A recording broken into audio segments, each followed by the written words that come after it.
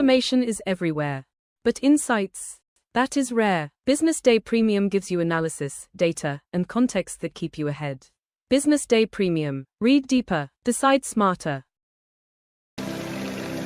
They say money never sleeps. Wake up to clarity, insights, and the stories driving business in Nigeria and beyond. From the heartbeat of small and medium enterprises to the pulse of national economic policy, this is where business meets perspective. With expert guests, real-time analysis, and stories that matter to you, we go beyond headlines to bring you the full picture. Join us every morning as we break down the numbers, decode the policies, and spotlight the people shaping our economy. This is Business Money. We are not just showing off businesses, but telling the stories behind them. The hustle, the art, the orders, and the wins. Startup Spotlight, showing every Monday on Business Day television. Welcome to the Triumph Against Odd podcast. Most people go through their lives without knowing what their superpower is, right? But if you're lucky enough and determined enough to find your superpower before you get to a certain stage of your life, you will be incredibly successful. Look, the first thing is you just decide not to look at the challenges, because if you do, it's going to end you. The closest thing I think is that I had a deeply military background, which is a bit of a never say die background. I saw an opportunity in non-interest banking, and I felt that the demand was there. There was pent-up demand for it.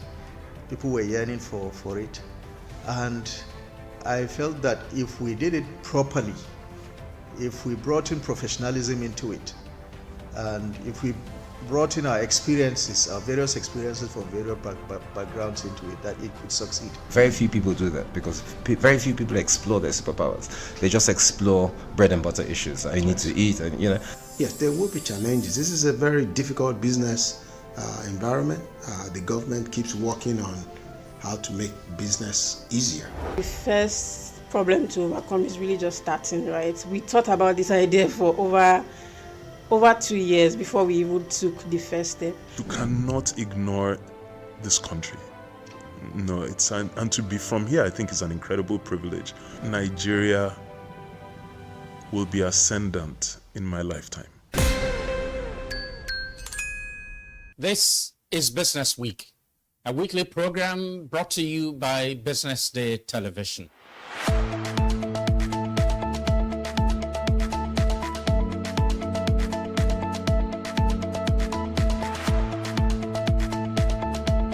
For many years, we've talked about the need to, essentially diversify our revenue stream away from, the huge dependence on oil revenues. It looks like that is happening now. So that means that we're better protected when, you have these wide fluctuations in oil prices and all of that. So But as you say, and I agree, that we should commend the government. At least revenues are not falling. There have been times in the past when we recorded drops in revenue. That's not the case today. We're seeing revenues actually going up. Increasingly, we can see the developed countries focusing on renewable energy and so on and so forth, which means that in the long run, we must look for alternative sources to funding. So the government says that crude oil theft has essentially come to an end. We need to do more to ensure that we totally eliminate crude oil theft and start to think of how to boost production. But it's a good first step. By eliminating crude oil theft, it also creates an incentive for international oil companies to probably return and start to take up more projects in the upstream industries. Stay ahead with Business Day Mobile, your gateway to Nigeria's most trusted business news, market insights, and expert analysis. With a Business Day Mobile app, you enjoy more than just news. You gain a seamless, intuitive platform designed to keep you informed and empowered. From exclusive articles to in-depth market trends, the app delivers the stories that matter most. Why Business Day Mobile? For premium access, for a clean, responsive design, for smarter navigation, for customizable alarm, and for all-in-one business hub. Whether you're a business leader, investor, policymaker, or enthusiast, Business Day Mobile brings you closer to the insights shaping Nigeria's business landscape. Download today and put authoritative business journalism right at your fingertips, anytime, anywhere. For many years, the NNPC Limited and First ENP joint venture operating under Petroleum Mining Leases 53 and 54 has stood out not only as an engine for energy production, but also as a committed partner to the communities that hosts its operations off the coast of Bayelsa State. Across our 11 host communities, our belief in shared prosperity is brought to life in tangible ways through initiatives in health, education, infrastructure, and enterprise development. As well as the Host Communities Development Trust, we are delivering programs that create real, lasting impact. One of the most transformative of these is our flagship Berkey Scholarship Program, a cornerstone of our education development pillar. Through this initiative, 51 talented and determined children from our host communities are gaining access to one of the top secondary schools in Lagos, Nigeria. For many, it is a life-changing opportunity to see a world far beyond what they once imagined. The Becky Scholarship Scheme started out after we undertook our baseline assessment in our host communities, and we identified a huge gap in education. And one of the ways we decided to focus on education was to provide scholarship to students in the communities. When I heard that I was one that took first in this scholarship examination, I was happy because I know that I'm going to make my parents proud. I that my interval scholarship, I was so happy, I don't know what to say. If looking at it, nobody in this place for now can sponsor a daughter or a son to that place. So it's a good impact that students from Fisan community are enjoying college Lagos. But providing world-class education is only the beginning. We created a mentorship program that pairs each student with a First ENP staff member, offering guidance, encouragement, and a steady hand throughout their academic journey. The mentorship program has not only added to the boys and girls under the mentorship scheme, I think it has added to me as a person as well. It gives fulfillment and joy that you are able to impact someone else that is not necessarily your blood, and you can see them grow. Because for us, these students are not statistics. They are stories. Stories of children whose dreams are now within reach, empowered to become change agents for their communities. Stories of families whose hopes for a brighter tomorrow finally feel possible. Stories of communities witnessing the power of education to transform their future. I can remember when the first set came. Very timid, shy, unsure of what will happen, but I've seen a lot of transformation. Many of them have taken leadership positions. Many of them are good in sports. My teachers, actually, they have changed my life in many ways, especially in my reading and writing. Being here has helped me in different areas in my life. In my academics, I am more stronger now than before. I want to thank First ENP for this bright opportunity because it's a very big one. It has changed so many lives. Each child represents a spark of potential, of hope, of what tomorrow could be. And through Berkey Scholarship Program, that spark is being nurtured into a flame that can one day light up the world. We believe energy is more than natural resources. It is the drive to create opportunities. It is the power to uplift. it is the courage to build a better future. One child, one family, one community at a time.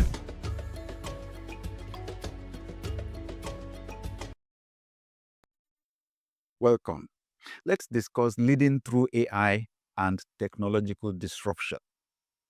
Technology has always changed how organizations operate. But the current wave, led by AI and automation, is changing something deeper: how leaders must think.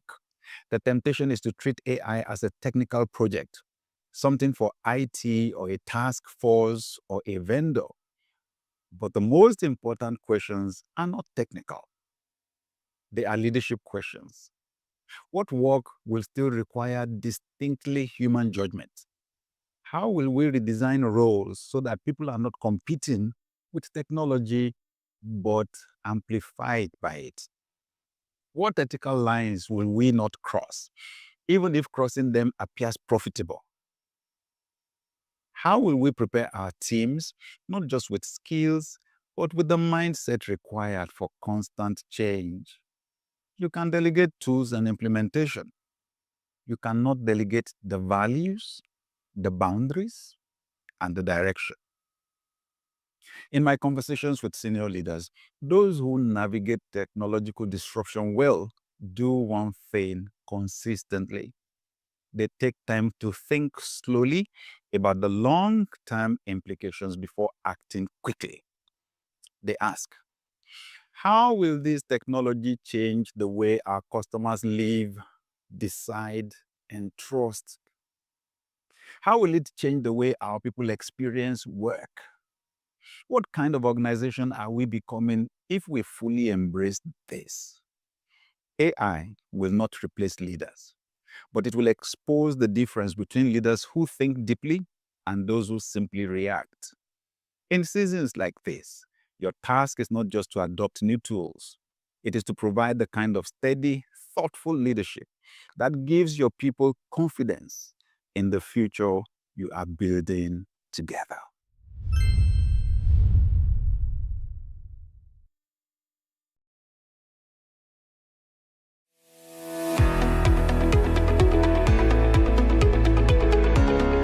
This is Business Week, a weekly program brought to you by BusinessDay Television. And we're live from Lagos, the nation's commercial capital, bringing you the latest insight into the stories that matter for business and the economy. I am Deborah Eze. Onyeka Valentine. I am Destiny Momo. My name is Elizabeth Musa.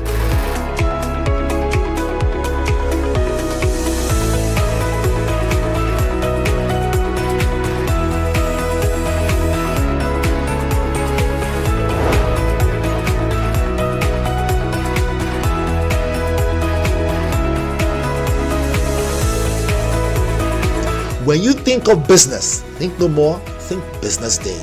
I know that Business Day television will go places. It is the next big thing that will happen to the Nigerian media sector without a shred of doubt.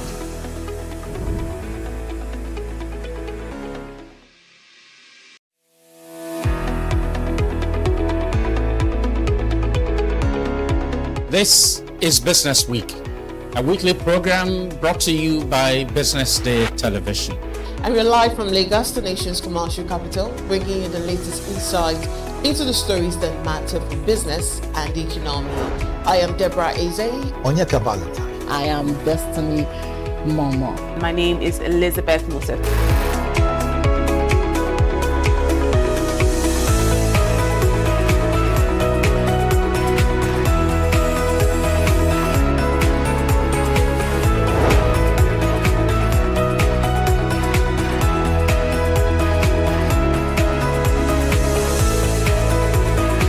When you think of business, think no more, think Business Day. I know that Business Day television will go places. It is the next big thing that will happen to the Nigerian media sector without a shred of doubt.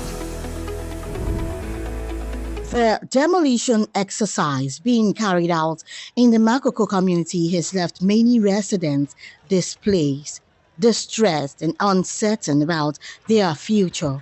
while they struggle with daily activities amid the rubble. The exercise has sparked widespread concern over its humanitarian impact on vulnerable residents. The Lagos state government says the demolition was carried out primarily on safety grounds, citing the dangers posed by illegal structures erected dangerously close to high tension power lines. Paddling through the narrow waterways of Makoko, the sight is both unsettling and heartbreaking. The lagoon, discolored and littered with debris, reflects the grim reality now confronting many residents whose homes and livelihoods have been destroyed. They're shooting gun this guy because it's that some people is dying. So children above 18, 20, women too is dying. They say that they will collect 100 meter. They will collect 200 meter from that way. See this banner here. From there to there. So that they will collect everything. Government, please help us. We do not have anywhere to go. Please help us. We do not have anywhere to go. Before Christmas, people in the Makoko community were living their normal, peaceful life until the Lagos state government, although gave them a notice beforehand that they were going to come and, demolish 20 meters from the power line here in the Makoko community. But on the said day, they demolished up to 50 meters and still went beyond 100 meters. And the people of the community say it is still subject to continue because right now they do not know their fate if the Lagos state government plans on demolishing every area here in the Egun community in Makoko, the riverine area. Now, the damage that has been done in this place has been enormous as the tear gas used in dispersing the residents of this community away from this riverine area so the demolition can go on had to make them make use of tear gas. The tear gas in turn caused a lot of damage as it killed lots of infants and a whole lot of people also lost their lives. You can see the damage done here in the community. It's been enormous. Now, the problem is, where will the people go from here? All the way from Makoko community where the Egun people are inhabited. In Lagos, Nigeria, Destiny Momo reporting for Business Day Television News. Across the community, faces marked by despair tell stories of shattered hopes and disrupted lives. Children, some barely old enough to understand the situation, have taken on adult responsibilities, manning canoes and ferrying people, and also salvaging belongings to safer areas. Naked toddlers sit helplessly staring at the wreckage that now defines their world. Middle-aged women continue to paddle their canoes, selling food in the midst of the chaos, struggling to earn a living and provide meals for their families, despite the uncertainty hanging over them. So right now, we are in Makoko community.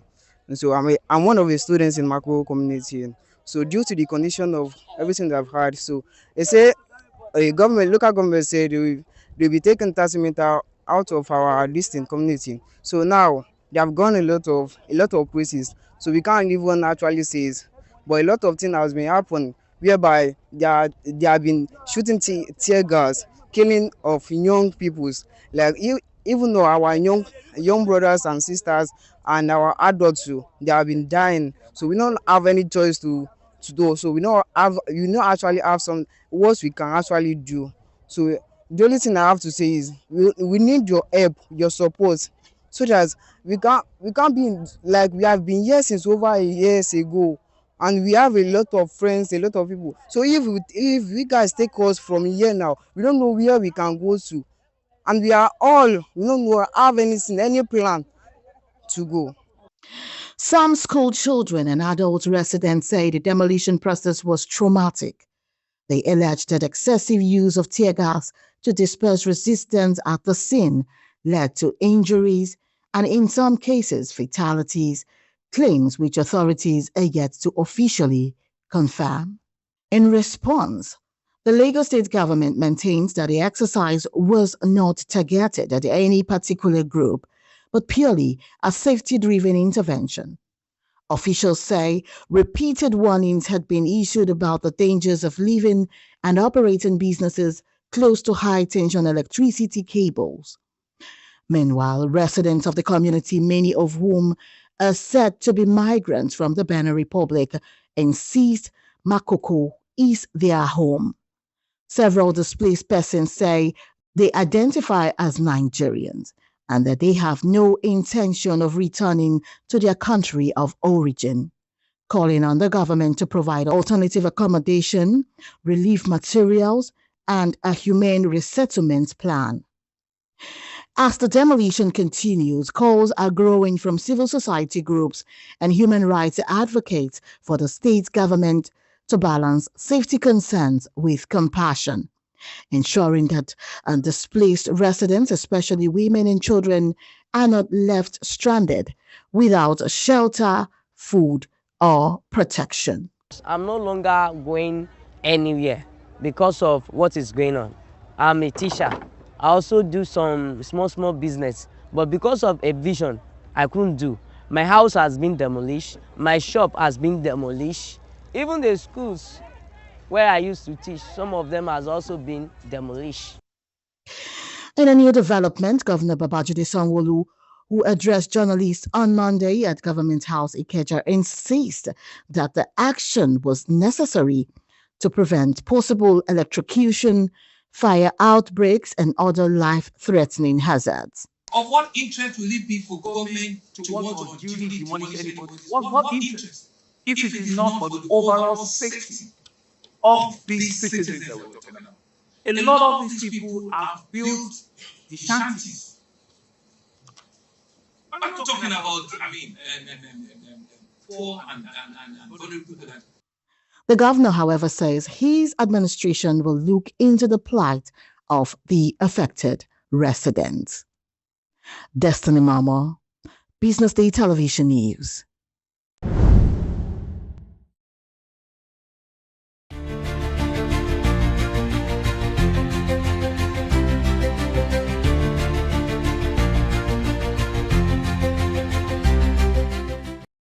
Good morning. You're welcome to Business Week, where we discuss key economic issues in Nigeria and beyond.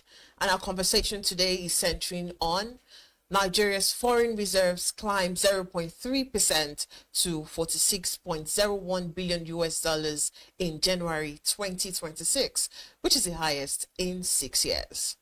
And also CBN plans ATM card ratio policy to prevent cash shortage. We also have 1 week after returning to Nigeria from Abu Dhabi, Tinubu to jet out again today to Turkey Republic on a state visit. And on the foreign scene, thousands left without electricity as winter storms wreak havoc in the US. And also US-Canada trade tension escalates as President Trump threatened Canada with 100% tariffs on its exports if it pursues a trade deal with China. And of course, we have centering on certain conversation today. This morning, I'm being joined by Bumi Bailey. She's the assistant director, editor right here in Business Day Television, and also Eniola Olasunji, the banking and finance reporter. Good morning. It's good to have you in Business Week. Okay, this is actually the all-women business conversation. Yes. All right, now our first conversation. Now let's look at the global lender retreat. The Nigerian banks are expanding deeper in the East Africa. So do you think this is about growth? Do you think it's about risk diversification? Or do you think it's defending the margin at home? I think it's both. They're trying to expand their market, they're trying to do their growth and also expand their market. And I think why this is coming from is last week there was a news, two interesting trends that came out last week. One about, I think, one of the top banks in South Africa, I think that bank, tried to acquire like a 6% stake in the Union Bank of Canada. And Zenith Bank also followed suit. I think almost a day after, so they actually received approval to acquire a bank, more like it's a new bank, Paramount Bank. But apart from that Paramount Bank, they also showed intention, I think, on the same that they also want to expand another African country, that's Ethiopia, because Ethiopia now, they are the second biggest populated economy after Nigeria. And then you also have the fact that last year they opened their economy to foreign investors for the first time in almost less than half a century. So all these opportunities they are seeing in that market is actually making them progress. For Nigeria, we've noticed that because for the Nigerian market, when it comes to, let's say, for the aspect of Access Bank and maybe GTCO, right, the major biggest, the biggest banks in Africa. So most of the, like maybe half of their profits, major profit comes from home, that's from Nigeria, and the smaller parts from other smaller market. But we've seen a trend where Access Bank is reducing their reliance on the Nigerian market, and the reasons are largely not perfect or strange, largely because of the reforms which have actually spiked the interest rate cost. It has actually increased their loan impairment and affecting their profit performance and all. So they are now saying that let me focus on other markets that can actually increase profit. And we've seen other major African markets. We've seen them improve. We've seen inflations coming down. We've seen economy improving. So a lot of opportunities in letting them to be optimistic to expand to that place. So it's largely because they actually want to expand, diversify more. They don't just want to rely on one source to actually boost their profits. And now they actually have that capacity, financial boost, because of the capitalization. Most of the Fugas, Access Bank and GTP, they've met their recapitalization targets. I think they've even above that 500 billion naira. So they now have the capital to actually now expand. And when you now get capital from the shareholders, how do you now want to show the funds of this capital for you to expand in this market? So we're optimistic with what is going on. So I would say we are in the wave or trend where we are seeing more acquisitions and maybe mergers in the African market. So capitalization is making them boost into that market. And also we have the free trade agreement too, because trade finance also from really, I think it's 15% contribution to banks' profit. So that's a big opportunity now. So let them do more of cross-border trade to actually boost their profit. So it's all profit maximization. So I hear you. So in all of this, who wins? The customer or the regulators or maybe the shareholders? The shareholders win also. Okay. I mean, when you have an increase in your profit, you know what that means to the shareholders too. And I would say the banks too, because when you expand more, you are attracted to investors, you attract more investment into your banking. So it's a win-win situation for everybody. So who bears the downside if the bet actually go wrong in all of this? I can't see anything going wrong for now because it's still new. We're seeing what's happening, right? Yeah. So I really can't see any downside now until we see what is happening. Because, like I said, there's this optimism happening in the African economy right now. Like I said, inflations are down, external reserves are coming up, right? And you have more countries finding different ways to actually improve their economy. So. Yeah, I really, on my own side, I really just even look forward to it because, and I'm not as optimistic as she is because we've seen Access Bank expand. Yeah. They've been the leader of this expansion. Access Bank has banks in several East African countries, other West African countries, and we've seen how this has affected their books in the sense that their share price barely moved last year. Like I'm constantly begging my Access shares to please come up. And now seeing other tier 1 banks take the same step doesn't give me I don't think I buy the idea because they are going to use Access Bank is the biggest bank by asset.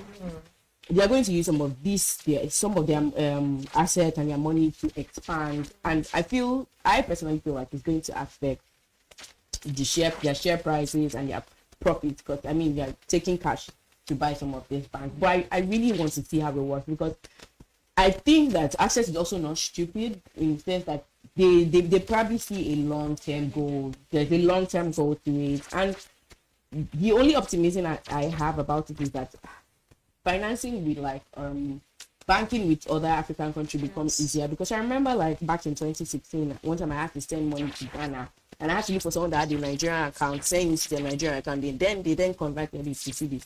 But by the time we expand across these countries, I'm very sure like banking and just payments generally would be easier. So that side is where they actually want to grow the profit. I mean, if we look at the first 6 months of access points, from their financials, you have about, I know they have more than 16 subsidiaries, but from the books, out of that 16, including UK, Nigeria and UK was on the only saw profit decline. All the other smaller countries saw an increase in profit. So that now gives them the kick or the push to say, let me reduce my reliance on Nigeria, which is actually reducing my profit. Because if you look at Access Bank, when they were most of the banks and all the banks were reporting a windfall profits, you understand? Access Bank really didn't gain more because they were using their money to actually expand more. You understand? So according to the CEO, he's saying more like a wealth creation.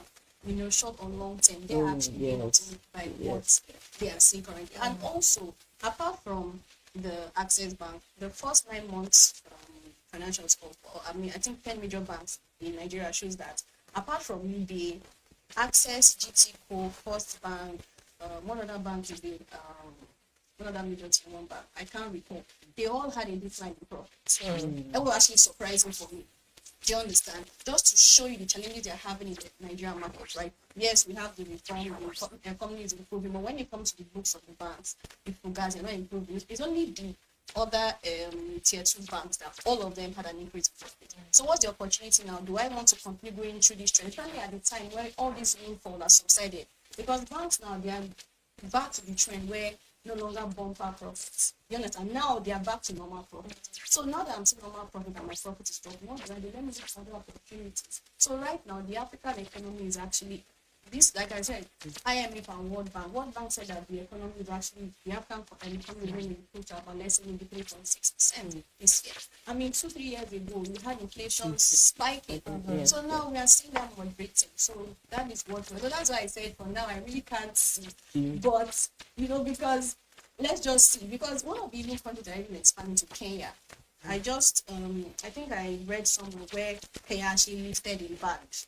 I mean, on foreign banks, or more like new bank, getting new banking license. For Ethiopia to be doing this on Kenya, it means that they're actually like, oh, okay, we want to grow our economy. This is what we're going to be doing from. So all of it is going to have a multiplying effect on Nigerian banking sector. And also for this too. All right, so away from the Nigerian banks expanding into East Africa, let's now talk about inflation. Manila, I'm sure this is something you actually enjoy speaking about. So let's look at the new inflation figures. What exactly has changed in the latest inflation figures? So I enjoy speaking about inflation. Well, MBS gives me a headache. I can't lie. MBS gives me a headache. Every year they are changing the methodology. But early last year they changed the methodology. They changed the base year from about, I think, 10 years ago to make it 2024. But this year again, they said they changed the methodology to fit the IMF and the ECOWAS consumer inflation methodology. Now, what happened?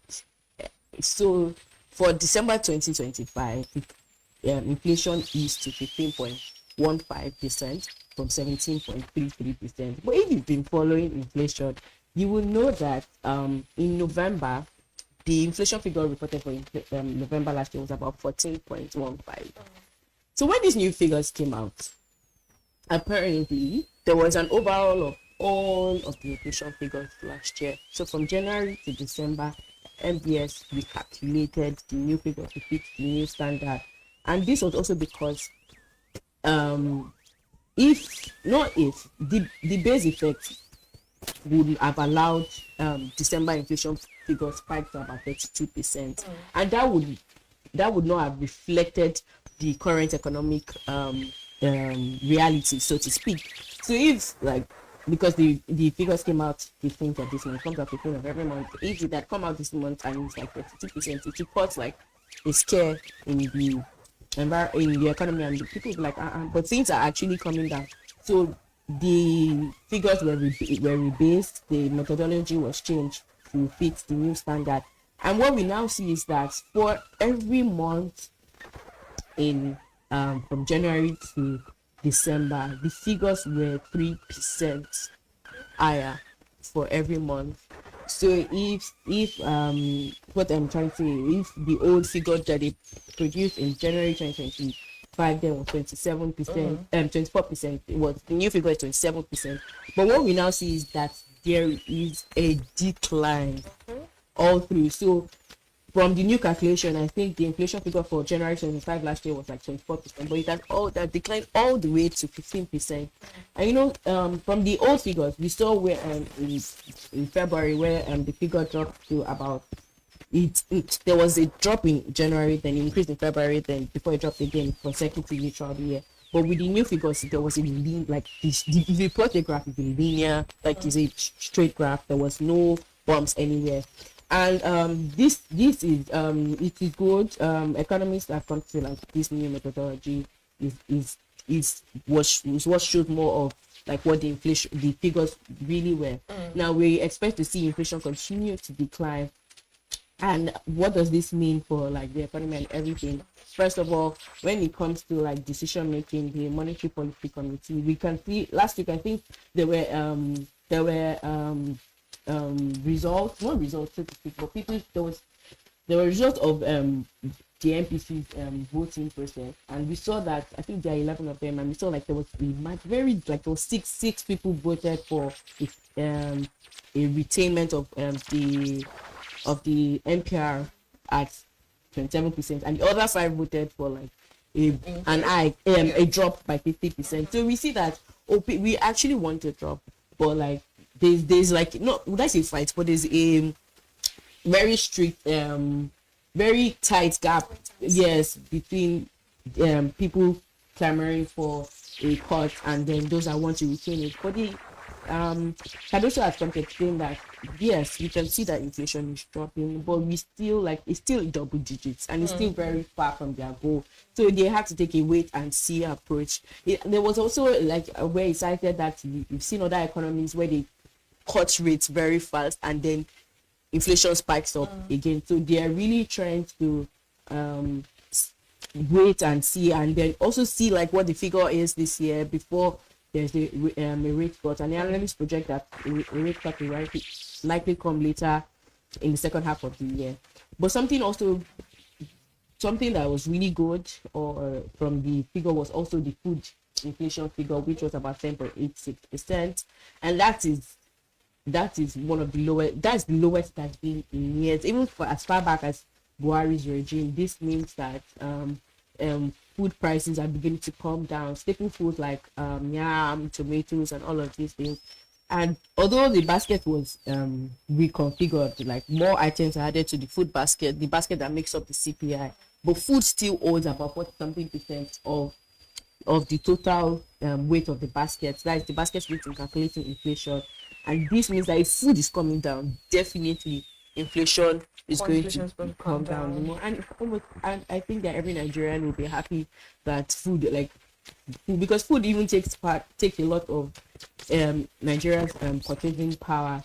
So that's a big relief to many Nigerians. So I think some of the things that just need to be corrected are like structural issues that are like we've seen like other factors help inflation come down. Now structural issues like maybe insecurity, storage, distribution, the logistics part of it. If all of those structural issues could be attended to and made better, we'd likely see it to get to. I think for food inflation, I think I discussed it last week. 10.8%. I told myself, the 2026 million For food inflation, yeah. Because if food inflation gets significant, inflation will definitely. But even though we get to that significant, what does that mean? Do we because if you see prices, it's rising by a slower pace or it stays. So are we going to get to a point where price will just stay for a long time, or just keep on? Because in Nigeria, nothing goes. Now this brings my next question. Do you think that these figures actually are just noise, or it's actually a turning point for Nigeria? No, I think even more as at December last year, people could tell that foods were cheaper. Like not that people could tell, like there were testimonies of people saying that food was cheaper. Like for one, rice used to be almost 80, 100 bag, 100,000 naira. Yes, early last year, late 2024. But now people could get a bag of rice for 50, 60,000 naira. So yes, you could feel it. And another thing about a misconception with inflation rate is that people think that it is that shows the drop in the prices of food. No, it is the rate of the drop. So it is telling you that, oh, this is the rate at which prices are dropping. Not that prices dropped the same percentage. So it's telling you that, okay, rates are dropping slower. They are dropping faster. Do you understand? So when as inflation is slowing, it means that rates are dropping, like they're dropping well too.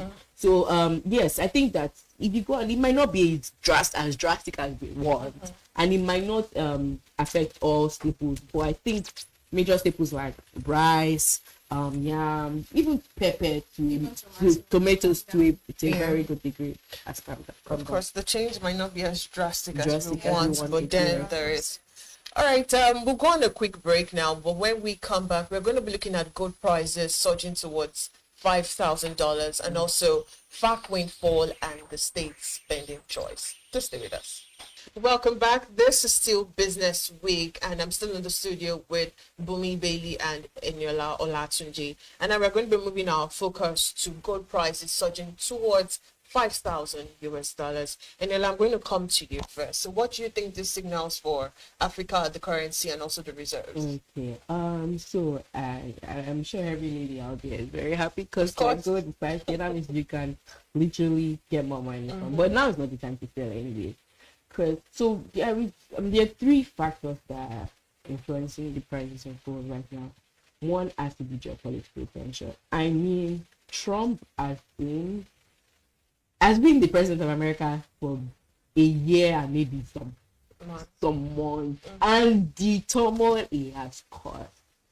So the turmoil he has caused has been so much, and there's so much of geopolitical tension. And when such happens, the financial markets would usually move to a safe. They invest in a safe haven, something that come rain, come sunshine, they're going to get their money back. Now that used to be the U.S. Treasury, but now like Trump is the president, and there's a lot of geopolitical tension, like I said earlier. So there's very little trust in the U.S. Treasuries now. So everybody is putting their money toward gold. Central banks all over the world are buying more gold. They feel safer. It is the best safe asset right now. Gold and silver.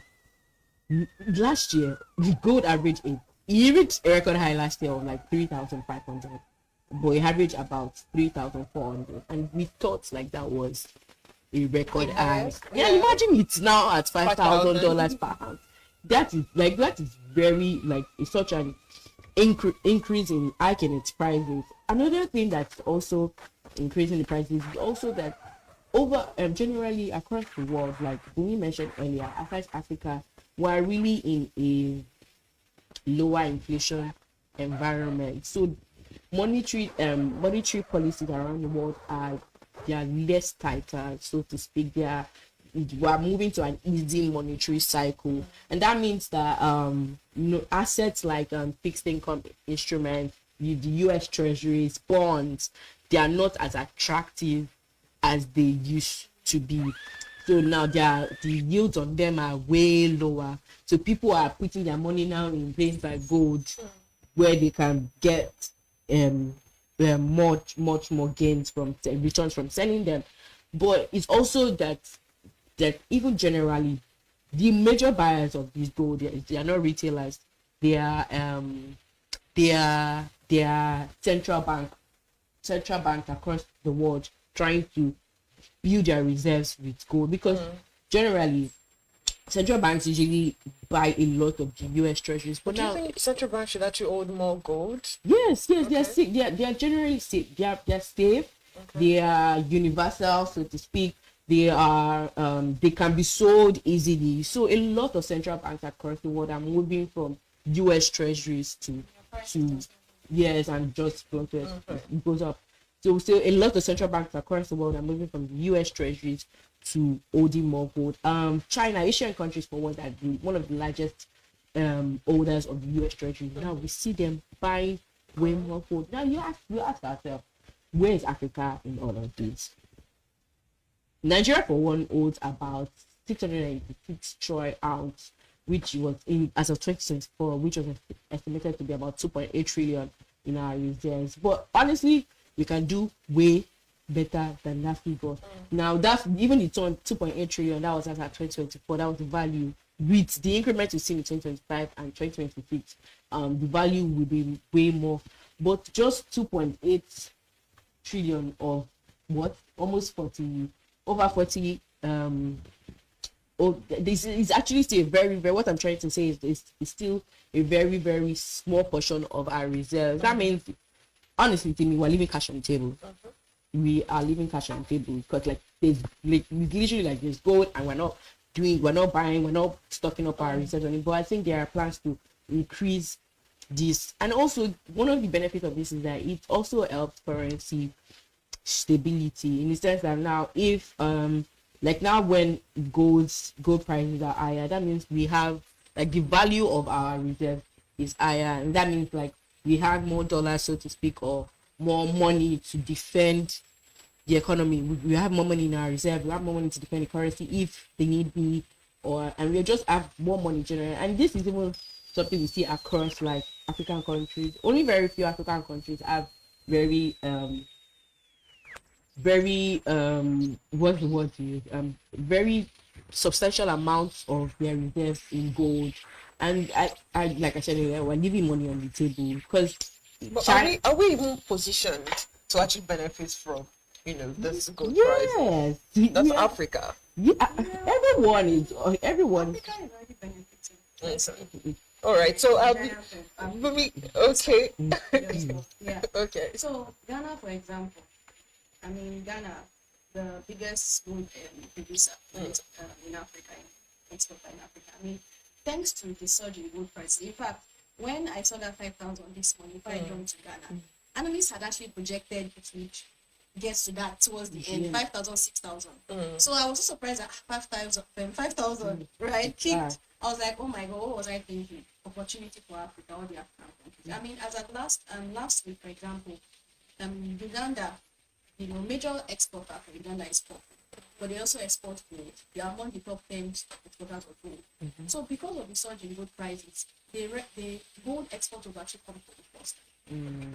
I know what happens when they have more gold, it increases their reserves and also their currency. So now they're not looking for opportunities to now boost the production of gold and also export.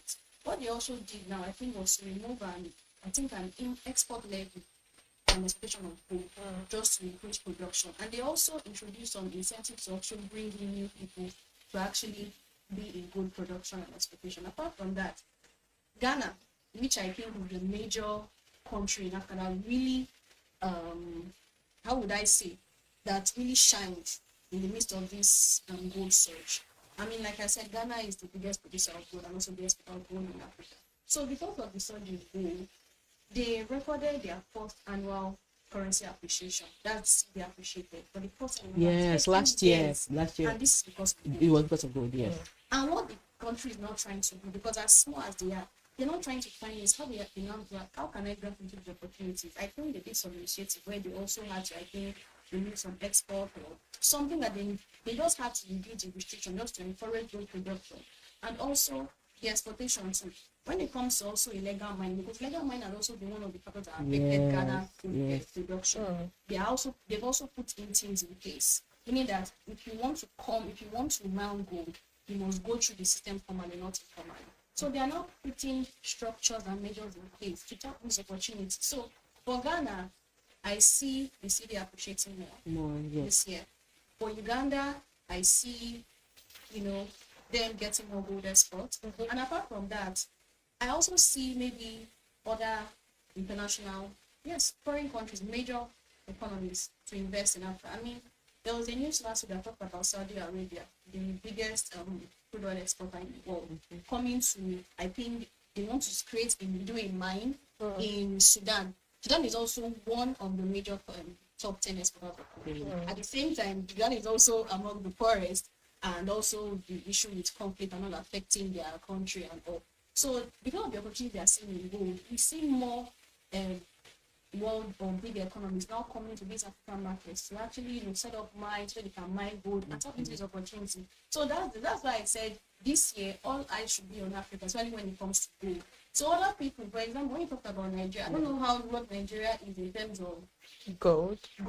I really don't know if we're a major producer or I don't even think we're in top 10. So we need to look at that. Yeah. Even though, sorry, I saw the news where I think the minister of mining or so they said there was a news going on that they were going to build a mine, but he said that's not correct, that's wrong, that it's one private company that wants to set up yes, something that was something so I said. even before I saw that, I was like, okay, this is what Nigeria, so not knowing that it was a private. So Nigeria needs to tap into the opportunity and say, okay, what can I do? Like what can you say? Exactly. So use my gold reserves We right are now. constantly Follow the losing trend money. of what is happening with what is Ghana, other countries are doing, so that they can get other foreign markets to come and invest or set up mines or something. Because I know that now, in terms of mining, Nigeria is also trying to boost the mining sector too. Yeah. So this is one thing they can look at. Gold is what they can look at now. I mean, and the prices might continue to come.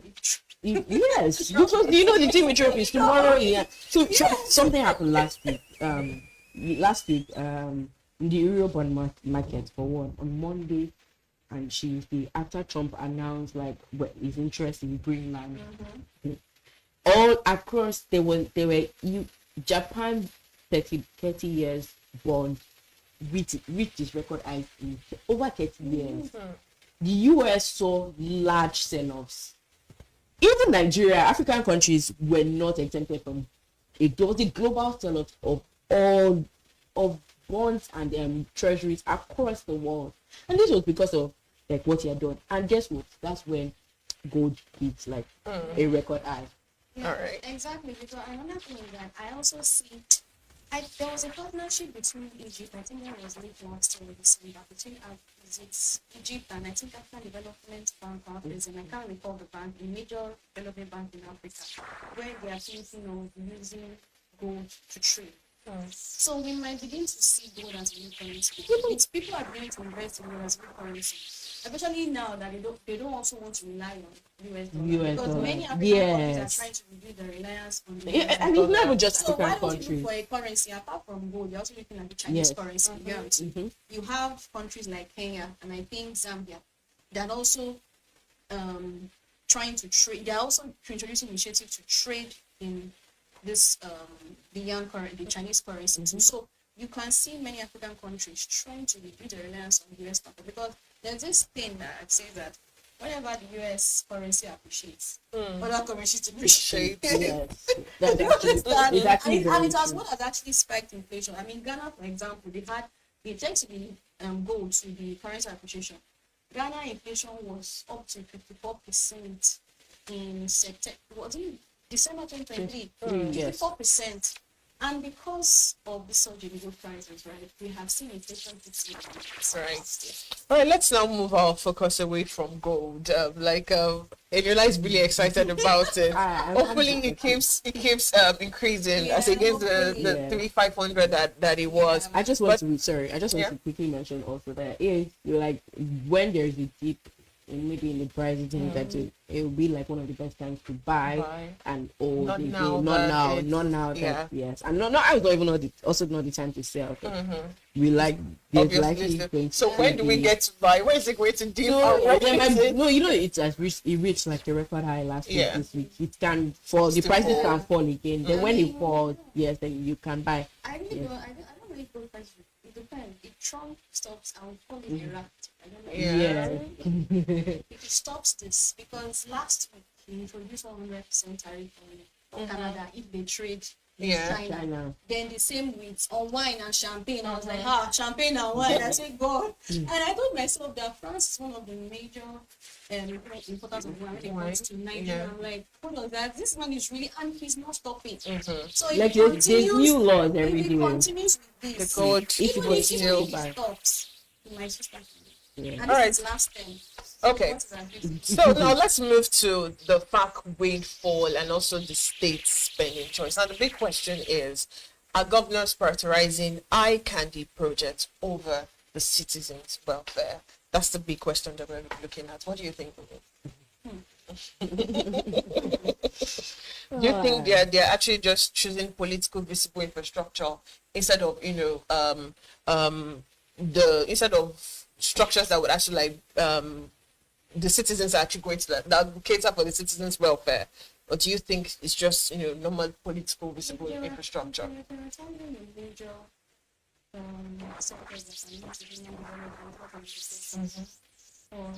maybe a bit of infrastructure or creating of jobs. We've not seen poverty rate and hit at 149 million last year. And projections that we might even hit 1.1 million this year. It just shows that more than things we're using our money for, because like you said, they have more money now. I mean, we've transited to an era where the states have more money. Yes. And from when the company don't have money. Power has been decentralized. Money has also been decentralized too, right? They have more money. But what I see is that there's more money, but there are less consequences, accountability leading to what we are seeing right now. Yeah. So, for example, if you look at, I think I saw in paper from many years, I said that FAC was roughly last year, first 11 months was around 3 trillion. Yes. And yes, 3 trillion from about 28 trillion in 2024. Look at the budget, for example, state budgets. It's around 2020, that's before the removal of the state implementation of the reforms. That was around, I think, 15 trillion, jumped to about 33 or 22 trillion in 2023. So that says a lot that your expenditure are more than double. So you cannot be complaining to me that you don't have money. I mean, you've come from a trend where you have millions coming into back from the states, coming to now trillions from the old states. But when you look at the education budget, the health budget, there's nothing to take about. Okay, for example, according to our 2024 budget, I think I saw this on budgets. They said, I think, 1.1 trillion was allocated to the health. The state allocated 1.1 trillion. But out of that 1.1 trillion, only maybe close to 814 billion. So they didn't use everything. And this is not something that, this is not a case that will not happen. You understand? And then another look at the education budget, which is also very important. I think it's roughly around, let's say, the 132 or so. It still falls short. They all still fall short at this time where we are saying we are going. So what does that tell me? It tells me that where are you transmitting this money to? Which is very important. I mean, if you are spending a lot, you won't see poverty numbers rising. And the reason why we have this is because we don't have accountability. I mean, we should I think we need to transit, or we need to move from the era of always blaming the president. Government. Fine, yeah, we do. But we need to start holding our government accountable. We need to start having scoreboards. We can't always be reading scoreboards to the president of the ministry. We need to start with the states, because the states are closer to the people. They are the ones that can actually provide these amenities to the people. You understand? So we need to hold them accountable. I mean, for example, let's say let's say the agri sector, you want to build tractor. Because when you build big tractor that is subsidized with, you're increasing production for farmers, right? So let's say a state, for example, just wants to build tractor, or maybe one of the state governments in one community or so. You understand? And then you go there, you say, okay, I will deliver this at this amount, and this so time, or maybe at so rate, but all these checks are not in place. You don't check when this is meant to be delivered, at what cost. So there's no auditing of all these things that's going on. Most times you just pass the budget, and then you just present the budget and then you pass it. You don't, okay, there's no accountability, but you audit or track. Okay, you say you're going to provide this. What happened? Why is there a shortfall? For example, that's a 24 budget now. If there's a shortfall, that shortfall I talked about, why are there not checks to find out, okay, what happened? Even though we said there was no revenue, why didn't you have no revenue? What happened? Why didn't you disclose it? We need to have it on a quarterly basis, not on a yearly basis, where even when you present, nothing is being even the data are not even produced. Exactly, and it doesn't even produced. Thank you very much. I mean, for me, when I I like working with data a lot because that is where I can actually see everything as facts and tell my better story of what is going to be. But the states, when it comes to their budget, they are not transparent, which is what budget has actually talked about. That when it comes to this budget, the states have been more transparent, especially when it comes to the implementation. Sometimes you say, okay, fine, okay, what has been used, even though they present it to be, it will take a very long time. Just like what the end. It's only inflation and GDP that they have been consistent with. Majorly. So we would all agree that the fact reporting should be more public and granular. No, the fact is consistent. In this budget implementation that they don't even produce consistently. And something else I want to point out is that people, like this year we started the new tax laws were implemented. I just want to tell everyone that most of your personal income tax you pay is allocated to the states. Only the company income tax is what gets to the federal government. States, so let me tell you, it is you need to hold the state accountable. That's where your money is going. Especially those that are paying more tax now. If there's anybody to hold, it is the state. You need to hold the state accountable because majority of personal income tax goes to the state. And even we can see this fear in even the Monetary Policy Authority. Cardoso had to introduce I think it was the CRR for like state accounts, which was about 75%, because he also it's putting so much effort into trying to tame inflation, but at the same time these states and government and all, they are spending money. The duration between monetary side and the fiscal side. All right. So thank you very much, Eniola and Bumi. It was really good to have you on a Monday morning. It's not every Monday you get to see three women talking about it. Of course. And of course, I was standing in for Frank Aigbogun. You get to see him next week for the Business Week, and also Lolade Akinrele and Dr. Adeoshu. This is where the Business Week comes to an end. We'll come to you same time on Monday next week. Just stay with us.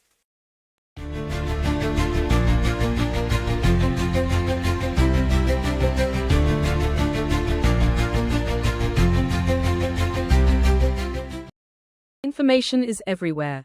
But insights, that is rare. Business Day Premium gives you analysis, data, and context that keep you ahead.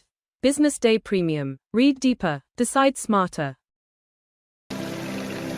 They say money never sleeps. Wake up to clarity, insights, and the stories driving business in Nigeria and beyond. From the heartbeat of small and medium enterprises to the pulse of national economic policy, this is where business meets perspective.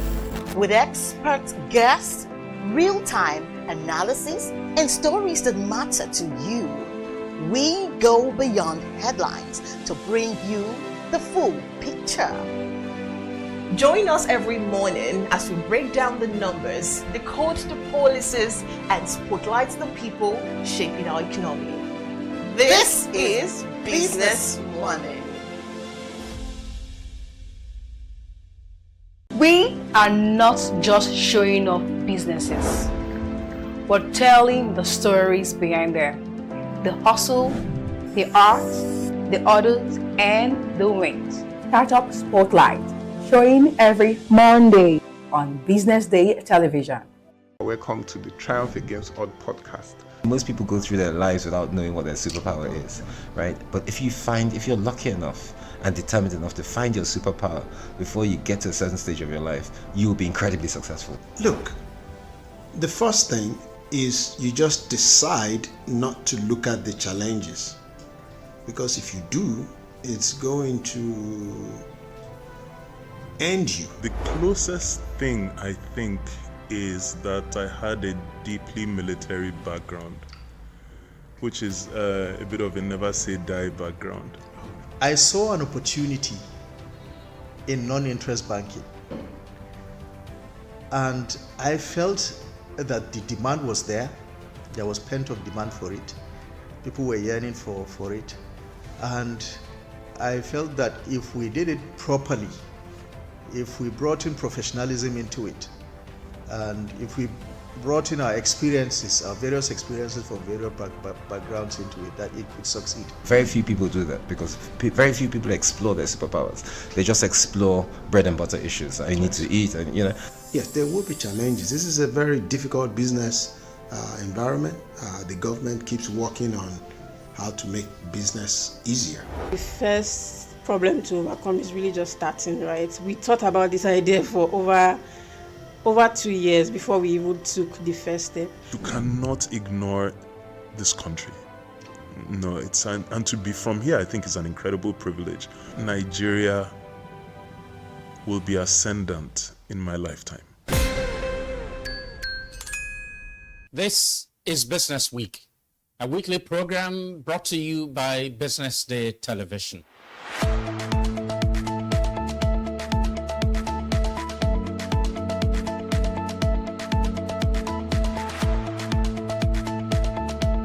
For many years, we've talked about the need to, essentially diversify our revenue stream away from, the huge dependence on oil revenues.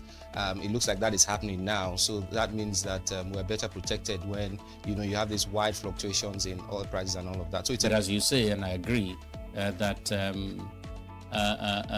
we should commend the government. At least revenues are not falling. There have been times in the past when we recorded drops in revenue. That's not the case today. We're seeing revenues actually going up. Increasingly, we can see the developed countries focusing on renewable energy and so on and so forth, which means that in the long run, we must look for alternative sources to funding. So, the government says that crude oil theft has essentially come to an end. We need to do more to ensure that we totally eliminate crude oil theft and start to think of how to boost production. But it's a good first step. By eliminating crude oil theft, it also creates an incentive for international oil companies to probably return and start to take up more projects in the upstream industries. Stay ahead with Business Day Mobile, your gateway to Nigeria's most trusted business news, market insights, and expert analysis. With a Business Day Mobile app, you enjoy more than just news. You gain a seamless, intuitive platform designed to keep you informed and empowered. From exclusive articles to in-depth market trends, the app delivers the stories that matter most. Why Business Day Mobile? For premium access, for a clean, responsive design, for smarter navigation, for customizable alerts, and for all-in-one business hub. Whether you're a business leader, investor, policymaker, or enthusiast, Business Day Mobile brings you closer to the insights shaping Nigeria's business landscape.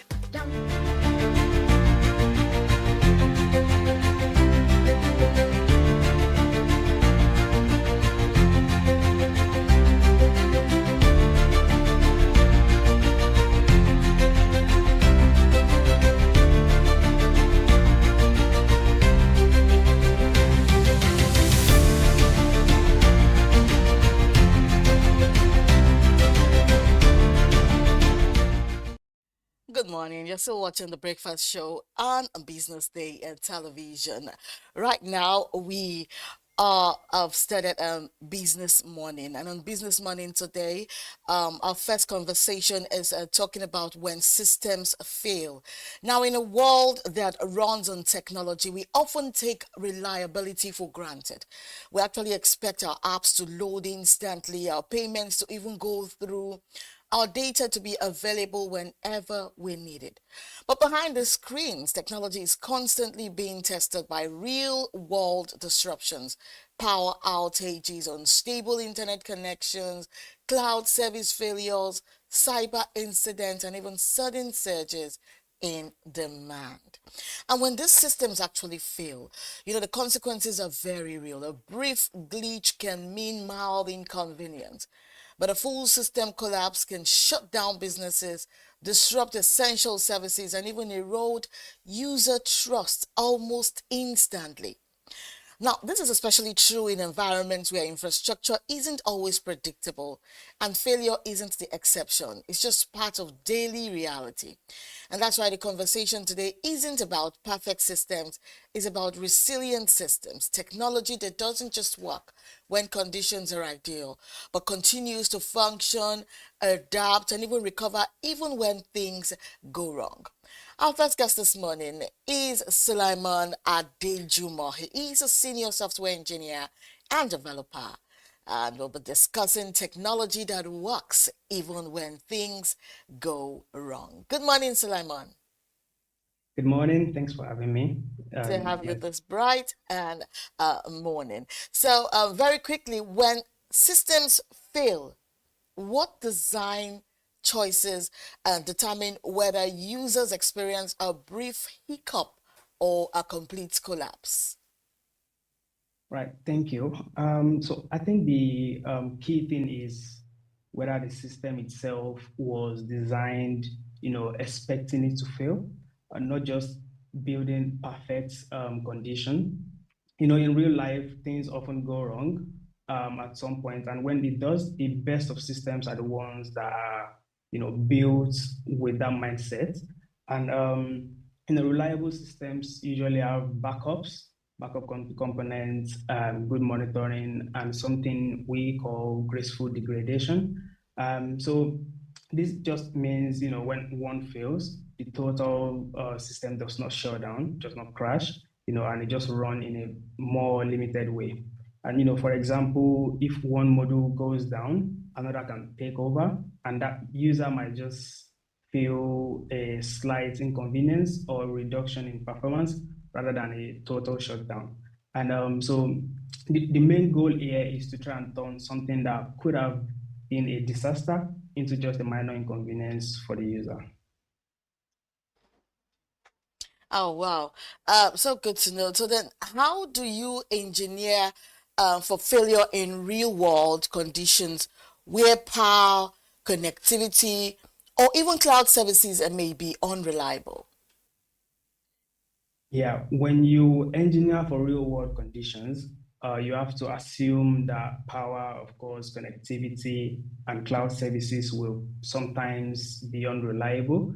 And from a software perspective, so what that means is designing systems that can still function locally. For example, handling core logic on the device or the service itself, caching data and allowing the system to continue in a limited but safe way, and when external dependencies are unavailable. So you also design around failure by avoiding simple points of failure. So that might involve redundancy, retries with backups, and clear fallbacks paths instead of just hard crashes.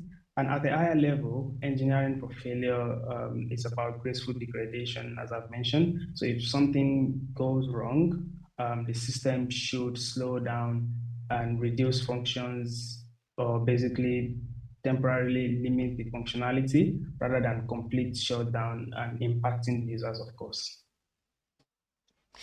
That's very smart. Okay, so what does resilience by design mean in software engineering, and how is it different from simply having backups? Yeah, resilience by design simply means thinking about the failure as a normal part of how a system should operate instead of being an exception. So having backups is important, but backups are mostly reactive. They help you recover after something has already gone wrong. So resilience by design is proactive. So it is about the system, behaving, how it handles things while things are going wrong. So in practice, this means designing systems that can isolate features, recover automatically, and continue operating in a reduced but predictable way. So things like circuit breakers, timeouts, retries, again, graceful degradation are all part of that. So the difference, is that backups help you restore data or services, while resilience by design focuses on keeping the user experience stable even during failure. Wow. Okay, so Suleiman, can you actually share an example where a system you worked on failed, and what that failure taught you about building more reliable technology? Right. Yes, early on in my career, I worked on a system where we had a service dependency that failed during a period of high usage. So the service itself was available, but the response time increased dramatically, and that slowed down cascading through the system, and it affected users. So what we learned, of course, from that failure was that availability alone was not enough. A system can technically be up and still be usable, and we have to put enough protection in place around timeouts, and after that, we basically redesigned the system to better isolate failures, and we added clear timeouts, backups, strategies, and so we could have seen the problem earlier and try and limit the impact, but we didn't. So the result was that similar issues later on caused only a minor slowdowns instead of users facing complete outages. And that experience really reinforced the idea that reliable systems are built by learning from failure and designing so that problems stay small instead of spreading. Reliable systems are built by learning from failure, like you rightly put it. But then, how do you balance speed of innovation with stability, especially in environments where downtime has serious consequences? So this comes down to how you change, how change is introduced. Not whether change happens at all. In environments where downtime has serious consequences, so you still innovate, of course, but you do it in a smaller and safer steps. So this means things like incremental releases, feature bugs, and strong testing. So new changes can be rolled out gradually and rolled back quickly if needed. And it also helps to separate experimentation from critical parts. And so you can, of course, move fast at the edges of the system while keeping the core stable and well protected. So the balance is really about discipline, and you move quickly, but with guardrails in place, of course, so innovation does not come at the cost of reliability. Now, this is so impressive that even when a system fails, you still, have some atom of hope, at the end of the day. Okay, so that what role do automation and even AI play in actually detecting, isolating, and recovering from system failures in real time? Automation and AI play a very big role in reducing time between a problem occurring and it being understood or resolved. So automation is especially effective at detection and response. It can monitor systems continuously, spot abnormal patterns, trigger alerts, and in some cases take predefined action where you have made things like restarting the services or shifting traffic. So, and this would happen much faster, of course, than humans could ever. And AI adds another layer, or by helping with pattern recognition, it can, of course, identify subtle trends or recurring failure modes across large amounts of data, which helps teams, detect the issues earlier on and understand root causes more quickly. So that said, the goal is not to remove humans from the loop. The best systems use automation and AI to handle speed and scale. So while engineers focus on judgment, context, and then the long-term fixes. Wow. Okay, then, in emerging markets, right, or high-risk environments, what technologies are most critical to ensuring systems actually keep running despite disruptions? So the most critical technologies are the ones that reduce dependencies on constant power, connectivities, and centralized infrastructures. So that often means local design first, where systems can operate offline, with the intermittent connectivity, and then synchronize when connections are restored. So edge computing, local caching, lightweight services are all important here. And reliable power solutions are also key. Things like battery backup, low power hardware, and systems that can shut down and recover safely without making a big difference. So at a higher level, simplicity matters a lot in this environment. Technologies that are easier to deploy, monitor, and repair, tend to be more resilient than higher complex systems that assume ideal conditions. Well, it just makes it clear, the work you engineers actually put in, to make businesses still happen even when systems fail. Okay, so then how do you design systems that degrade gracefully, continuing to deliver core services even when parts of the systems are down? Yeah, so designing for graceful degradation, this of course starts with being very clear about what the core service actually will be. Once you know what absolutely must keep working, so you design the system so that optional or non-critical features can be reduced or turned off. And when this happens when something goes wrong, without affecting the core function of the system. So from a technical point of view, that would often mean decoupling components, isolating failures, avoiding tight dependencies between services. And it also involves setting sensible timeouts and fallbacks so the system responds predictably instead of waiting indefinitely or just crashing. And the end goal is that users may notice reduced functionality, but they can still complete the most important task. So even during partial failures. All right. So in other words, the biggest misconceptions business leaders have about always on technology, I think, can you just give us some of them? One of the biggest misconception about always on technology is the idea that a system will never fail.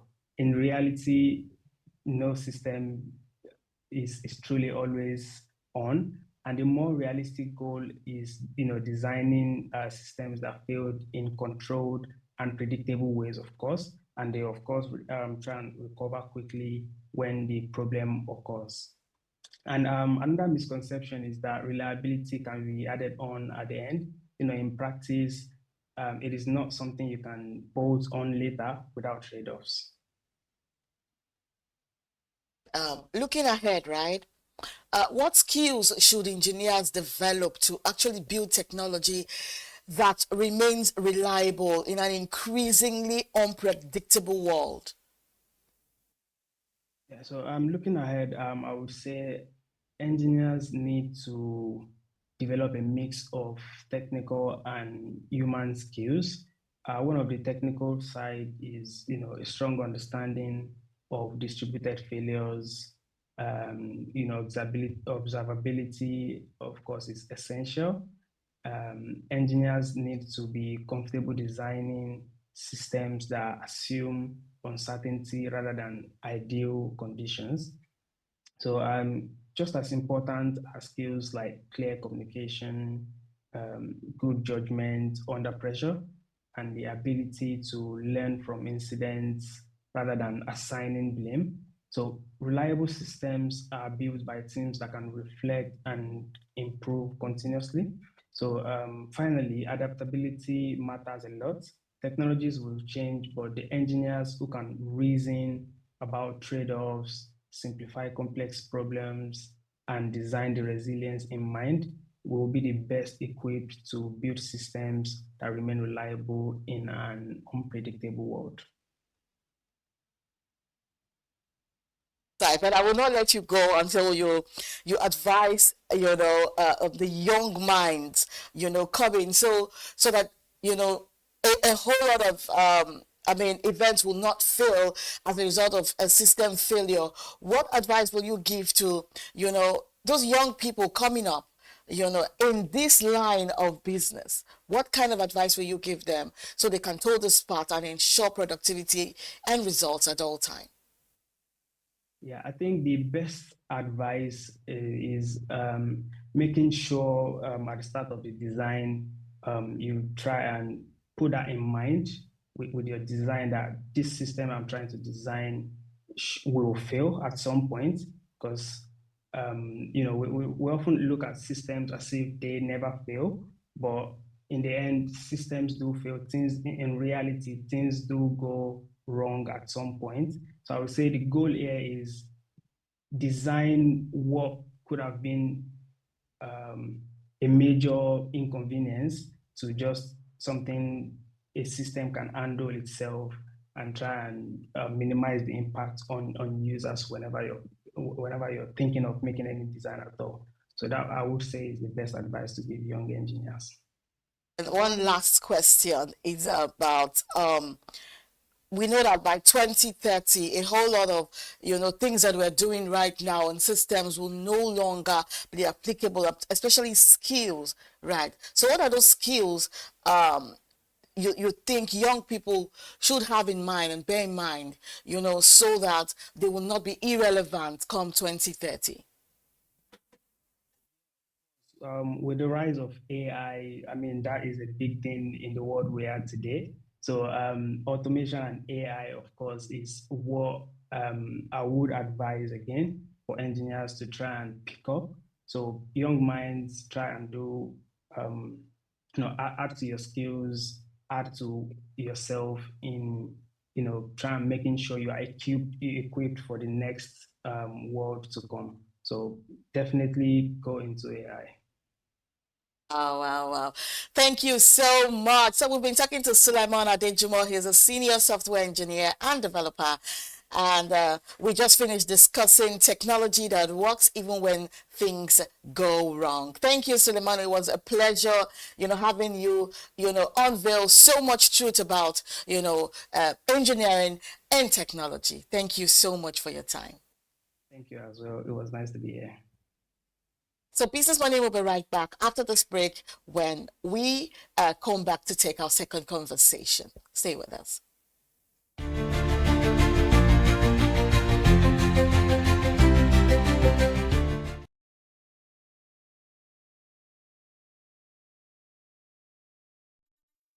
Welcome. Let's discuss leading through AI and technological disruption. Technology has always changed how organizations operate. But the current wave, led by AI and automation, is changing something deeper: how leaders must think. The temptation is to treat AI as a technical project, something for IT or a task force or a vendor. But the most important questions are not technical. They are leadership questions. What work will still require distinctly human judgment? How will we redesign roles so that people are not competing with technology, but amplified by it? What ethical lines will we not cross, even if crossing them appears profitable? How will we prepare our teams, not just with skills, but with the mindset required for constant change? You can delegate tools and implementation.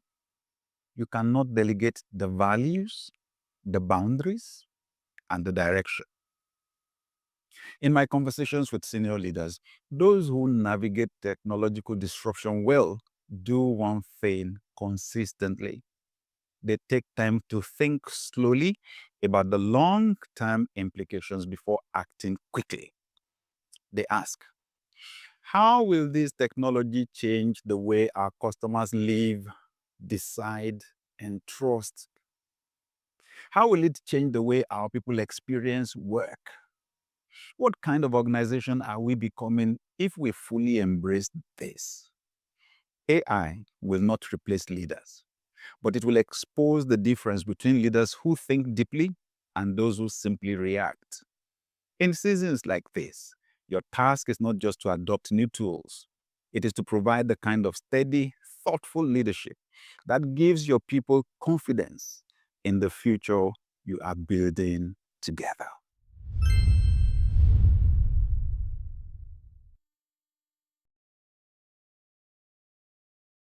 Information is everywhere, but insights, that is rare. Business Day Premium gives you analysis, data, and context that keep you ahead.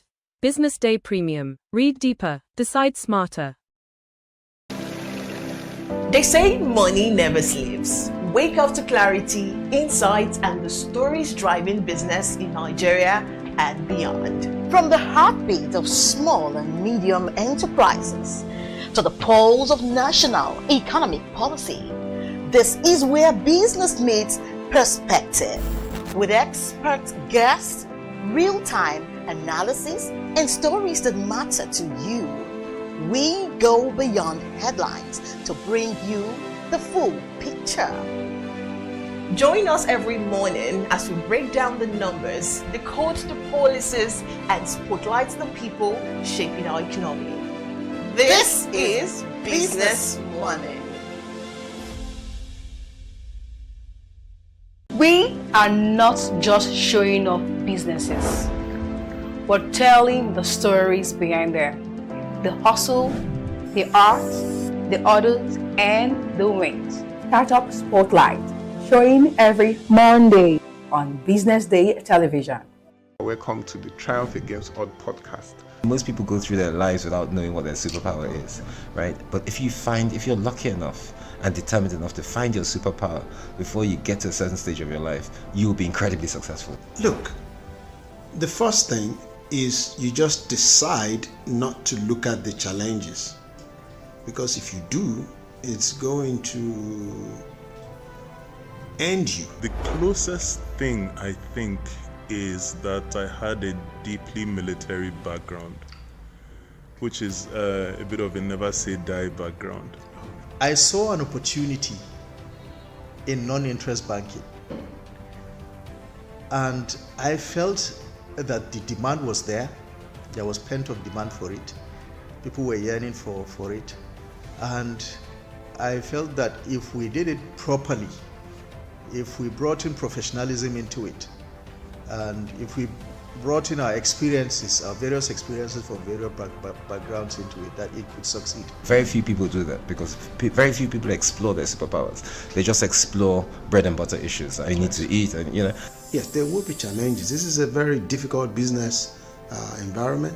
The government keeps working on how to make business easier. The first problem to overcome is really just starting, right? We thought about this idea for over 2 years before we even took the first step. You cannot ignore this country.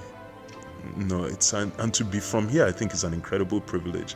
Nigeria will be ascendant in my lifetime. This is Business Week, a weekly program brought to you by Business Day Television.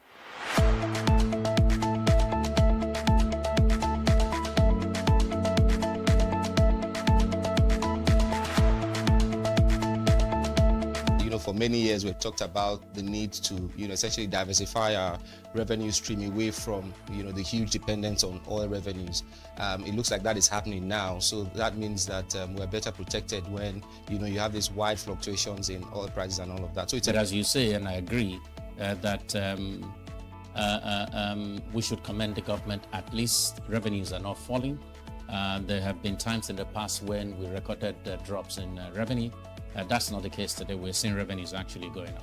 Increasingly, we can see the developed countries focusing on renewable energy and so on and so forth, which means that in the long run, we must look for alternative sources to funding.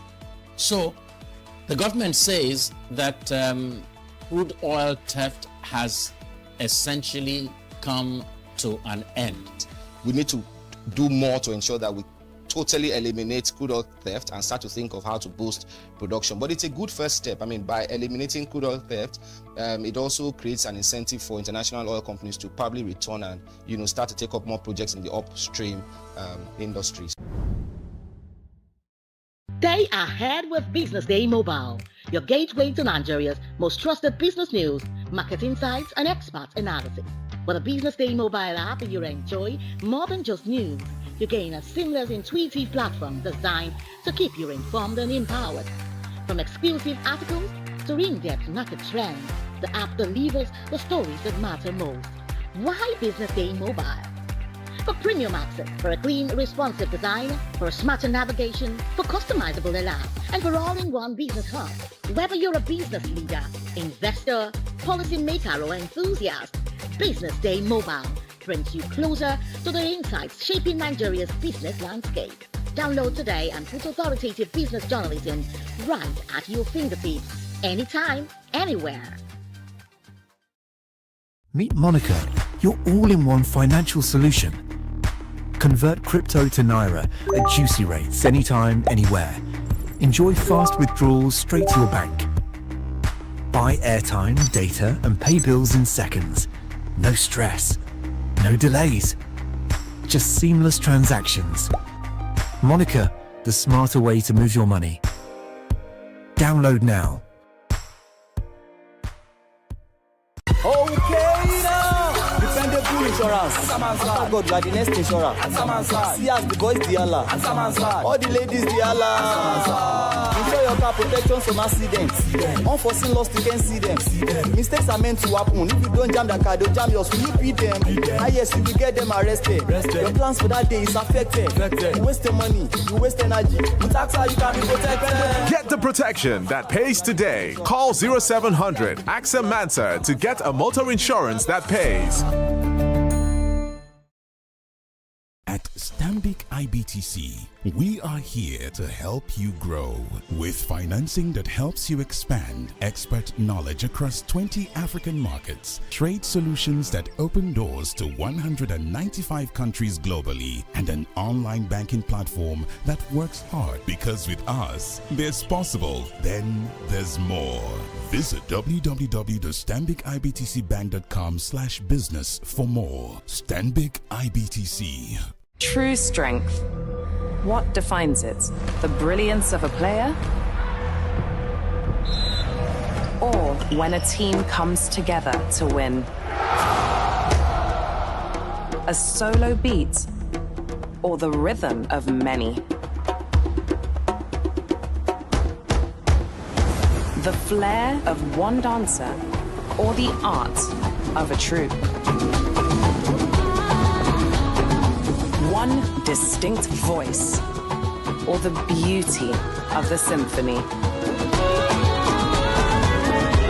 At FCMB Group, we build ecosystems, empower communities, and create the future.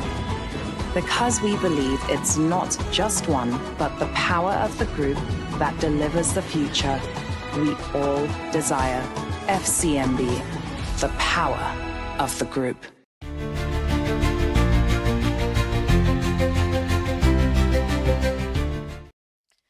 Welcome back to Business Morning, and this is our second conversation.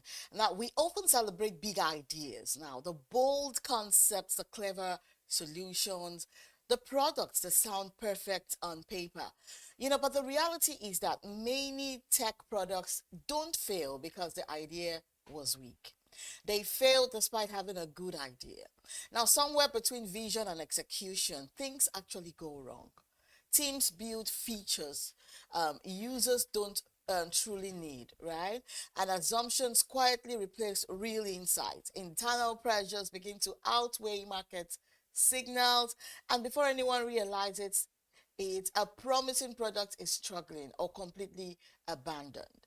Now, this raises an uncomfortable but necessary question of why do good ideas still produce bad outcomes? And more importantly, at what point could those failures have been avoided?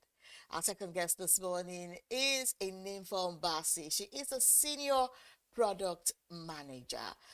Thank you so much for joining us in Infon. Thank you for having me. It's so good to be here this morning. Thank you for having Have me. you? And I must say, you look very, very beautiful. Very quickly, at what point does a good idea become a bad product decision? And who do you think usually misses that point? Do you think it's a leadership, product data, or even market signal? So I would say that a good idea could become a bad product decision at the moment where I would call it conviction, when conviction exceeds that evidence that you need. So I would say specifically it's when a team has built a narrative around why something should work, but they have not exactly validated the assumptions that they need to make sure that that product is actually working. And these assumptions, I would say, is asking the necessary questions. Number one, do real users actually have this problem enough for them to want to use the product? Is our solution the one that they would actually choose? And can we build that product sustainably? In fintechs, because I have a background in accounting and finance and fintech as well, I have seen this play out repeatedly where a team will say, oh, every small business struggles with, for example, cash flow forecasting, and we'll build this perfect tool. Yes, the idea is solid. And don't get me wrong, like there's nothing wrong with having an idea of building something for somebody to use. But now that bad product decision happens when they skip directly to building the product without actually spending weeks interviewing the small businesses, the medium businesses, about how they currently manage that their cash flow. Why have they stopped using the previous solutions? And what is that thing that can actually change their workflow? So the teams just assume that the problem is bigger and clearer than it actually is. So who actually misses this moment? Who will we blame for the failure? I would say that it is a collective responsibility, but it's most often the product leadership, either a product manager who is too attached to their idea or too attached to their vision that they fail to actually validate it. They fail to actually make those tests, those decisions, and see, okay, do people actually need it?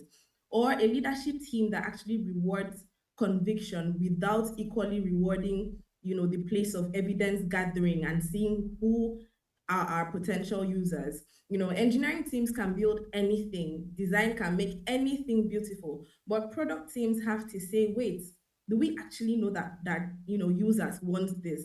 And that's actually hard when investors or executives are excited about the idea. So I would say that the failure is usually collective, but a product team has the brunt of actually making sure that people need this product before they go ahead to build it.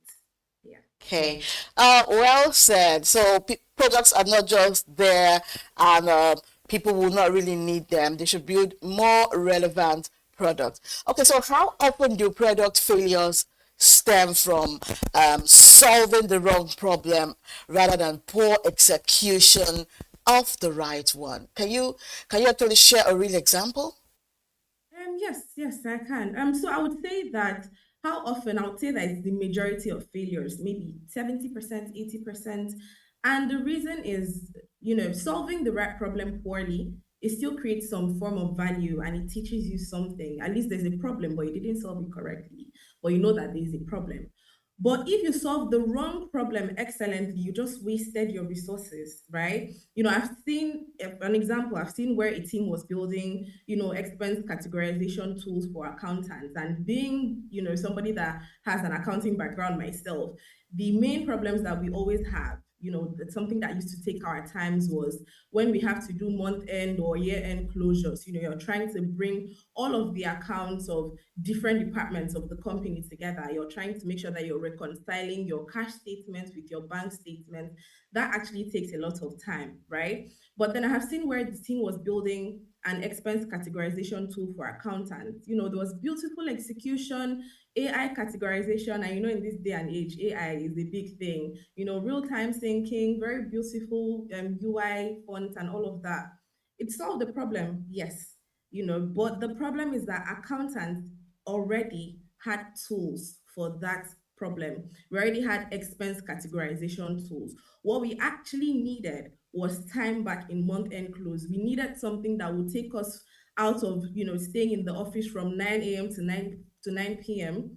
and actually spending the hours that we're supposed to spend in the office. That's our 9 to 5, right? We don't want to keep spending 9 to 9 every time at the end of the month because we are trying to do bank reconciliations and all of that. And that's where the problem was. The product teams, yes, they built a product, right? They were in love with the AI angle, all of that, but they did not ask us, the accountants, what we actually needed to keep us out of the office at the odd hours. They spent a long time building this elegant design, this elegant solution, but it wasn't a solution that we needed, right? So the brutal, honest truth is that the product team did not fail at execution. They failed at they failed at making a product that was needed for the right reasons. I don't know if you understand. So when you're evaluating a product idea, the first question is not, can we build this? Because of course, anybody can build anything. But the first question should be, is this the thing that users will actually rearrange their lives to have? If that answer is uncertain, then you haven't found the right problem yet. So you have to make sure that whatever you're making is solving the right problem. Yes, that's what I would say. Well said. All right. Now, in your experience, right, how much damage do you think is done when assumptions actually replace real user insights early in the product life cycle? That's actually a very important question. I would say that the damage is usually catastrophic, and it's something that builds up over time, right? Because once you make assumptions, every single design that follows on from there is built on a faulty foundation. You can assume and build something wrong rather than validating early. You don't just build the wrong feature, you're building, an entire ecosystem. And once that is based on wrong assumptions, you get the whole, like, you just wasted time, you just wasted resources. So your onboarding from then on is actually teaching users how to use something that they do not need. Your monetization is just assuming that people want to pay for something, meanwhile they are paying for the wrong value. Your retention strategy, is trying to build habits around the problem that is not actually a burning problem. I've seen different situations where teams would spend so much time building metrics, building dashboards around assumed user behaviors, things that they're just assuming, oh, people need this, only to discover through actual research that users don't actually think about this problem the way that they are thinking about it. Do you understand? So now you've optimized your entire product on a mental model that does not actually exist. And in this case, rebuilding is far more expensive than getting it right. If you ship out a product with, let's say, 40 to 50% certainty about the core problem, that's actually assumption heavy. You're just assuming, but you don't actually know what the problem is. And it takes a lot of time, a lot of major pivots to actually reach that product market fit if you are making assumptions. But if you spend 2 weeks, at least 2 weeks, validating, making sure that you're gathering the right data before actually shipping out the product and reach 85% certainty, you might make only one major pivot. The cost difference with that is large, is enormous. So making early assumptions doesn't just slow you down, it actually compounds into organizational beliefs that are hard to challenge later. So it's actually really, really important to make sure that you're doing the right market research into your users, into the problem, before actually making a product and shipping it out there. It saves you a lot of time, saves you a lot of money than actually assuming that people will actually use this thing that you are building on. Wow. So you just talked about creating the right product, which is very important. Okay, so why do strong products sometimes fail? Like at the last mile adoption, onboarding, or habit building, even after heavy investments. Why does it happen like that sometimes? So that's actually another very interesting question. The thing is that you could build, a product, heavy investment, all of that, but adoption of a product and building a habit on using that product, those are actually two different problems than the product quality. You can build something that is actually genuinely useful, but then you can still fail at the last mile because you've confused, oh, this product is good, with, oh, users will actually use this product consistently. And I would say that there are usually three failure modes here, right? First of all, you've underestimated the behavior change of users. You could build, let's say, an expense tracking app, right? But then users are already so used to using spreadsheets. So what is the chance that they're actually going to, switch from using their spreadsheets to using the expense tracking app that you've actually built, right? They could download that product, they could download the expense tracking app that you've built, but once they download it, they forget it exists. And I'm going to use like a very personal example, and I think it's something that we can all relate to. I know that we all have apps on our phones that have been sat there for months, years. Like in my phone, there are some apps that have been there, they've even offloaded themselves because I haven't used them.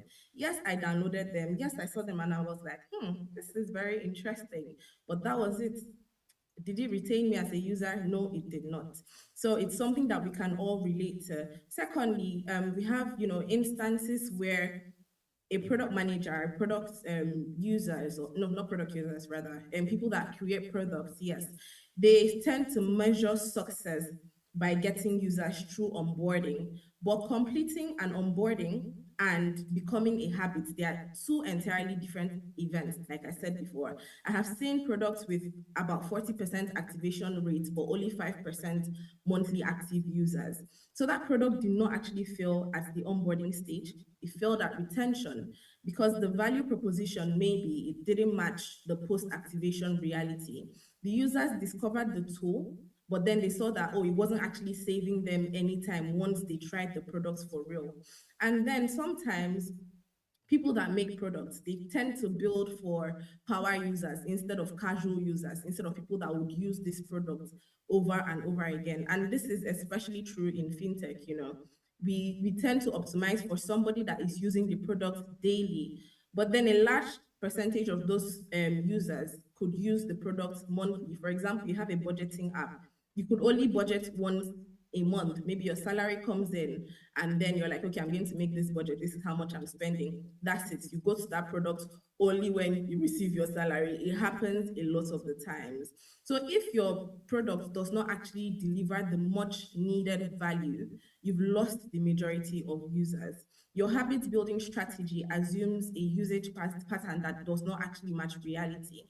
So I would say that that last mile that you mentioned is not about having the better design, but it's about having, real alignment between that product demands in terms of time, in terms of attention, in terms of behavior change, and what users are actually willing to give to use that product on a regular basis. Thank you. Wow, wow, wow.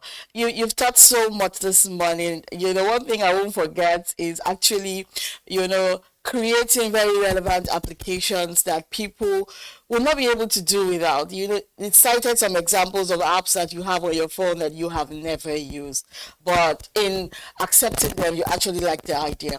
I actually agree with you on that terms. Okay, then, so how critical is cross-functional alignment, like engineering, design, sales, and marketing, in preventing product failure? And where does it usually break down? So I would say that it's very important for there to be cross-functional alignment in every team, not in the way that people usually think, because most times teams can assume that misalignment means that, there's a disagreement between different functions. No, it actually means that they are aligned, but they are aligned around the wrong thing. And why does it actually break down? Different functions are measured on different metrics. For example, in a company, you have the sales team, you have the engineering team, you have marketing teams, you have the product teams. Now, the sales teams, they are measured based on revenue. How much revenue can they bring in? The product teams, they are measured on engagement, or how engaged are users in this particular product. Engineering teams are measured on velocity. Are people actually using this product properly the way they are supposed to use? Is it working properly? And then design teams are measured based on, satisfaction. Are people happy with, the visuals of this product? Are they happy with the use? But because these different teams are measured on different metrics, they tend to pull in different directions. Everybody's trying to solve their own problem as a team. Another reason why there could be a breakdown or why there could be a misalignment of some sort is that these cross-functional meetings may happen too late after major decisions are made, which is not supposed to be so. You're supposed to pull all of your teams together. If you're trying to launch a product, pull every single team together, let them understand the goals, let them understand the whys, and let them understand, okay, this is the target we're trying to meet, right? It could also fail because there is no shared definition of success. Every team, like I said, has their own, metrics on how they are measuring their success. And so if there's no shared definition, they are just pulling away in different directions. They have what they have in their minds, and it could kind of cause that friction that people usually see within organizations. And yeah, everybody just has their own roadmaps. And so I think that it's best to prevent this whole breakdown, this whole misalignment by defining success metrics collaboratively upfront. Like, don't let the different functions optimize for different goals. Make sure that from the very beginning of when you want to launch a product, when you want to build that product, you're defining the success metrics collaboratively. You know why you're building this product. Each and every single team is on board with a collective reason. We must also make sure that we are involving all the functions in not just the solution building, but also in the problem definition. The engineering teams, design teams, the marketing teams, they should be in the room when you're deciding what the expected problems are going to be and what problems we are looking to solve, right? We should also make sure that if engineering says something, if one of the teams, for instance, engineering, they say, oh, this particular architecture will not scale, that's not a delay, that is a critical input. And so you should make sure that you're taking in the inputs of each team and then you're working them into the product that you're building. Because if you ignore the input from every team, because every team knows where it pinches them, if you're ignoring that, you're ignoring at your own peril. And then you also need to make sure that everything that each team needs is actually met towards the making and the launching of this product.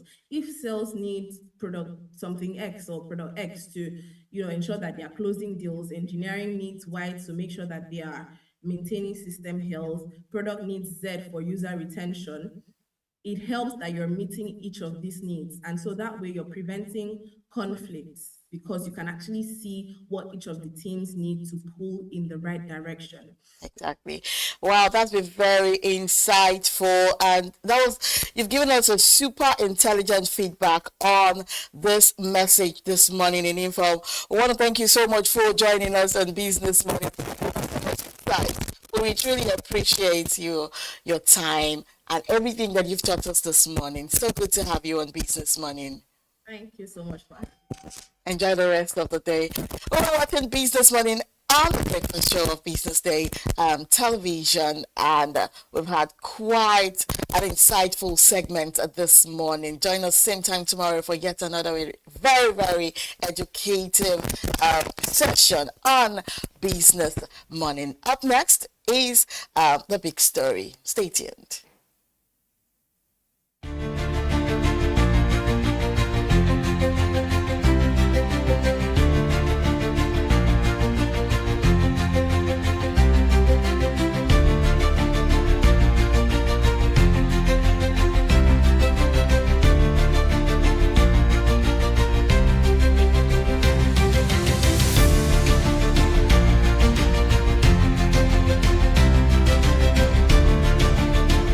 Information is everywhere. But insights, that is rare. Business Day Premium gives you analysis, data, and context that keep you ahead. Business Day Premium. Read deeper, decide smarter. They say money never sleeps. Wake up to clarity, insights, and the stories driving business in Nigeria and beyond. From the heartbeat of small and medium enterprises to the pulse of national economic policy, this is where business meets perspective. With expert guests, real-time analysis, and stories that matter to you, we go beyond headlines to bring you the full picture. Join us every morning as we break down the numbers, decode the policies, and spotlight the people shaping our economy. This is Business Money. We are not just showing off businesses, but telling the stories behind them. The hustle, the art, the orders, and the wins. Startup Spotlight, showing every Monday on Business Day television. Welcome to the Triumph Against Odd podcast. Most people go through their lives without knowing what their superpower is, right? But if you're lucky enough and determined enough to find your superpower before you get to a certain stage of your life, you will be incredibly successful. Look, the first thing is you just decide not to look at the challenges, because if you do, it's going to end you. The closest thing I think is that I had a deeply military background, which is a bit of a never say die background. I saw an opportunity in non-interest banking, and I felt that the demand was there. There was pent-up demand for it.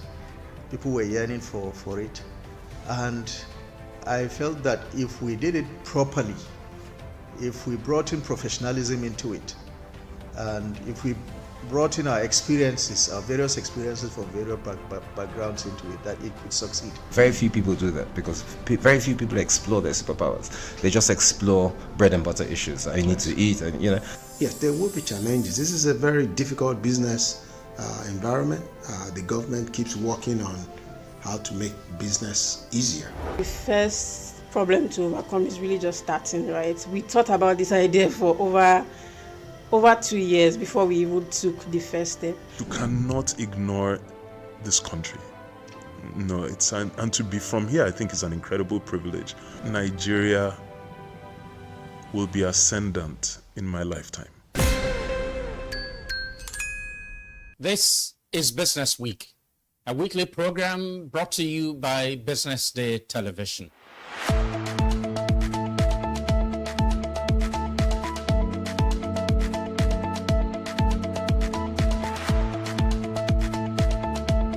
For many years, we've talked about the need to, essentially diversify our revenue stream away from, the huge dependence on oil revenues.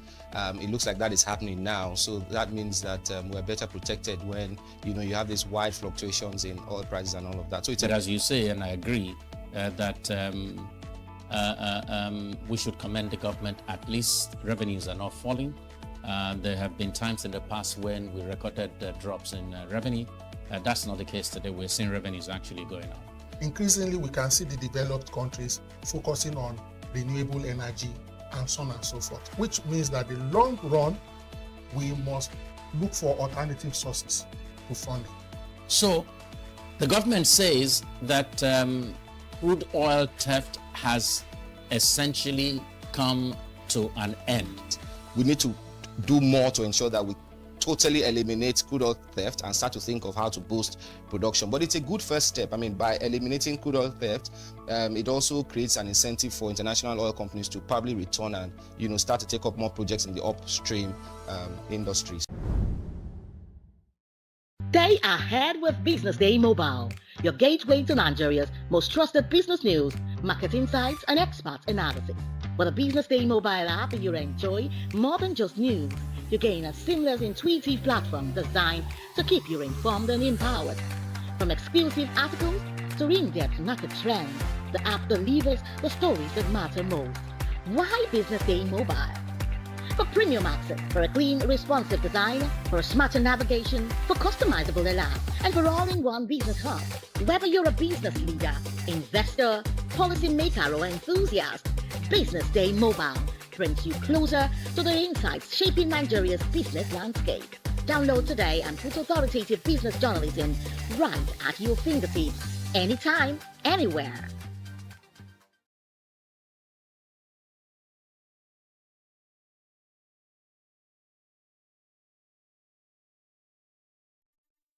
Welcome.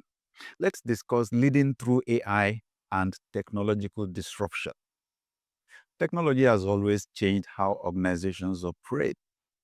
But the current wave, led by AI and automation, is changing something deeper. How leaders must think. The temptation is to treat AI as a technical project, something for IT or a task force or a vendor. But the most important questions are not technical. They are leadership questions.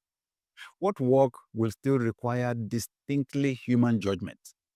How will we redesign roles so that people are not competing with technology but amplified by it? What ethical lines will we not cross, even if crossing them appears profitable? How will we prepare our teams, not just with skills, but with the mindset required for constant change? You can delegate tools and implementation. You cannot delegate the values, the boundaries, and the direction. In my conversations with senior leaders, those who navigate technological disruption well do one thing consistently. They take time to think slowly about the long-term implications before acting quickly.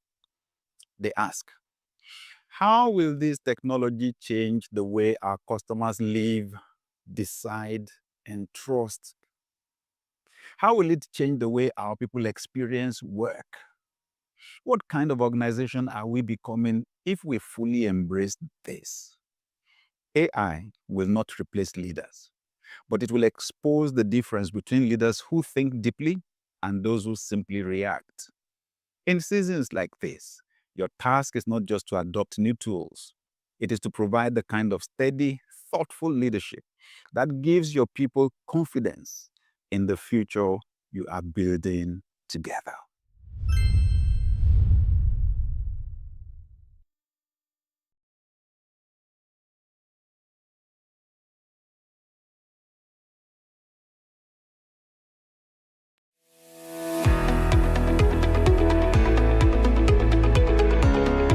This is Business Week, a weekly program brought to you by BusinessDay Television. And we're live from Lagos, the nation's commercial capital, bringing you the latest insight into the stories that matter for business and the economy. I am Deborah Eze. Onyeka Valentine. I am Destiny Momo. My name is Elizabeth Moses.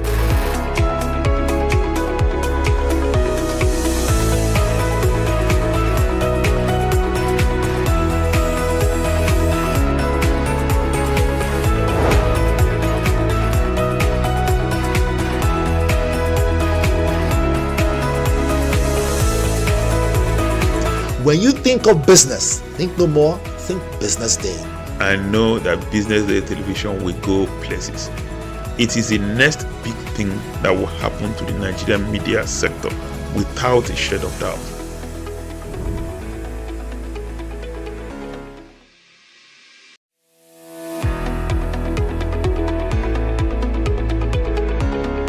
This is Business Week, a weekly program brought to you by BusinessDay Television. And we're live from Lagos, the nation's commercial capital, bringing you the latest insight into the stories that matter for business and the economy. I am Deborah Eze. Onyeka Valentine. I am Destiny Momo. My name is Elizabeth Moses.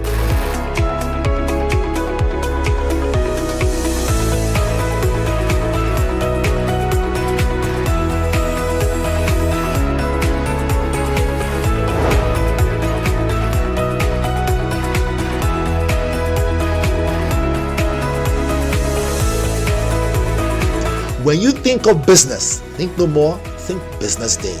I know that Business Day television will go places. It is the next big thing that will happen to the Nigerian media sector without a shade of doubt.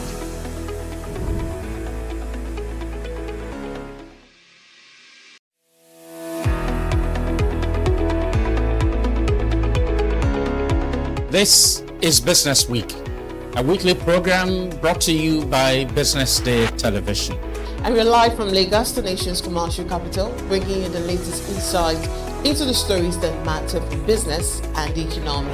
I am Deborah Eze. Onyeka Valentine. I am Destiny Momo. My name is Elizabeth Musef.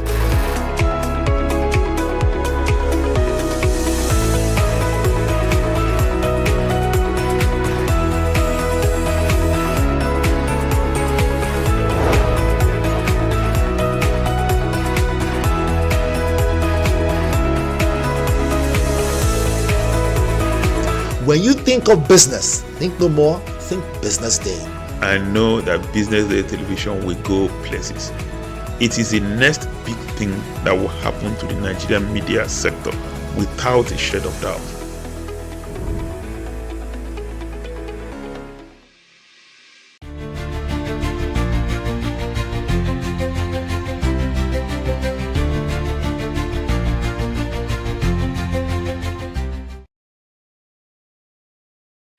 Good morning and welcome to the big story here on Business Day Television this morning.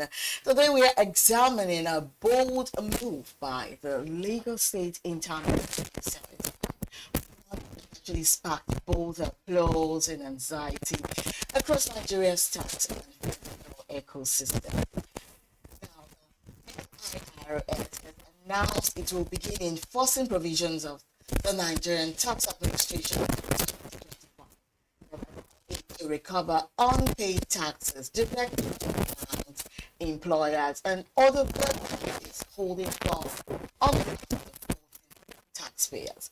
Now, it's a power norm substitution, and while it is firmly grounded in law, experts warn that its implementation could open a legal and regulatory minefield, especially for banks, between tax authorities and the Central Bank of Nigeria. So is this a necessary step to boost revenue compliance, or an aggressive signal running ahead of due process and regulatory alignment? Well, joining me to unpack this is Samuel Ishuga. He is a lawyer and a tax expert. You're welcome. Thank you very much. Again, was a big story, and I'm looking very smart. Thank you. It's a pleasure to be here. So good to have you. Now, to start with, now we all know that the Lagos State Internal Revenue Service says it is enforcing Section 60 of the Nigerian Tax Administration Act of 2025. Right? Yes. And now we've allowed it to recover unpaid taxes from banks, even employers, and other third parties holding funds for defaulting taxpayers. In simple terms, what exactly does this power of substitution allow LIRS to do? Yeah, thank you very much. Like you said in your introduction, this is a burning issue. It is actually. Yeah, and it's really important. So let me start with the LIRS notice. Correct. And it's interesting. I saw that, I think maybe yesterday or so, the LIRS tried to, maybe whittle it down a bit and explain, what they actually mean. What it means, power of substitution as provided under the Act, is that where there are taxes that are due, that have not been paid, if there's a third party that holds credit due to that taxpayer that is owing those taxes, the tax authority can appoint that third party as its agent for the purposes of collecting and remitting those taxes that are due to the tax authority. Wow. Yes. So what I would say is, whilst this is not entirely a new provision in the law, in the previous regime under the Personal Income Tax Act, the other tax laws, there was a similar provision, right, that provided that the tax authority could appoint basically anyone as an agent for the purposes of collecting taxes. What I think for us lawyers that is very critical in this new regime is that it appears to oust the powers of the court to be involved or to regulate this process. The law specifically says that they do not require a recourse to the High Court for this purpose. So prior to now, what happened typically is the tax authority will approach a court. If the tax authority says there's a taxpayer who has been issued with a tax assessment, that taxpayer has not paid, the time for which that taxpayer is supposed to make his remittances has lapsed and has not objected, and in the opinion of the tax authority, that tax has become final and conclusive. It can approach a court, get an ex parte order Okay. to distrain the assets due to that taxpayer. Oh, okay. Now, under this new regime, it's taking that part of the law out of it to say Wow. they can directly appoint anybody, the banks like you mentioned, to say, Yeah. look, there's credit due to this person, hold it or freeze it. So that's something that is significantly different from what is being attempted at the moment. Now it just keeps us wondering if this is actually a new power in the 2025 Act, or is Lagos simply taking a more aggressive stance in enforcing an existing provision? Well, it's like I said, it's not entirely new, but there are aspects of it that is new, which is because the reality is, let me explain the process. The reality is, if you are issued with a tax assessment, the law gives you opportunity to respond. Okay. So you can object to that tax assessment. You can appeal that tax assessment. So there's a whole appeal process as provided under the law. So the question that then arises, or the risk and the problem that this protrudes, is that if the tax authority by itself says your tax is due, the tax authority by itself says this is what you have to pay, decides that the time for you to appeal or object has lapsed all by itself, then without recourse to you, goes and then appoints your banker to freeze your account or to take the money out from your account and pay to them. That raises a strong constitutional issue of fair hearing, because the reality is, and I've been involved in a lot of tax cases, there are times that the tax authority will say, oh, we've served you with a notice of refusal to amend. Maybe you objected, or they served you an assessment, and the taxpayer said, oh, but I objected within time. And they say, no, I don't have it. How do you deal with this possible gaps in the process? And that is why the law, we have the tax appeal tribunal. Even under the new tax act, you have the ombudsman's office and all that. That's supposed to deal with these issues. But the way the notice has been issued and the way the law appears in this particular instance, section 60 and 61, the way it has been drafted is as though the tax authority does not need to have recourse to this whole process. And for me, that raises strong constitutional issues that the tax authorities have to be very cautious of before they begin to implement this provision. Wow. Okay, then, having said that, right, now experts have pointed out that objection and appeal rights will actually apply under the law. Now, the question is, at what point does LIRS legally have the right to actually begin recovery from a third party? Well, so for me, reality is, whilst the law gives that power to the LIRS, the assessment has to be final and conclusive. And what that means is that either the taxpayer admits that, oh yes, I'm owing this money, I'm owing it, or I don't have the money to pay, or there's an admission by the taxpayer. If there's an admission by the taxpayer, that's fine, right? Or the taxpayer has failed to object or appeal within the timelines provided under applicable law. Once you do not appeal a tax assessment, if you don't object to a tax assessment within 30 days, it becomes conclusive. If you object within 30 days and the tax authority does not revise that assessment, and that revision or non-revision is communicated to you, the taxpayer, and you do not appeal that decision, then after 30 days, the assessment becomes conclusive. Right? So the assessment has to be final and conclusive before the tax authority can begin to take these actions that they are taking. But for me, what I think the tax authority needs to be very conscious of is the fact that the process of you enforcing these provisions has to be such that you do not violate the constitutional right of the taxpayer. Wow. You have to be clear, because the Constitution in section 36(1) provides that you have the right to fair hearing, because I can dispute a decision taken by the tax authority. Then if I'm disputing that decision, or I've disputed that decision, and then you go to a third party to say, oh, Samuel owes X, And so even though someone is disputing it, or the third party is not even aware someone is disputing it, how does the third party become aware someone is disputing it? Right. So those are the issues that this whole thing pushes out. And for me, it's constitutional. It doesn't matter, even though the National Assembly has enacted that law, it doesn't matter that it's in the law. There's no law that is higher than the Constitution. The Constitution is the ground norm. So you can't implement, you can't enforce to an extent that violates the rights, the constitutional rights of the citizen. Wow. Well, having said that, you've brought a lot of clarity, to a lot of questions on the minds of taxpayers. Now, under the NTAA, right? Yeah. Can recovery begin if, for instance, a taxpayer has filed an objection or even appeal within the statutory timeline? No, you can't enforce. Whoa. So once Really? yes, so once that whole appeal process has been triggered by the taxpayer, you have to go through the entire process.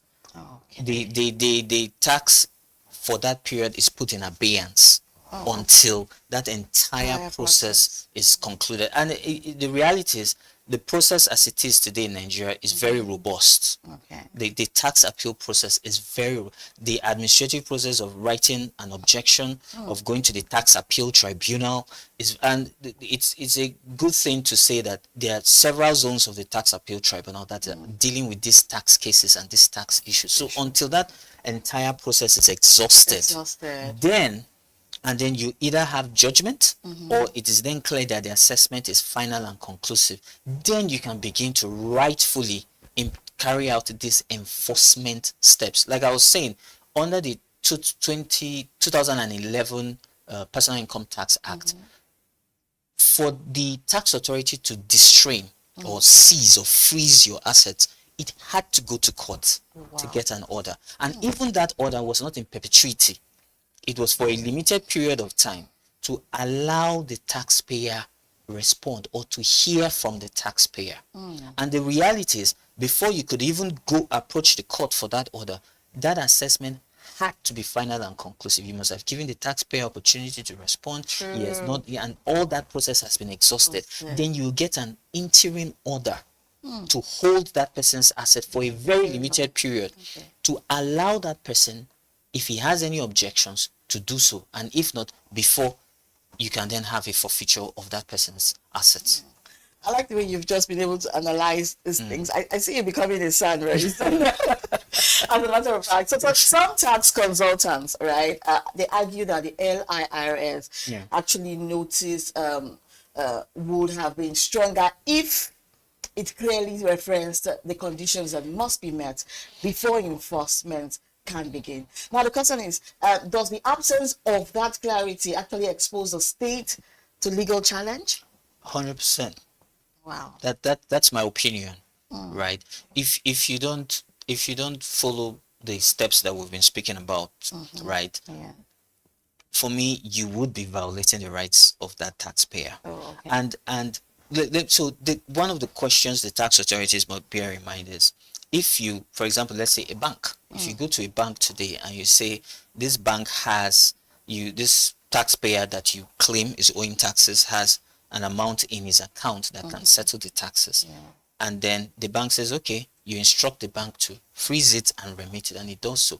If tomorrow the taxpayer comes and say, oh, but I objected, this is evidence of my objection, this is, are you going to indemnify the bank against an action or against a claim by that taxpayer, of which the taxpayer at that time will be well within his rights to do so?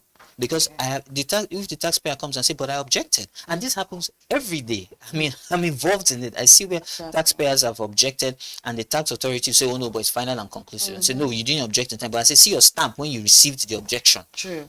So all this are challenges that the tax authority has to bear. I understand that they're trying to go this route for efficiency and speed. But again, you can't, on the platter of efficiency, sacrifice the constitutional rights of taxpayers.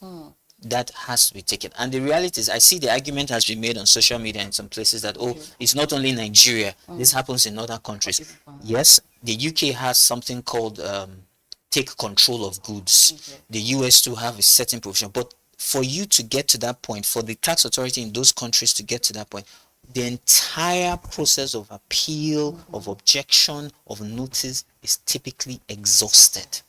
We can't be in a hurry too much to generate or collect revenue and then sacrifice the rights of the taxpayer. Wow. You know, I have learned and learned of questions for you, but because of time, I think I should just stick with this last one. And in looking ahead, right, what steps does LIRS need actually to take to ensure that tax recovery under the power of substitution is both effective and legally sound? If you can just give us some brief answers to this as well. Well, the LIRS, credit to them, prior to now, they've been very proactive, and they've been very I would say compliant, right? They typically would go and do follow the due process. And what I would say is more of the same, basically. Irrespective of the provisions of the NTAA as it is today, I'm of the opinion that for you to be able to carry out this power of substitution, first you must establish unequivocally that assessment has become final and conclusive, and there's clear conditions that stipulate when an assessment is final and conclusive. You also must have given the taxpayer opportunity, and where the taxpayer has then defaulted, refused, or neglected to address or respond or seize the opportunity has been given, then you can then begin to look at enforcement. Another critical point I want to make here is, I see that in the provisions of the law, it says, without recourse to the High Court. If you look at Section 6 of the Constitution, right, it gives the powers of the court to the courts, right? You cannot, by another law, I do not think the LIRS or the legislation in itself can oust the powers of the courts, because the court is supposed to be where anybody can go to for redress. So to now say that, oh, you know what, you don't need to go to court when there's obviously either a dispute or something in contention, that also raises constitutional issues that the tax authority must consider before enforcement. Wow. Now, this has been very insightful story today. We've been talking to Samuel Eshuga, right? Correct. All right, well pronounced. He is a lawyer and a tax expert. Now, he has been able to give us a whole lot of insight about how this works. Well, thank you so much for joining us on The Big Story here on Business Day Television Breakfast Show. Thank you for joining us. And that's all we have packed for you today on The Big Story. I hope you enjoyed it. Join us same time tomorrow for yet another very, very unveiling episode of The Big Story. I am Destiny Mama. Good morning.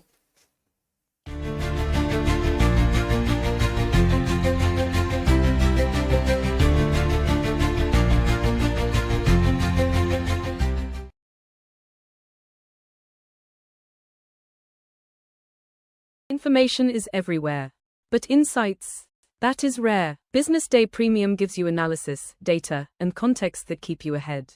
Business Day Premium. Read deeper, decide smarter. They say money never sleeps. Wake up to clarity, insights, and the stories driving business in Nigeria and beyond. From the heartbeat of small and medium enterprises to the pulse of national economic policy, this is where business meets perspective. With expert guests, real-time analysis, and stories that matter to you, we go beyond headlines to bring you the full picture. Join us every morning as we break down the numbers, decode the policies, and spotlight the people shaping our economy. This is Business Money.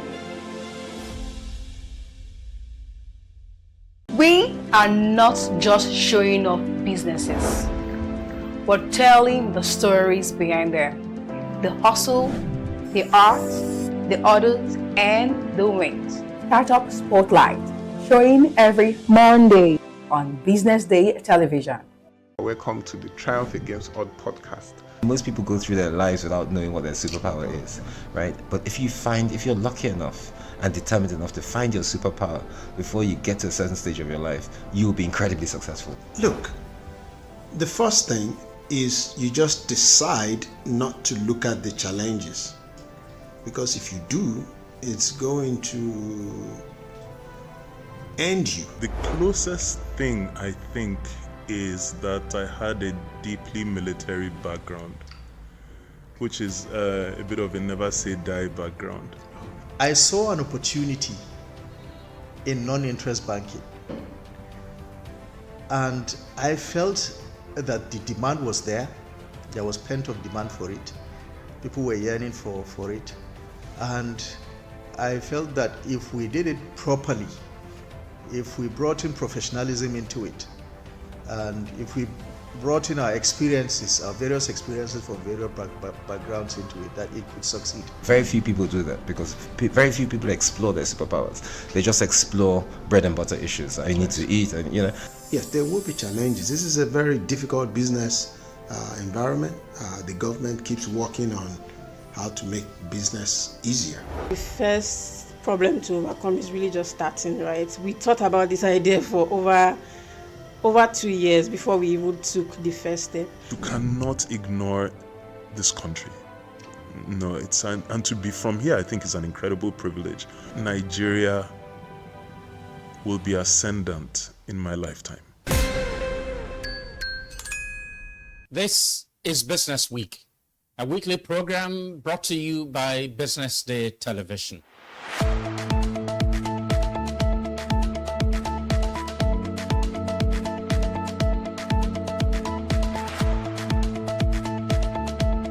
For many years, we've talked about the need to, essentially diversify our revenue stream away from, the huge dependence on oil revenues. It looks like that is happening now. So that means that we're better protected when, you have these wide fluctuations in oil prices and all of that. So But as you say, and I agree, that we should commend the government. At least revenues are not falling. There have been times in the past when we recorded drops in revenue. That's not the case today. We're seeing revenues actually going up. Increasingly, we can see the developed countries focusing on renewable energy and so on and so forth, which means that in the long run, we must look for alternative sources to funding. So the government says that crude oil theft has essentially come to an end. We need to do more to ensure that we totally eliminate crude oil theft and start to think of how to boost production. But it's a good first step. By eliminating crude oil theft, it also creates an incentive for international oil companies to probably return and start to take up more projects in the upstream industries. Stay ahead with Business Day Mobile, your gateway to Nigeria's most trusted business news, market insights, and expert analysis. With a Business Day Mobile app, you enjoy more than just news. You gain a seamless, intuitive platform designed to keep you informed and empowered. From exclusive articles to in-depth market trends, the app delivers the stories that matter most. Why Business Day Mobile?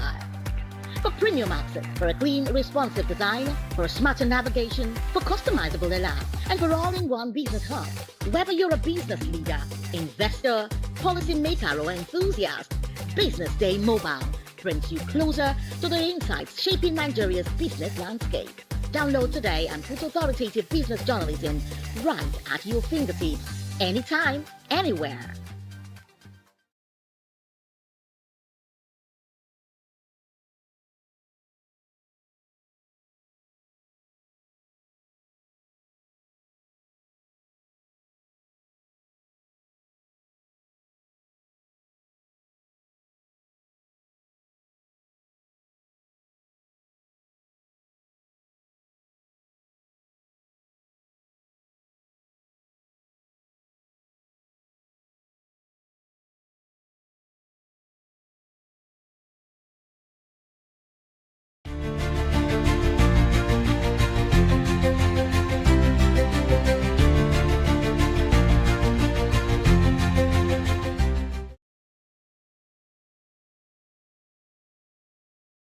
Welcome back. This is the social listening segment right here on the Breakfast Show. I am Deborah Eze, and with me, most definitely, I am Onyeka Valentine. All right, let's go straight to the conversations that Nigerians are talking about online. And the first conversation gaining attention is President Tinubu's experience in Turkey as he fell down after he lost balance on Tuesday. As he fell forward. Now, the presidency has said President Bola Tinubu briefly lost his balance on Tuesday after stepping on a metal object during his official visit to Ankara, Turkey, but he remains fit and is proceeding with his scheduled meetings. Meanwhile, President Tinubu and his Turkish counterpart, Recep Tayyip Erdogan, also agreed to pursue a $5 billion trade volume between Nigeria and Turkey as both countries signed 9 bilateral agreements. Let's take a look at how Nigerians are reacting to this. And the first reaction, we have Mo. And Mo said, "Kudos to you, sir. Posterity will be kind to you for standing up against terrorism." Okay. The second reaction, or the first reaction rather, we have for Mane. And he said, everyone stumbles sometimes, literally. At 73, after a long flight and rigorous schedule, it's human. Let's debate his policies on economy and security instead of mocking a sleep that anyone could have. Nigeria deserves better discourse than this. Another one from FaZe, and he said, "Unfortunate moment, but it happens. Report says he briefly lost his footing during the ceremony and was quickly assisted, with officials confirming he's fine and continued the schedule. No need for the incident to overshadow the actual purpose of the visit." And finally from Toxers, and he said, "Even though I do not appreciate his leadership, but I can't wish him bad. He's a human being. I can fall sick or misstep. There's a regular occurrence for any human being. It doesn't worth dragging." I think that's the bone of contention here, the regular occurrence. But I'm sure by now, those that, were with us since morning already know what your stand is. But the sake of our social media viewers, what do you think about this? I still think you don't have to be tripping and falling, because I can't remember last time I fell. So again, I mean, if not newborn babies, but a child of 2, 3, 4 years old can actually run and fall what down. do you call them? 2, 3 year olds? I get you. Okay. I know we're heading to, but so let's be realistic now and be quite factual. I think I agree with the second person that contributed there. Okay. A 73-year-old man, right?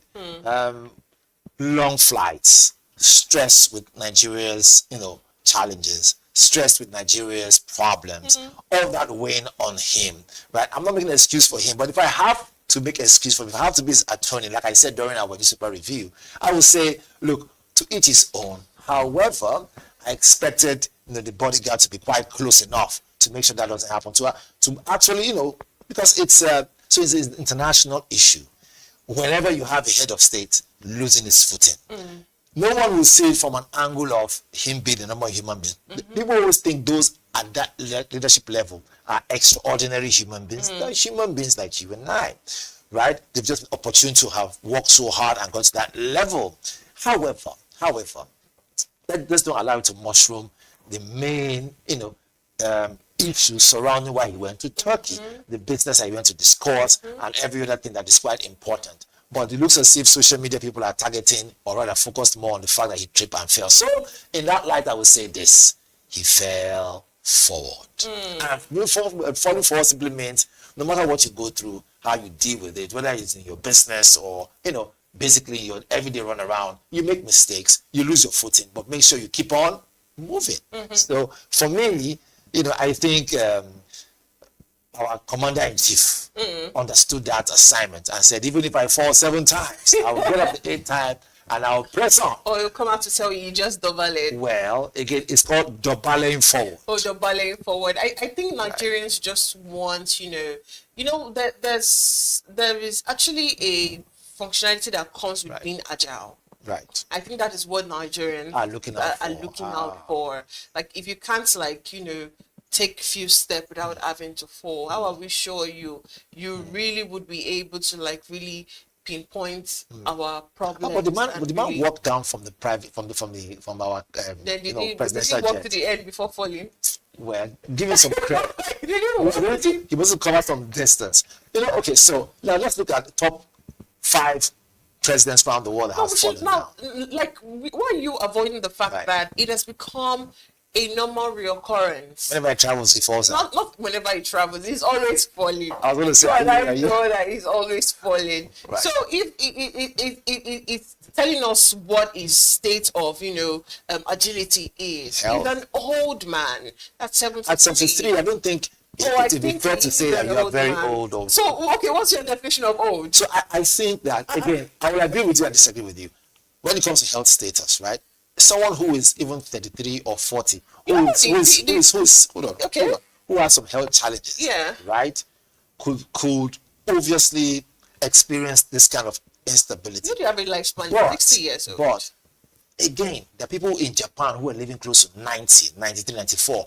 The other day I saw an 83-year-old woman exercising and jogging around her house. How many of that? That's my point. This is one of 100. So I'm sure that lady doesn't have the burden of Nigeria on her shoulders. There's that too. She- So I wouldn't fault the people who are looking at, is he really right in the right state to actually like cater and care for the people who are actually like under him. But anyways, let's not take away the focus at which that trip was made. That's the 5 billion trade bilateral agreement that actually, which is actually a very, very, very, very good one. All of it was explained this morning by Mohammed during the Akanji. newspaper review.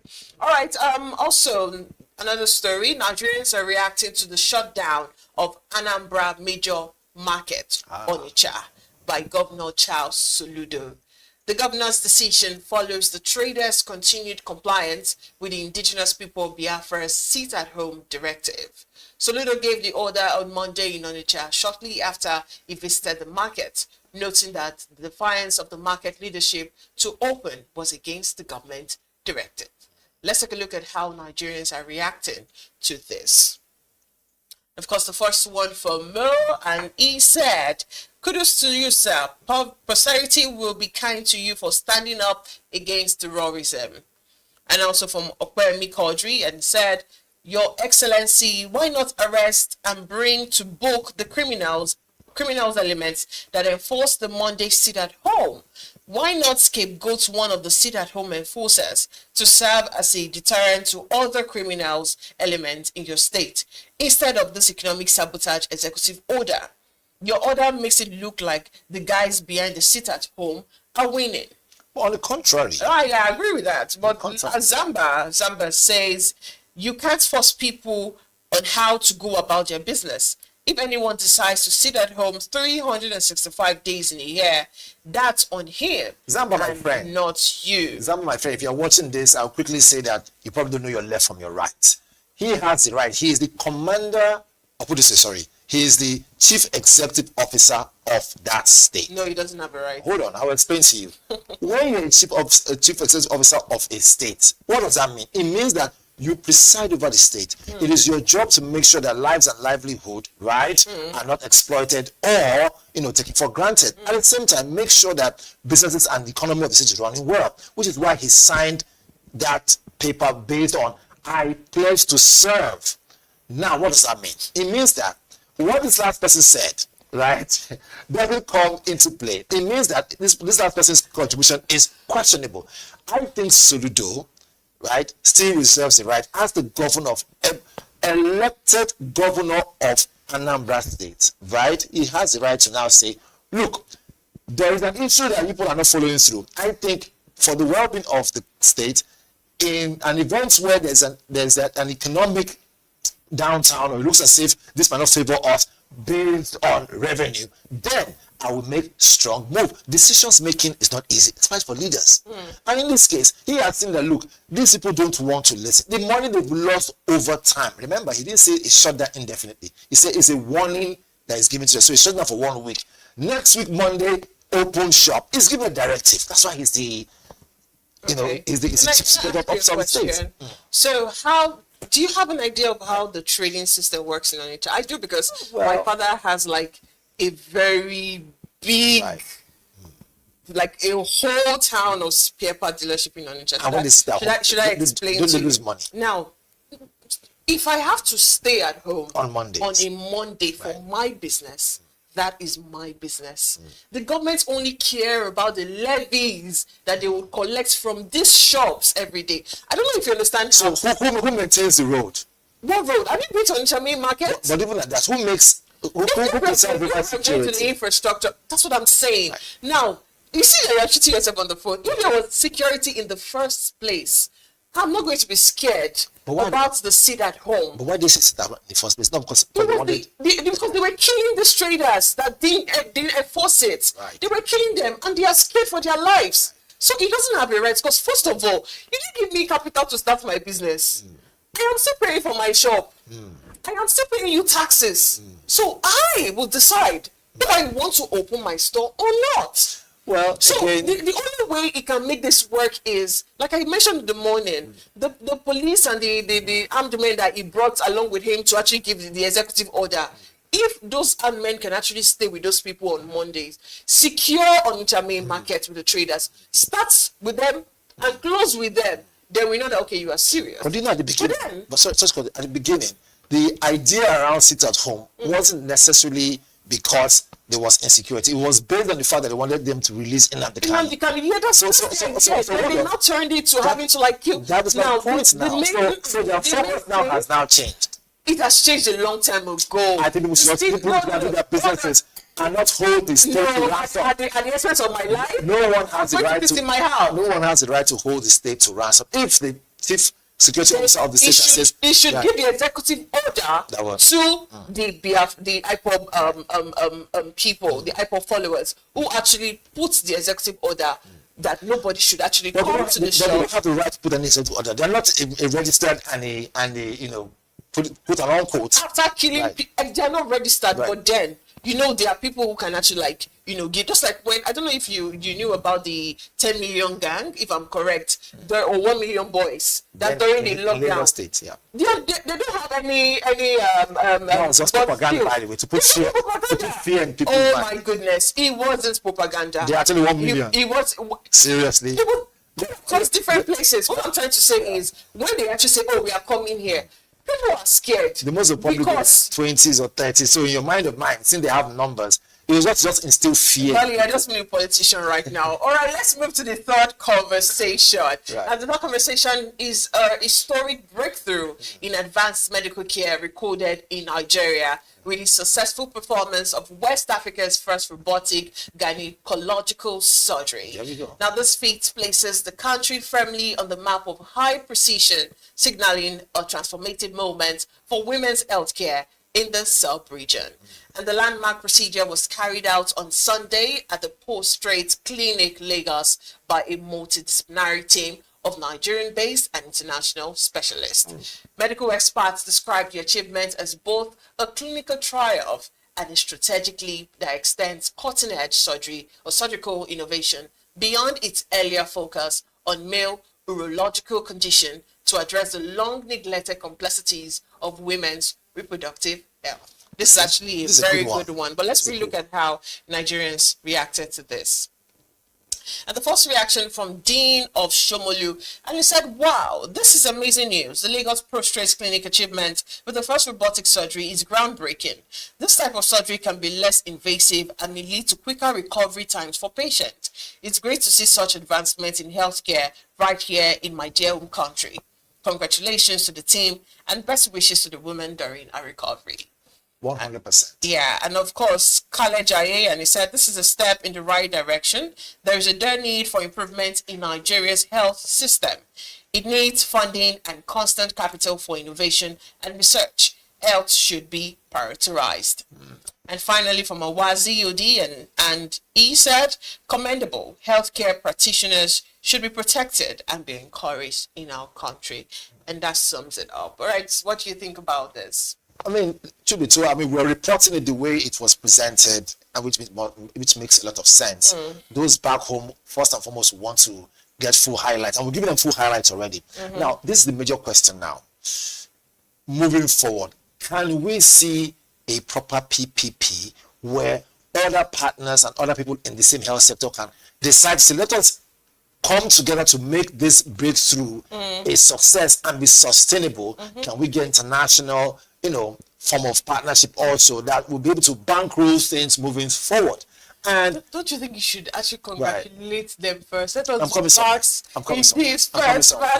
So because already the congratulatory messages will keep on pouring. Yeah. And of course, like I said, this is actually first of its kind. Yes. I'm glad that we can see this as a debut. Right? Meaning to say that we are actually moving from 5 steps backward and 2 steps forward. It's now the reverse of 5 steps forward, 2 steps back, which is good, which means we are moving forward. Sure. Great stuff. However, that is not sufficient. We congratulate that move. We see that in the health sector, haven't seen what is going on from strike here, strike there, inefficiency there, people dying, mortality rates very high based on inefficiency, based on negligence, based on a lot of other incompetency within the health sector. A lot of lives have been lost. Right? It has never happened to you before, you won't understand, but if it has happened to you, you will share what I'm talking about. Right? So seeing this now gives us that breath of fresh air, which is good. However, can we not sit on our hands? Can we begin to say, how can we make it better? This is in no way me trying to be objective, to look for a negative. There's no negative part here. This is 100% positive. We're celebrating it. We're happy. But this is hot and hot. Can we jump on it more? Can we say, what do you need, this hospital, this woman, this doctor, whoever it is that is around this story? What do you need? How can we help? International bodies come in. Talk to some other key people. Already, make no mistake, the fact that this is a breakthrough for us doesn't necessarily mean that it's a big smile on the face of some certain people in the Western world, because they want health tourism to continue. In fact, this might come as a shocker, but it's the fact. For whenever we experience a breakdown in any of our institutions, any of our home-based issues, it is a big win for those outside this country, because they want you to fly to their country for health, checks. That way you pay money, visas will get their money, embassy will collect money for visa. A lot of stuff will happen. You will have to change money from naira to dollar, thereby even, whether or not you like it, you're even adding to the economic issue that we have, right? You are strengthening the dollar and weakening the naira even more. So economically, right, it is favoring them more than it is favoring us. So when there's a breakthrough like this, what this means is that some other countries that might not have such, or already have it, right? To them, it is an economic cut off, because they'll be losing market from Nigeria. You think they're happy that you are well? No. They want you to be sick so that we can fly abroad and go and spend money. But now with this now, you don't have to fly abroad. If for any reason you fall sick, we have treatment on this angle. However, it's not sufficient. What do we need moving forward? Government, how can you help? Genuinely help. Right? First and foremost, let's sort out the salaries of the backlog first. Let's end that one first. Then move on to this one that we're celebrating. And not just celebrating, but keep celebrating it with the idea of sustainability. 3 things we need. 1, proper financing. 2, proper partnership. 3, more importantly, duplicate and multiply experience. Get me to and learn from me, so that way we don't have to spend money. After training our young doctors, fly them abroad, and they tell you are coming back, they're not coming back. Brain drain. They will come all over again. No one wants that. So moving forward, I think it's a great thing for us. Great thing to celebrate. Actually a very positive one. With the fact that I know that there are actually many surgical procedures for urological, that's the men, as against for the women. And this is, I'm talking from experience. There are actually many. So I think this is why this is actually very celebrated, because now that we have like a robotic gynecological surgery for women, which was actually very successful. It's actually like a very good and positive one. And with everything going on with the healthcare sector, we having this actually a breath of relief. I think we should actually just leave them, let them breathe a little before we actually bombard them with the other problems if I had the money that in the are world, actually around. If I had the money in the world, I'll just give them a call and say, how much you need to make sure this is not sabotaged, this doesn't go down. I don't think it will be sabotaged. Like I said, when it comes to urology, that's for the men. I don't know if you understand, but that's the for the men. It's there.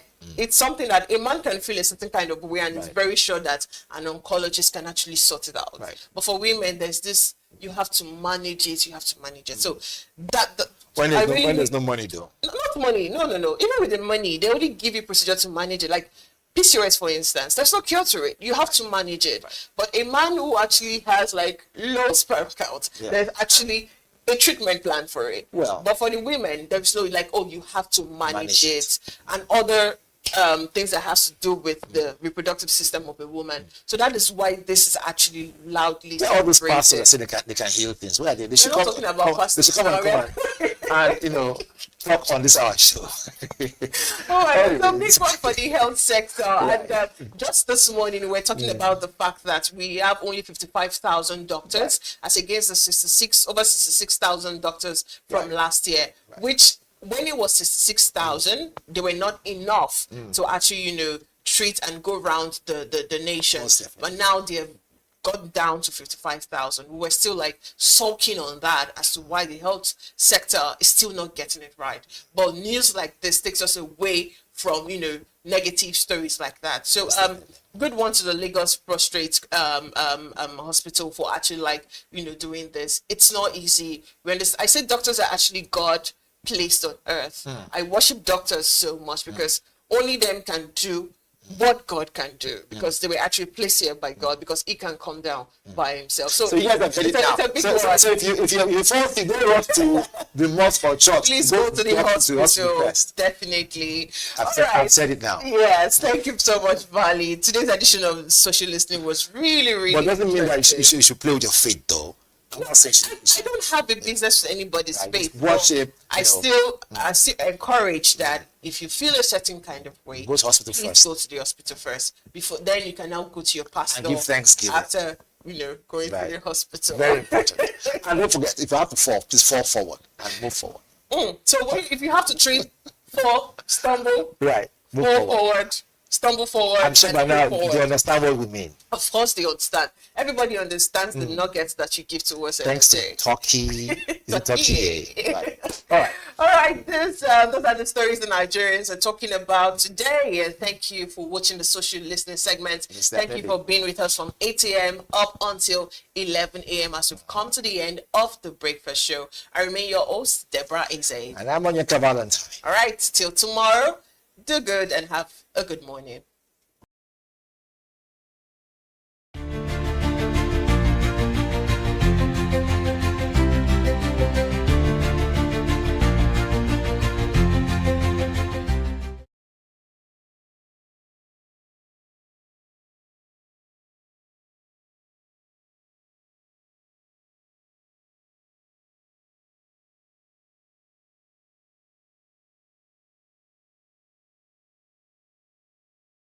For many years, the NNPC Limited and First ENP joint venture, operating under Petroleum Mining Leases 53 and 54, has stood out not only as an engine for energy production, but also as a committed partner to the communities that hosts its operations off the coast of Bayelsa State.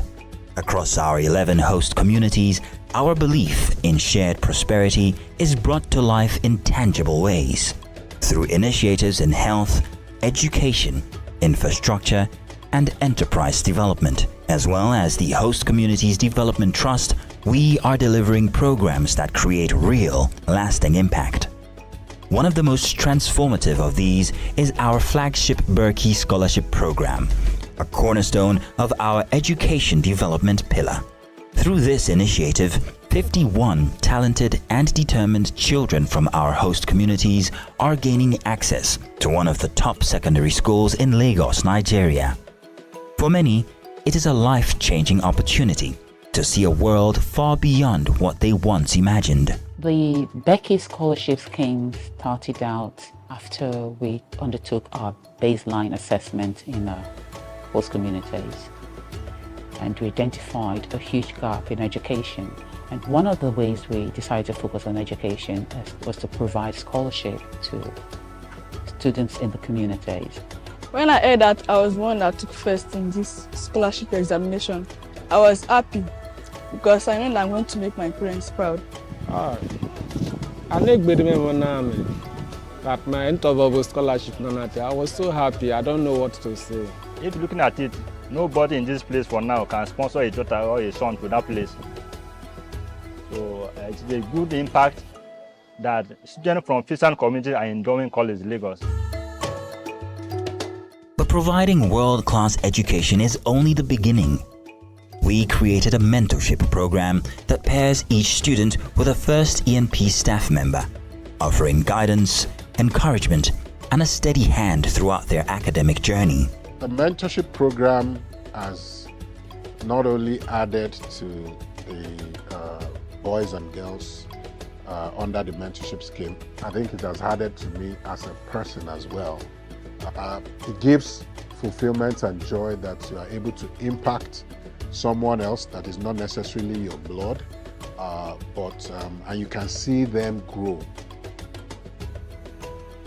Because for us, these students are not statistics. They are stories.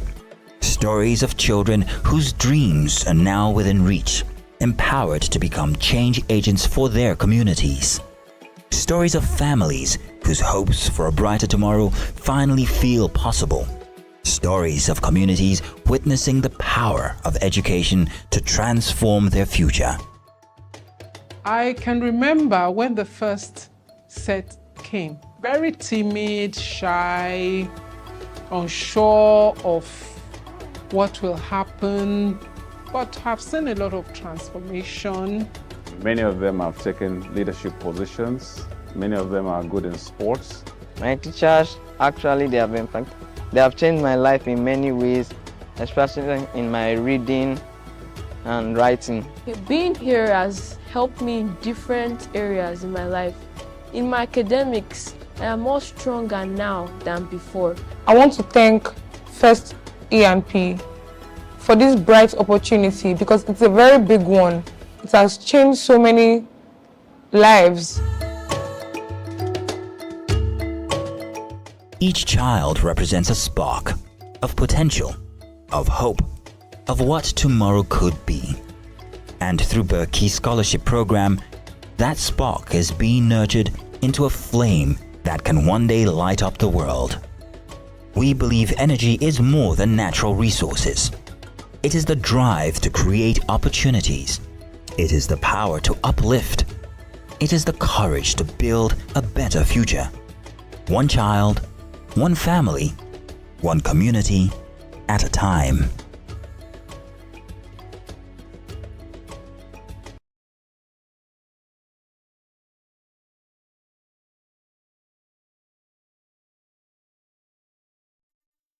Welcome. Let's discuss leading through AI and technological disruption. Technology has always changed how organizations operate. But the current wave, led by AI and automation, is changing something deeper. How leaders must think. The temptation is to treat AI as a technical project, something for IT or a task force or a vendor. But the most important questions are not technical. They are leadership questions. What work will still require distinctly human judgment? How will we redesign roles so that people are not competing with technology, but amplified by it? What ethical lines will we not cross, even if crossing them appears profitable? How will we prepare our teams, not just with skills, but with the mindset required for constant change? You can delegate tools and implementation. You cannot delegate the values, the boundaries, and the direction.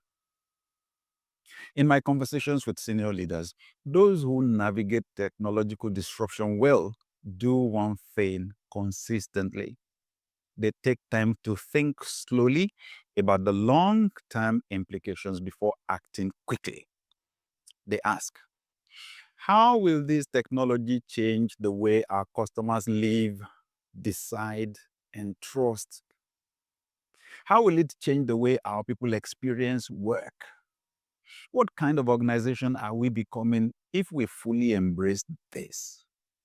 AI will not replace leaders, but it will expose the difference between leaders who think deeply and those who simply react. In seasons like this, your task is not just to adopt new tools. It is to provide the kind of steady, thoughtful leadership that gives your people confidence in the future you are building together.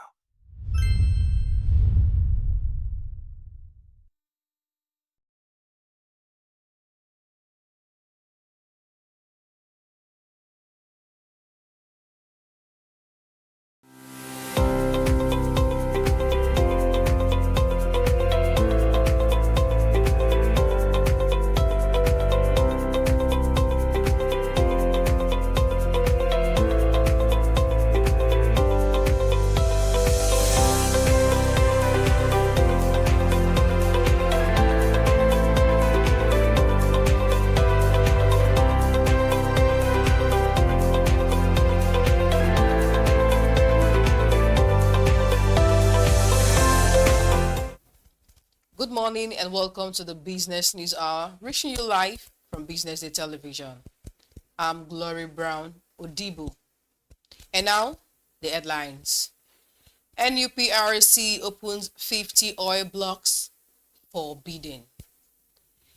Also, NUPRC tops revenue agencies with record 8.5 trillion naira remittance. Federal government allocates 7 billion naira for Aso Villas solar power. Also, federal government approves 2 satellites to boost digital economy. PENCOM pays 8.70 billion naira arrears to 2,116 Nigerians Social Insurance Trust Fund retirees. Let's begin today's business news in Nigeria, where the Nigerian Upstream Petroleum Regulatory Commission has launched the 2025 licensing round, offering 50 oil gas blocks across 5 sedimentary basins, with participation restricted to technically competent and financially strong firms. Speaking at the pre-bid webinar, NUPRC Chief Executive Orishemi Iwaisa said the exercise is designed to eliminate speculations and repositions Nigerian upstream sector as a transparent, rule-based investment destination. She described the licensing round as a strategic intervention to grow reserves, boost production, and strengthen national energy security amid a shifting global energy landscape. Iwaisa explained that the process adopts a strict merit-based approach, prioritizing technical capability, financial capacity, credible work programs, and speed to production over aggressive cash bids. She disclosed that with presidential approval, signature bonuses have been set at $5 million to $7 million to lower entry barriers with discouraging unserious bidders, adding that the 5-stage digitally driven process will fully comply with the Petroleum Industry Act to ensure transparency and accountability. Also, the Nigerian Upstream Petroleum Regulatory Commission remitted a record 8.503 trillion naira to the Federation account between January and December 2025, marking the highest contribution by any revenue-generating agency during the period. The remittance represented a 17% increase over the 7.265 trillion naira recorded in 2024, reflecting intensified government efforts to stabilize crude oil production, improve transparency, and recover legacy oil and gas revenues. Analysis of FAAC documents show that oil and gas royalties accounted for about 91.8% of total inflows, while gas flaring penalties, concession rentals, and other oil revenues made up the balance. Royalty collections experienced fluctuations throughout the year, driven by crude oil price movement and production constraints. October emerged as the month with the highest inflows, while December's collections fell short of the approved budget targets. Despite this shortfall, legacy recoveries include Project Gazelle and outstanding NNPC limited obligations, strengthening overall performance, bringing the Commission's total 2025 revenue to 9.93 trillion naira.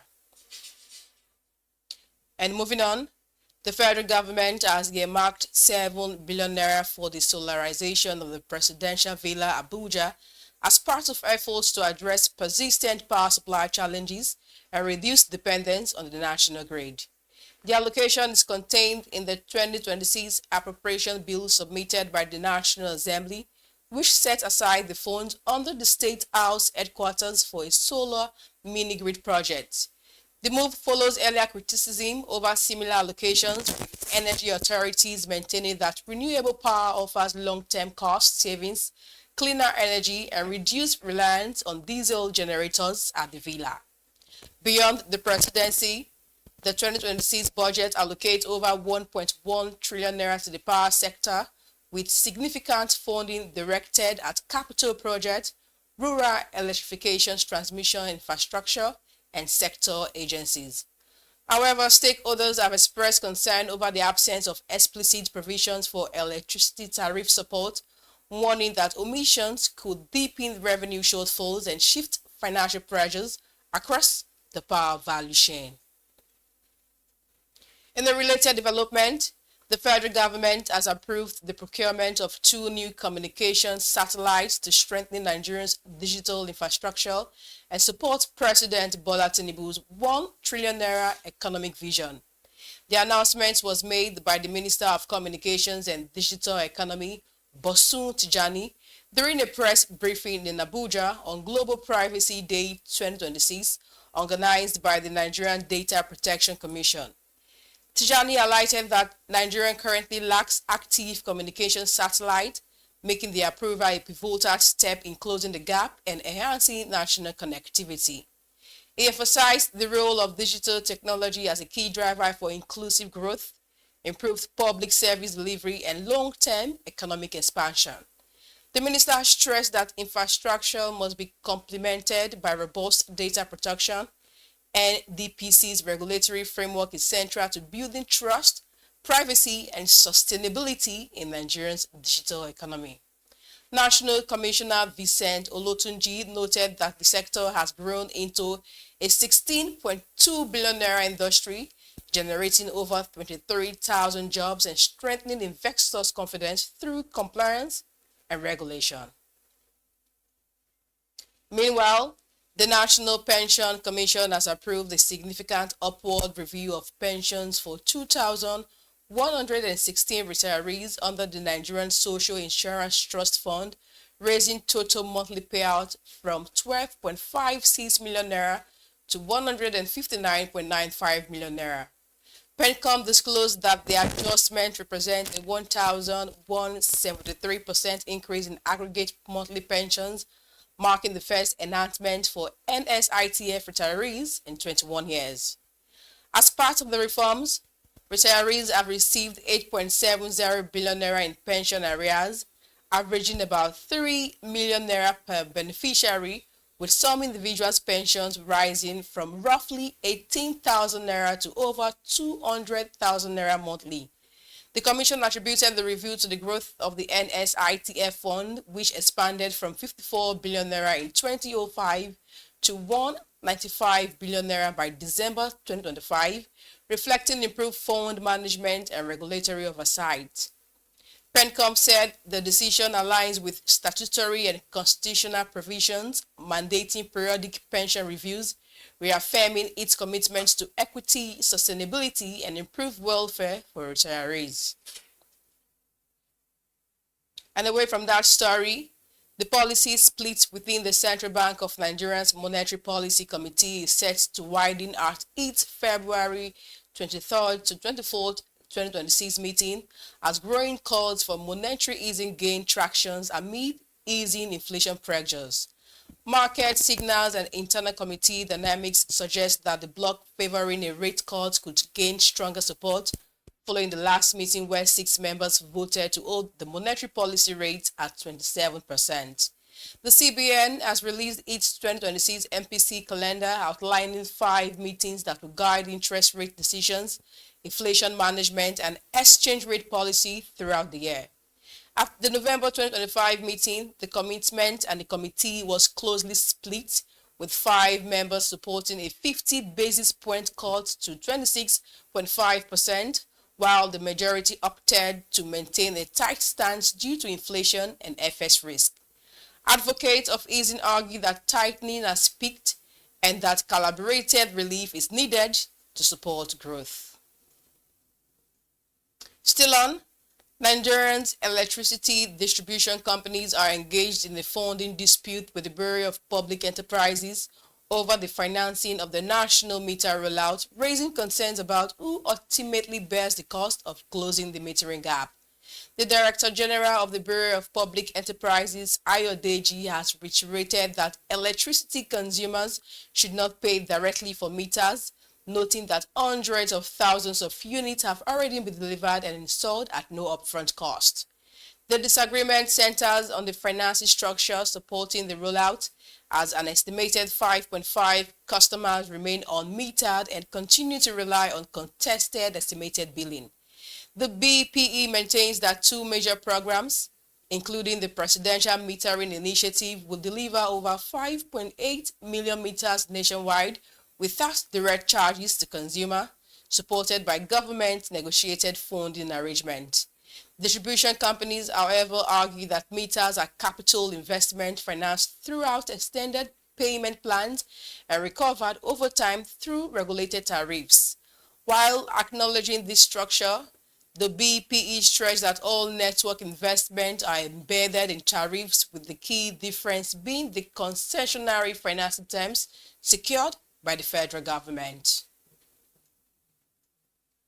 We'll take a short break now. When we return, we'll bring you more updates from the Business News Hour. Stay with us.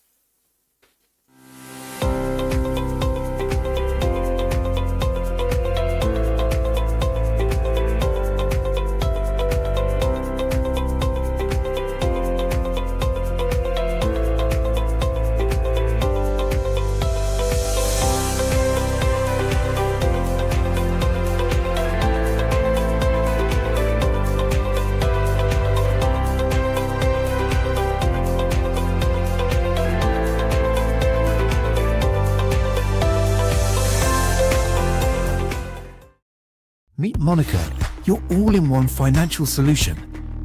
Convert crypto to Naira at juicy rates anytime, anywhere. Enjoy fast withdrawals straight to your bank. Buy airtime, data, and pay bills in seconds. No stress, no delays, just seamless transactions. Monica, the smarter way to move your money. Download now.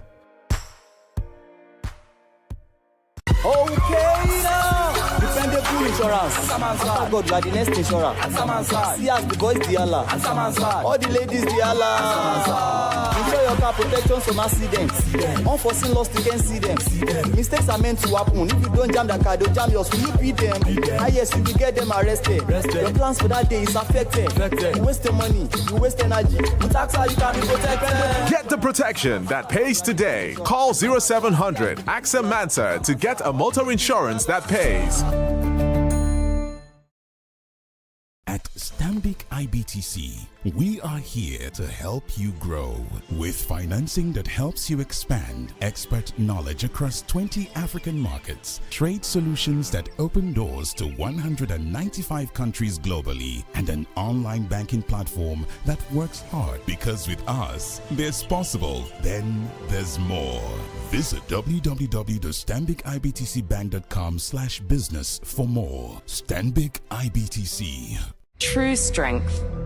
What defines it? The brilliance of a player? Or when a team comes together to win? A solo beat? Or the rhythm of many? The flair of one dancer? Or the art of a troupe? One distinct voice, or the beauty of the symphony. At FCMB Group, we build ecosystems, empower communities, and create the future. Because we believe it's not just one, but the power of the group that delivers the future we all desire. FCMB, the power of the group.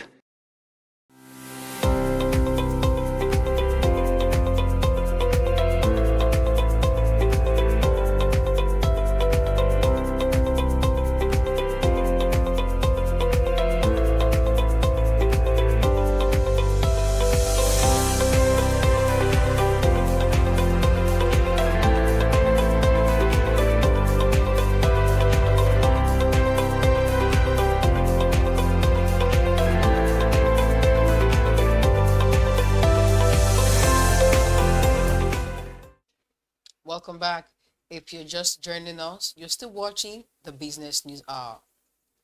Nigerians' newly enacted tax reforms are already boosting take-home pay for many formal sector employees, as January salaries reflect reduced pay as you earn deductions based on early payroll data and human resource reports. The reforms, driven by the Presidential Committee on Fiscal Policy and Tax Reforms, chaired by Taiwo Oyedele, raised the annual tax fee threshold to 800,000 naira, effectively exempting workers earning about 66,700 naira monthly from pay. Under the revised framework, higher income earners are now taxed using progressive rates ranging from 15% to 25%, easing the overall tax burden while maintaining revenue balance. Human resource practitioners say the policy shift has provided immediate financial relief, particularly for low-income earners, while increasing disposable income across a broad segment of formerly employed Nigerians. Adekunle Ishola, a payroll expert, noted that over 65% of employees pay less tax in January, adding that initial payroll adjustment challenges were swiftly resolved through professional tax advisory supports. And moving on to the next story, the Niger Delta Civil Society Forum has reaffirmed that oil producing host communities, not state government, are the original and rightful beneficiaries of the 13% derivation principle established in the Constitution. The forum criticized the chairman of the Revenue Mobilization, Allocation and Fiscal Commission, Mohammed Bello Shehu, describing its position as a misinterpretation of constitutional intent and historical purpose. In a statement issued in Warri, the group said the derivation principle was designed as restitution for host communities affected by environmental degradation, livelihood losses, and socio-economic displacement from oil exploration. It's one that policies diverting derivation funds solely to state government perpetuate long-standing injustice and exclude communities whose land and resources sustain Nigeria's economy. The forum urged President Bola Tinubu and the National Assembly to establish a derivation for the Niger Data Society. We'll go on a quick break now. When we return, we'll bring you more business news around the world. Do stay with us.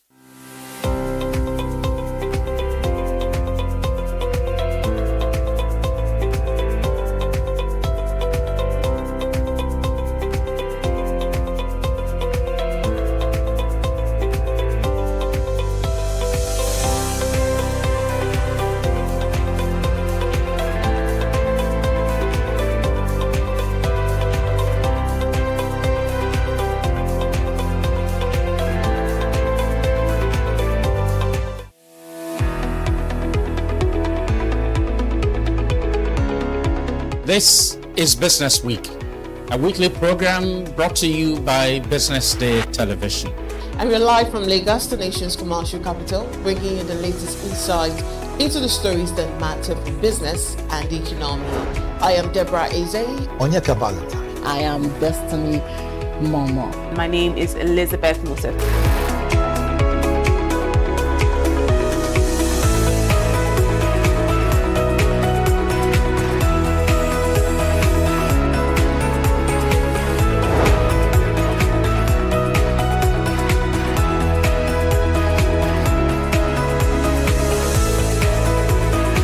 When you think of business, think no more, think Business Day. I know that Business Day television will go places. It is the next big thing that will happen to the Nigerian media sector without a shred of doubt.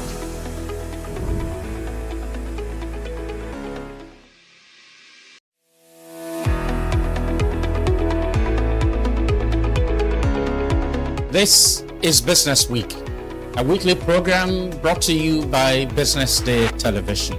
And we're live from Lagos, the nation's commercial capital, bringing you the latest insight into the stories that matter for business and the economy. I am Deborah Eze. Onyeka Valentine. I am Destiny Momo. My name is Elizabeth Musef.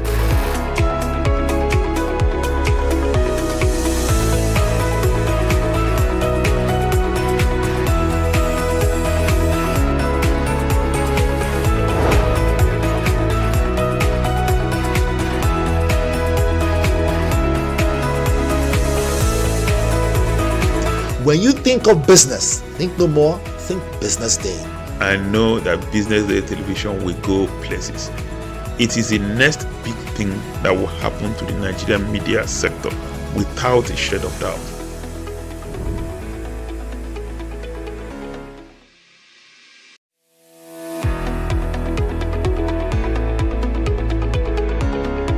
This is Business Week, a weekly program brought to you by BusinessDay Television. And we're live from Lagos, the nation's commercial capital, bringing you the latest insight into the stories that matter for business and the economy. Attention business leaders. Want to make informed decisions? Join the ranks of the best with Premium Business Day. Access in-depth analysis and expert opinions to stay ahead. Subscribe now at premium.businessday.ng and unlock premium content. Plus, you get 50% off your first subscription. Don't miss out. Make smarter choices and seize new opportunities. Sign up now and elevate your business game. Visit premium.businessday.ng today.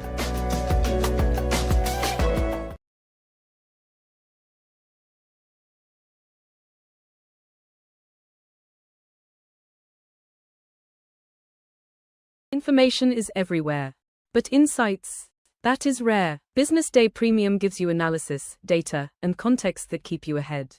Business Day Premium. Read deeper, decide smarter.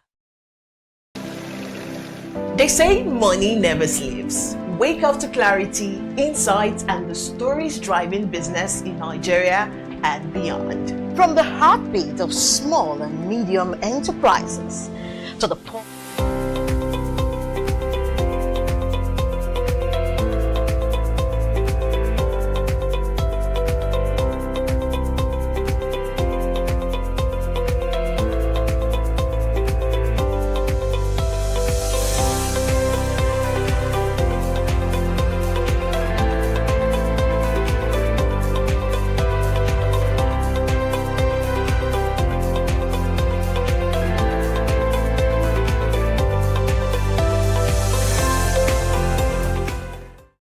Attention business leaders. Want to make informed decisions?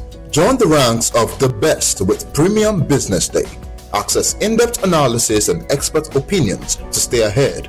Subscribe now at premium.businessday.ng and unlock premium content. Plus, you get 50% off your first subscription. Don't miss out.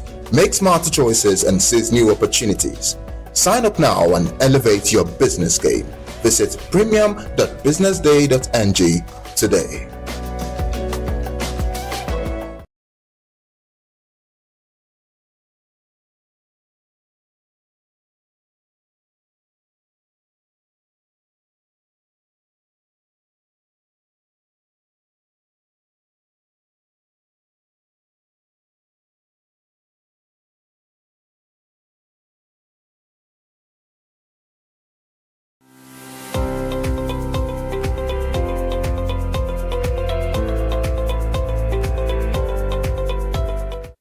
Welcome back to the Business News Hour, right here on Business Day Television. To wrap up the Business News Hour, the Nigerian Content Development and Monitoring Board, in partnership with Jake Academy, has successfully trained 250 youth in Lagos in solar installation and other high-demand vocational skills, reinforcing efforts to promote self-reliance and job creation. The trainees graduated on Monday from the NCDBMB Lagos Youth Skill Training Program, a targeted initiative designed to equip young Nigerians with practical income-generating competencies relevant to the country's evolving labor market. Participants received hands-on training in solar installation, electrical fittings, and digital skills. Each graduate was awarded a starter pack aligned with their areas of specialization, enabling immediate entry into their chosen trade. The graduation ceremonies reaffirms NCDMB's commitment to youth empowerment, vocational training, and sustainable economic growth through skills development. And with that, we wrap up today's Business News Hour. I'm Glory Brown Odibo. Thank you for joining us. Stay with Business Day Television for the latest updates, in-depth analysis, and insight shaping the business world.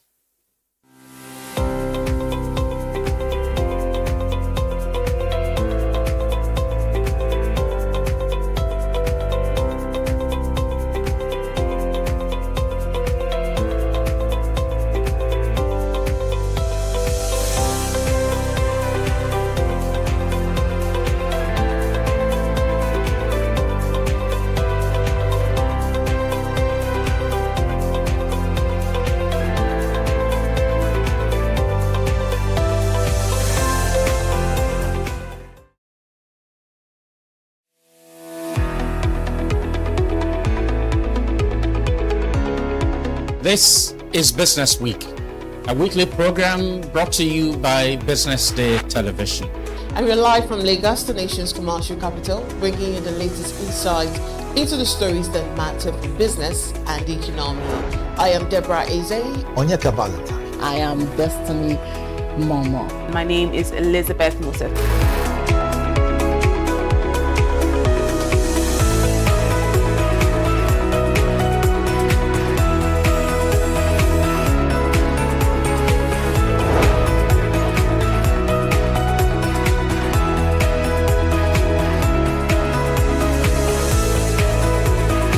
When you think of business, think no more, think Business Day. I know that Business Day television will go places.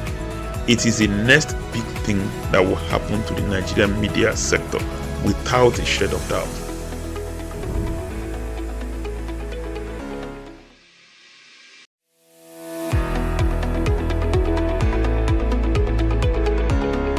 This is Business Week, a weekly program brought to you by BusinessDay Television. And we're live from Lagos, the nation's commercial capital, bringing you the latest insight into the stories that matter for business and the economy. I am Deborah Eze. Onyeka Valentine. I am Destiny Momo. My name is Elizabeth Moses.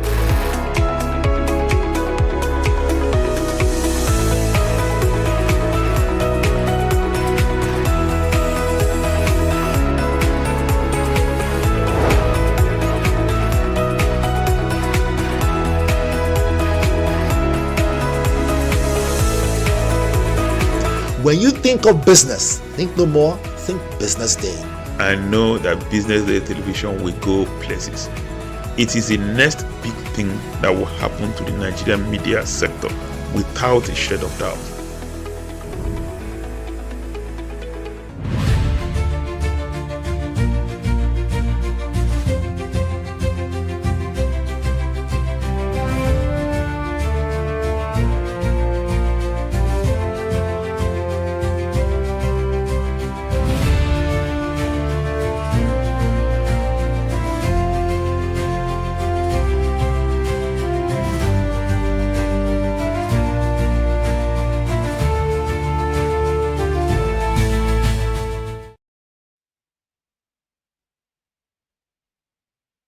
Industry focus on the way, and as usual, like we do this thing like we're born to do it. Some will say, others say skill.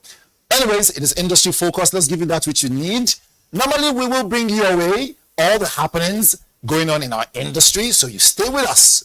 That is the reason why we do it every 12:30 right here. Highlights will come your way, economic and business values and how it affects the GDP of Nigeria, more importantly Nigerians globally.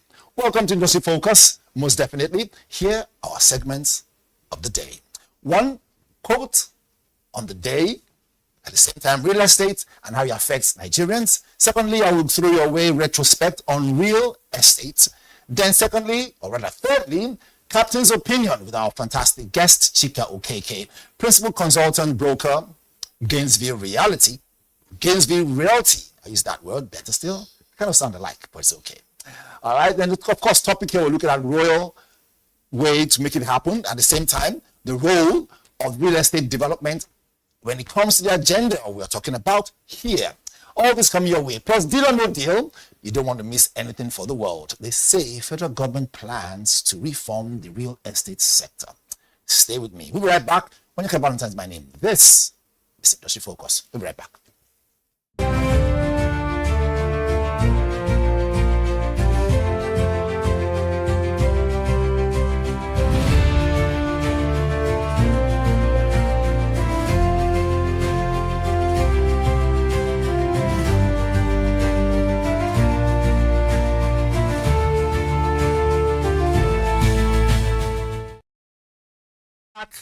Welcome back.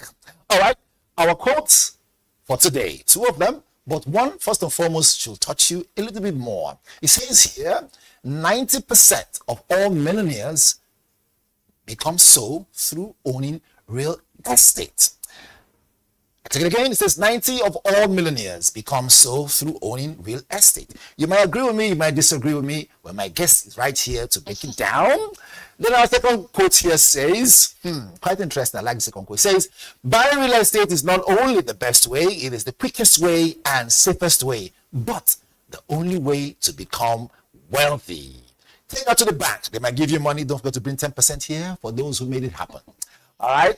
So let's jump into this retrospect very quickly so that you get to understand why real estate is quite important.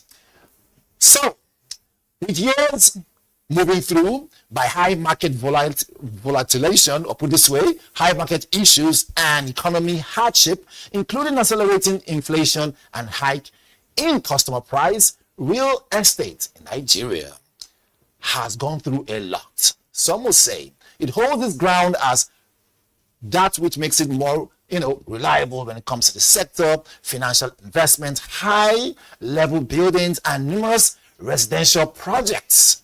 Whichever you call it, the question is this. Now, is this going to be sustainable? All this we'll be asking our guest because of the challenges we have. So let's look to our guest. So just our guest, Tika Okeke, is the principal consultant and broker of Gainesville Realty, a boutique real estate advisory firm focused on high-value residential and investment properties across key growth corridors in Lagos and beyond. With a strong grounding in real estate brokerage, market analysis, and investment advisory, Chika leads property transactions from strategy to execution, representing clients across full spectrum of buying, selling, leasing, and portfolio positioning. Her role, there's more. Her role centers on aligning clients' objectivity with market opportunities, ensuring each transaction delivers optimum value, clarity, and long-term returns. I can go on and on and on. She's also a broadcaster too. But let me jump to our guest. Chika, Valentine, thank you so much. How noble, how kind of you. I feel very welcomed. And I'm excited to be here. Let's have it. Let's have it. Let's have it, right? Okay. I know that for a while there's always been media. Yeah. But at some point you probably started going for the big box. Okay. And so you say so. And so you chose, real estate. How do you pronounce it? Realty. Real estate. Okay, real estate. And then you say realty, yeah. Okay, realty. Yeah. Okay, so I hope I got it correct. Yeah. But before we jump into the hard questions, our viewers have thrown some questions my way. Absolutely. But let us first find out, how is real estate at the moment? It's the best of both worlds. You know how it is with in any developing system or in developing countries, you have the highs and the lows. Right. And then you have all of those inconsistencies in between. But there's potential. There's huge potential. Okay. If you look at the stats for 2024, for instance, real estate contributed 5.4% to our nation's GDP. That tells you that real estate is a strong economic player. And then 5% of our economic output as well also came from real estate. At the end of 2025, keep in mind that real estate was projected to hit 2.25 trillion. Right. In terms of market value. And so what that says to you is real estate is the core. It is the core, for everything that we do and say. And there's this very base, simple definition of real estate, but it helps to put things in proper perspective.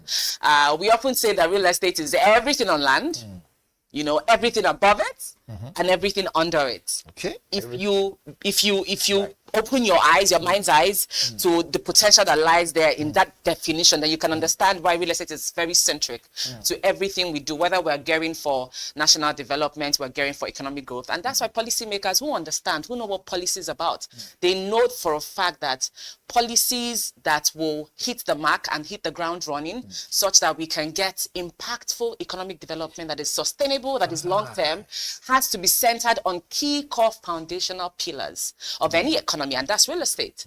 You cannot do nothing, no other sector can function in abstraction. We're in the studio, for instance. This is real estate. In the manufacturing sector, they need warehousing, right? In tech, you need offices, you need data centers. The healthcare sector needs hospitals, needs labs, tourism. The tourism industry needs hotels, needs resorts. And so there's practically nothing that you can do that real estate isn't serving. And so when policymakers understand that fact, then they can then position and do the work that's required so that we can see the results that we desperately want to see in our economy. See the results that we desperately want to see in our economy. Chika, you're hitting this thing on the head. I have to. Big time. And I must say that it makes a lot of sense. Yeah. Those of you back home watching, I've got Chika Okeke in the building. We've just barely scratched the surface. More is coming your way. Our key questions here, which they've thrown at me to ask you. Absolutely. Now, they say, based on the capital catalyst question, it says here, a development around the agenda needs some form of capital, right? Yeah. Always an issue. Capital, money, how do you get money to start all these things? But more importantly, how can someone who wants to get into this whole thing strategically now say, I want to do this thing. I don't have the money, but even if I have the money, will it be a viable option? Will it be a successful, business venture moving forward within those angles? Looking at REIT and all that stuff. So real estate is a sector that doesn't beg for capital. It attracts it, right? If it is done right. It attracts. It attracts. If it is done and structured right. Because like I've said before, real estate governs how we live, where we live, how we work, how we learn, how we heal, how we rest. Like human existence, the bane of human existence falls back to real estate. And so when you understand that instruments, for instance, like REITs that you mentioned, it enables us to take, cash that's just lying there. Some people earn pensions. Some people have savings. They don't know what to do with it. There's diaspora capital. There's retail investors who are looking for where to push their funds. But you see, what real estate does now is with instruments like real estate investment trust, it provides you a transparent way to come together. So it's not just you. So regardless of how little you have, you can come together and infuse those funds that are just lying there into national assets. Right. Productive national assets. So we are talking about malls, we're talking about commercial spaces, logistics, offices, housing, of course, which is the basic need, one of the most important basic needs of man, and even infrastructure linked projects. This is the way that we can begin to see development in any nation. Look at countries like the UAE, countries like China, countries like Singapore. How were they able to become industrialized in so quick a time? It's because they paid attention to the intentionality of how they use land, how land is used, the regulation of housing and urban planning. And so those are models that we can emulate if we're serious about the business. And investors, international investors too, are everywhere, but they're looking for certain things. They're not just looking for returns. They're looking for scale. They're looking for stability. They're looking for exit routes for their investment. One beautiful thing about real estate is that it is tangible. So it's always going to be there.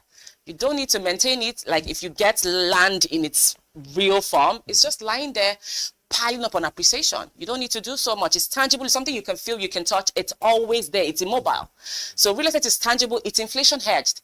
Whether or not the prices go back and forth, you acquire real estate, you've locked in the price that you entered into that investment with. It can only go up if certain things are in place, if growth factors are in place. So real estate is tangible, it's inflation hedged, and it is long term. All of this ensures that if you're a small-time investor who is looking to start small, you can come together, crowdfund, invest as a team. Everything is set up in trust, and you can make the most of your returns. Real estate is not crypto that you can say something is going to come out. It is there, tangible, and it's a very safe, secure. If you do it right and do due diligence, it's a very safe and practical way to invest, and the returns can be mind-blowing if you keep in mind the most important things like location, where development is headed, and go there before it gets there.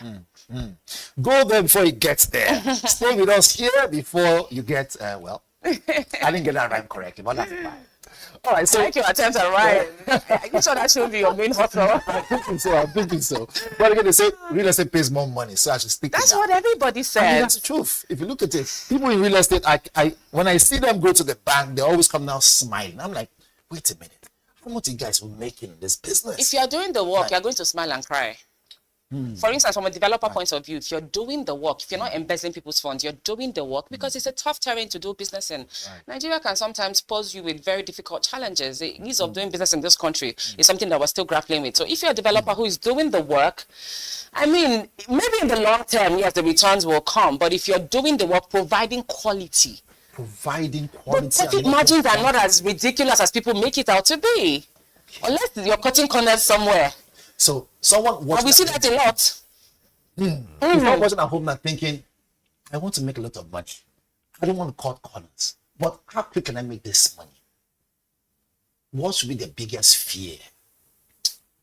The biggest fear is that you can bite yourself in the foot from the get-go. I'll give you an example. Some people go into development and they say, oh, you know, I've heard there's money in real estate, and the money is actually in the development side of things. And now you go, okay, I want to put up in the market a development, 2-bedroom apartment, right? And I want to sell off plan, because with off plan, even if I don't have all the money, because capital financing for developers is one of the major hurdles. You know, it's a bone in the neck. Okay, so you don't have all the funds to float that investment, and you say, okay, you know what, I'll do 12 units. I want to sell 5 units off plan, and then I can take from the initial deposit that investors have made and start the project. As we move on and hit each milestone, you know, more payments can begin to come in. But you forget there's inflation. Yeah, inflation. That's just there, waiting pretty. You have promised investors you will deliver 2-bedroom at 60 million naira, and they have paid you 30 million naira upfront, and you're going to use 12 months to complete the project. And now you're just 3 months into the project, and the bag of cement is no longer what it's saying. You have to buy iron rods, regardless of the and the prices keep changing every week. How do you deliver on what you have promised at the rate that you have promised and deliver exactly what you have promised? If you promised me 90 square meters for the living room, do you not see what I'm saying? So, and that's why a lot of developers, it's hard to go into, you know, development projects where you can create impact, which is mass housing, which is affordable housing, which is mixed use project. It's expensive to go into projects like that. Developers chase the luxury margins because that's where you can make money. You know, so you just build few units, you sell quickly, because time is everything in real estate. Time is everything in real estate. Time is everything in real estate. Time is also really big here on TV too. Yes. Real estate is important. Like you said, without Absolutely. real estate, a lot of things cannot work. Now, talking about real estate and challenges, which would you say, as a consultant, which would you say can really help you, you know, break even? I'm dropping all the questions now to the one that actually matter the most. I mean, look at Greater Lagos on TV. As someone who is, you know, trying to make sure you get the mark there so that globally you're known, I'm thinking, as a consultant, what's the blueprint question? What's the first thing that will come to your mind? Would you say, since Nigeria is not giving you everything that you want, right? Where is the best place to go and source some money as a developer? Where's the best place to now say, I want to look at this angle, the money is there. Remember, you get money from there, you're supposed to give them money back, maybe with even interest. Where is the great corner here? So, of course, the potential is inward. Everything is inwards, but it's just that the framework sometimes makes it difficult, okay? So, what I honestly think will work, whether you're coming in as an investor, whatever level of play you're at in the real estate food chain, whether you're an investor, you're a developer, you're a realtor, you're a broker, it's important that we continue to partner and synergize. The reason is because government cannot do it alone, you know, and private developers cannot do it alone. In many estates and in many developments, private developers bear the brunt of almost everything. Infrastructure, perfection of land. Let's even start with land. The access to land, you know, is so problematic. It's expensive, you know, and as a developer, the first thing that you're always thinking of is, where am I going to situate this development? Where is the land? How affordable is this land? Okay, you eventually manage to top up the funds and acquire the land. Now you're thinking about perfection, approvals. Okay, so all of that costs money. There are about 9 agencies that you have to go through to perfect your title document, so that you say, look, now I can breathe. And for me, that's the biggest thing in real estate. If you're going to make your mark in real estate, knowing that you can breathe easy, it might look like you've spent so much, you've expended yourself so much, but in the long term, you save yourself so many pitfalls, the issues of demolition and all of that, and, you know, having clients or whoever buys up in the end, they're now left with the risk.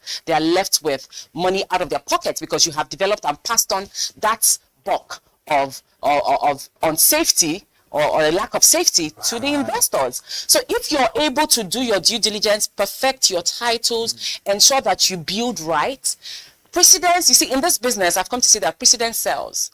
So your track record of integrity and delivering value is what will set you apart from the pack.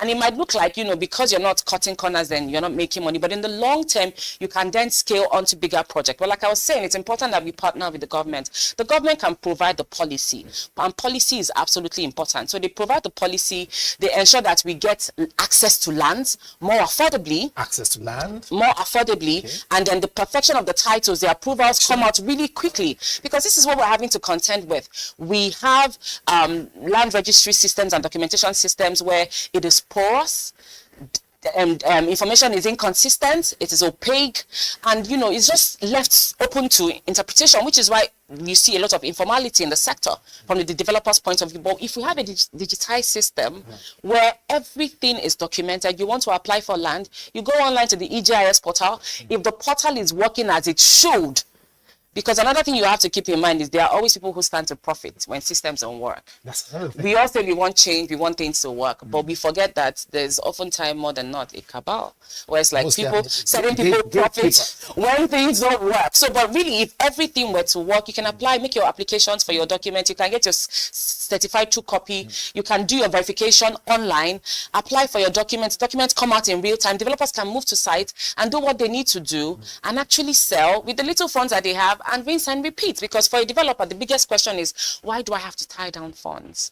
Why do I have to tie down funds? That's a big question. All right, I hope this next part answers that question. Okay. Let's jump to this. Deal or no deal? It says that real estate financing scheme and the 2025 tax reform, which is what we're dealing with, about to do it now, 2026 that we're in now anyway. So, bill taking effect from 2026, which is this year. Chika, you are a professional when it comes to this part, which is real estate. As a broker, as a developer, is this a deal or a no deal? That's our president over there, smiling, hoping that the reform this year will add more value. On the books, deal or no deal? On the books, it's a deal, of course. We have, as Nigerians, we have this thing where, there's no scarcity of policy. It's implementation and sustainability that we grapple with the most. So yes, capital injection, very needed. It's a positive, indicator that the government is thinking, that they're thinking in the right direction and they're serious about the sector of real estate. Financing schemes, absolutely, very welcome. But you see, beyond the talk and the rhetoric of talk, we need to move quickly to implementation, sustainability, and sanitizing house. The current housing deficit stands at 28 million.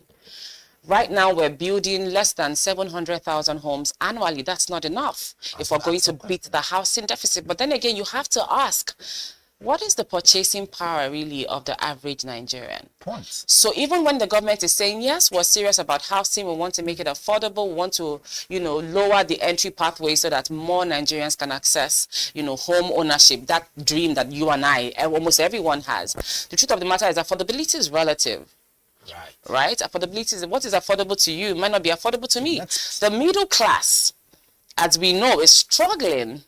And they are the ones who can afford to buy maybe low-level real estate and mid-level real estate. And then the 1% of 1%, of course, are the ones who buy the luxury real estate, right? But so right now, even with the middle class that we have, to what extent can they actually afford, the current value of properties on the market? Which is why the capital injection is a good move. But what we need to do, very importantly, still boils down to partnerships. But before we even get to that, we need to clean house. And when I say clean house, I mean from the belly up. Because if you're injecting money, it's like trying to, when in the Bible Jesus was saying you don't mix old wineskins with new wineskins.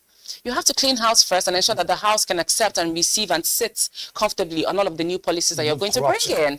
Yeah, so there's a lack of sanity and structure. And the Lagos State government has been doing so much to sanitize the sector, but we really need to look, like I said, from the ground up or from the top to the bottom, because we're all culpable.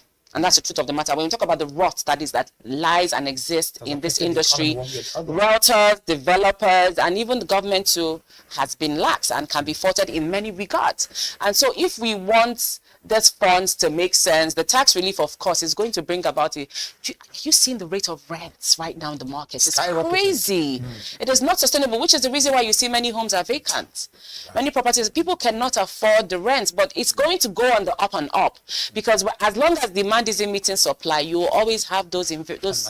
Exactly. Put inflation in the mix, and it's tough. So I would say, if the government is saying they're injecting capital, then let's know for sure where this capital is being injected into, where it will create the most impact. If we're saying we're building affordable homes, you're building affordable homes, yes, but are you building it in a Oshogbo? Where people cannot. When the city is where everyone is migrating to. So if you're going to do affordable housing, you need to do it in key city centers where the commercial hub. Yes, where people are constantly trooping into, and find a way to make it work. Yes, land is expensive, but all land belongs to the government. And so if the government partners with developers and say, developers, I want you to do affordable housing, they need to make the implementation of it easier for developers. Because you see, developers will have to go and look for funds. There are no loans. Loans right now for developers exist in double digits. Who is going to bear the brunt of the cost if I build in double digits? It's the end-time user. Of course, infrastructure. Most times when developers purchase huge blocks of land and they want to build, execute estates, they are the ones who have to put the majority of the infrastructure, the roads. I know that we need to be part 2 of this. Because I tell you, look, can never be exhaustive when it comes to communication. We'll do a part 2 of this. We have to. Because of time. I'd like to come back again. So for me, it's a good deal. It is. It has its potential, but we have to do it right. And we have to be serious about it and think long term. Because every now and then we bring policies and then halfway we discard them and come up with something else. There's a new government in play and everything just changes. It makes a mess of things. But if we're able to solidify, concretize on policies and then run with it for the long haul, then we can begin to see actionables and hold ourselves accountable. Every money spent. What's the last word for our guys at home? That's a camera. So final thoughts, the industry has so much potential, but of course it takes you and I and everyone on the value food chain to make it work. If we're serious about enhancing and growing the economic sector in our country, then we need to be paying attention to real estate, how we do it, how we execute, and how we plan for the foreseeable future. Cities are continuously expanding. What is the projected estimated population of Nigeria going to be in the next 20-30 years? We have to be thinking about that. So there are new emerging towns and cities that we need to be looking at. If we have failed to plan in Lagos proper, now we need to begin to plan for Ekpe and other emerging towns that are coming and get it right from the get-go. Get it right. Thank you so much, Chika, for joining us. Thank you so much for that time. Pleasure to be here. I'm very happy because of time. I know. Thank you so much. Wow. Those of you back home, what can I say? Thank you for tuning in, for being with us. Still Business Day Television. This has been Industry Focus. Nika Valentine's my name. I had a wonderful guest, Chika. We'll do part 2 of this. Absolutely. That time, I will get more information from her. Till then, stay strong, invest now. Absolutely. You might cry later.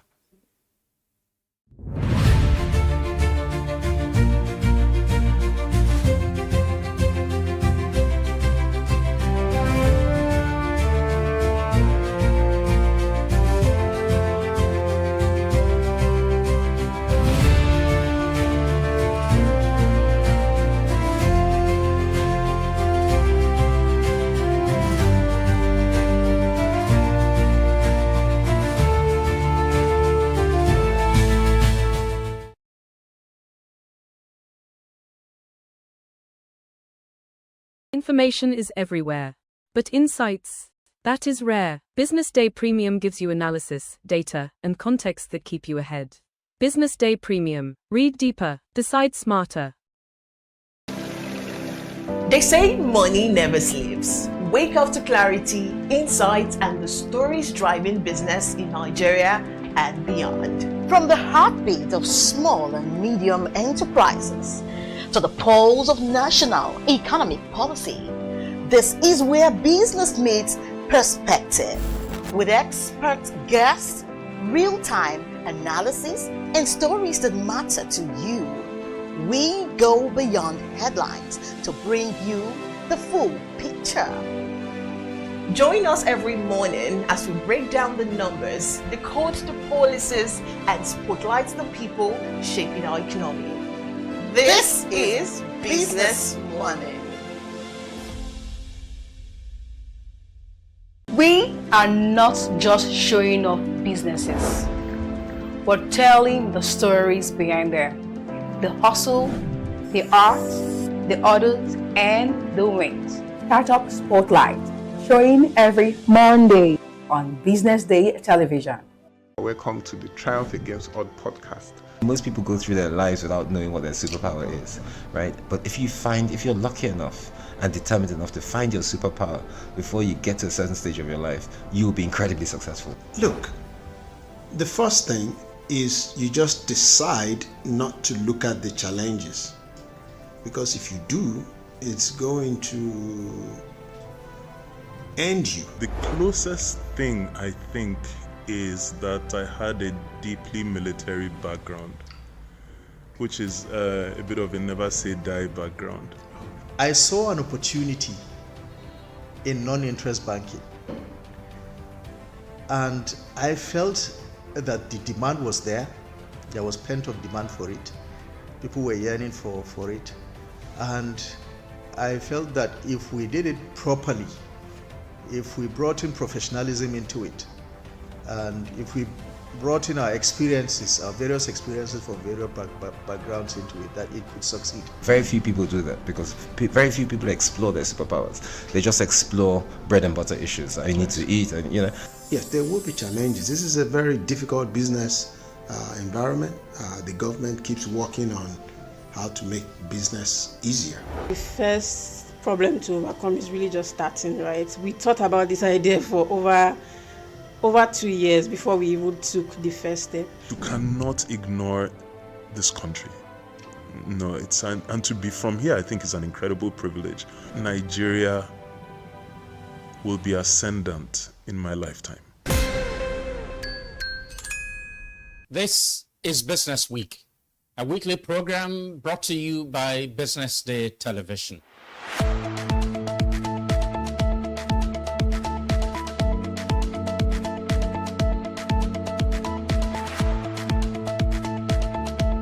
For many years, we've talked about the need to, essentially diversify our revenue stream away from, the huge dependence on oil revenues. It looks like that is happening now. So that means that we're better protected when, you have these wide fluctuations in oil prices and all of that. So But as you say, and I agree, that we should commend the government. At least revenues are not falling. There have been times in the past when we recorded drops in revenue. That's not the case today. We're seeing revenues actually going up. Increasingly, we can see the developed countries focusing on renewable energy and so on and so forth, which means that in the long run, we must look for alternative sources to funding. So the government says that crude oil theft has essentially come to an end. We need to do more to ensure that we totally eliminate crude oil theft and start to think of how to boost production. But it's a good first step. I mean, by eliminating crude oil theft, it also creates an incentive for international oil companies to probably return and, start to take up more projects in the upstream industries. Stay ahead with Business Day Mobile, your gateway to Nigeria's most trusted business news, market insights, and expert analysis. With a Business Day Mobile app, you enjoy more than just news. You gain a seamless, intuitive platform designed to keep you informed and empowered. From exclusive articles to in-depth market trends, the app delivers the stories that matter most. Why Business Day Mobile? For premium access, for a clean, responsive design, for a smarter navigation, for customizable alarm, and for all-in-one business hub. Whether you're a business leader, investor, policymaker, or enthusiast, Business Day Mobile brings you closer to the insights shaping Nigeria's business landscape. Download today and put authoritative business journalism right at your fingertips, anytime, anywhere.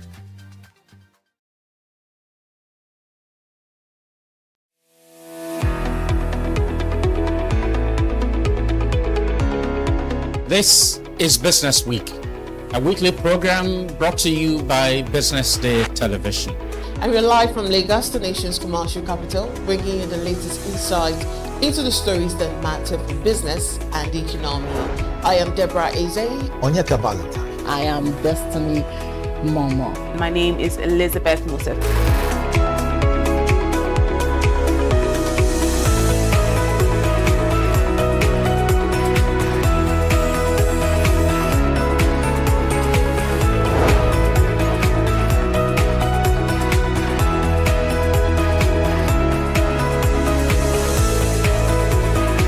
When you think of business, think no more, think Business Day.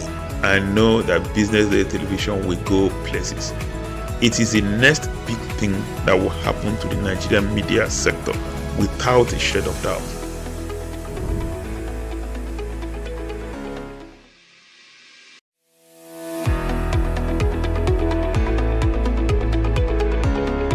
This is Business Week, a weekly program brought to you by Business Day Television. And we're live from Lagos, the nation's commercial capital, bringing you the latest insight into the stories that matter for business and the economy. I am Deborah Eze. Onyeka Valentine. I am Destiny Momo. My name is Elizabeth Moses.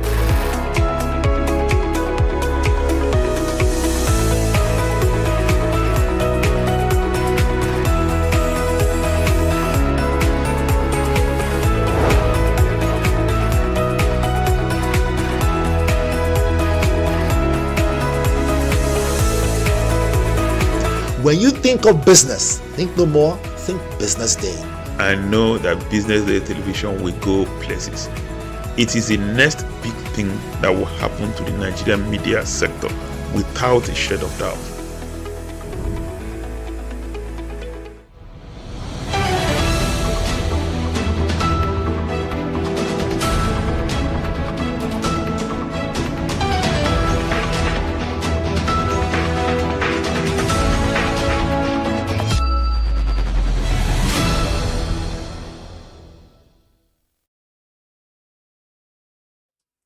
Now, this is the Business Day TV midday bulletin coming to you live from our studio here in Lagos, Nigeria.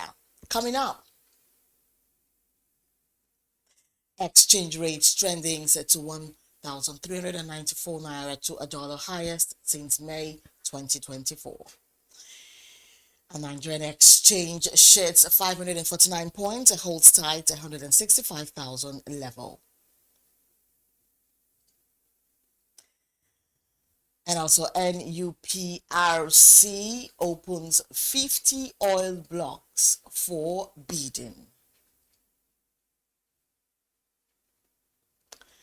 And lastly, Nigerian ship owners seek improved funding to compete globally. Thank you for joining us this afternoon. I am Destiny Momo.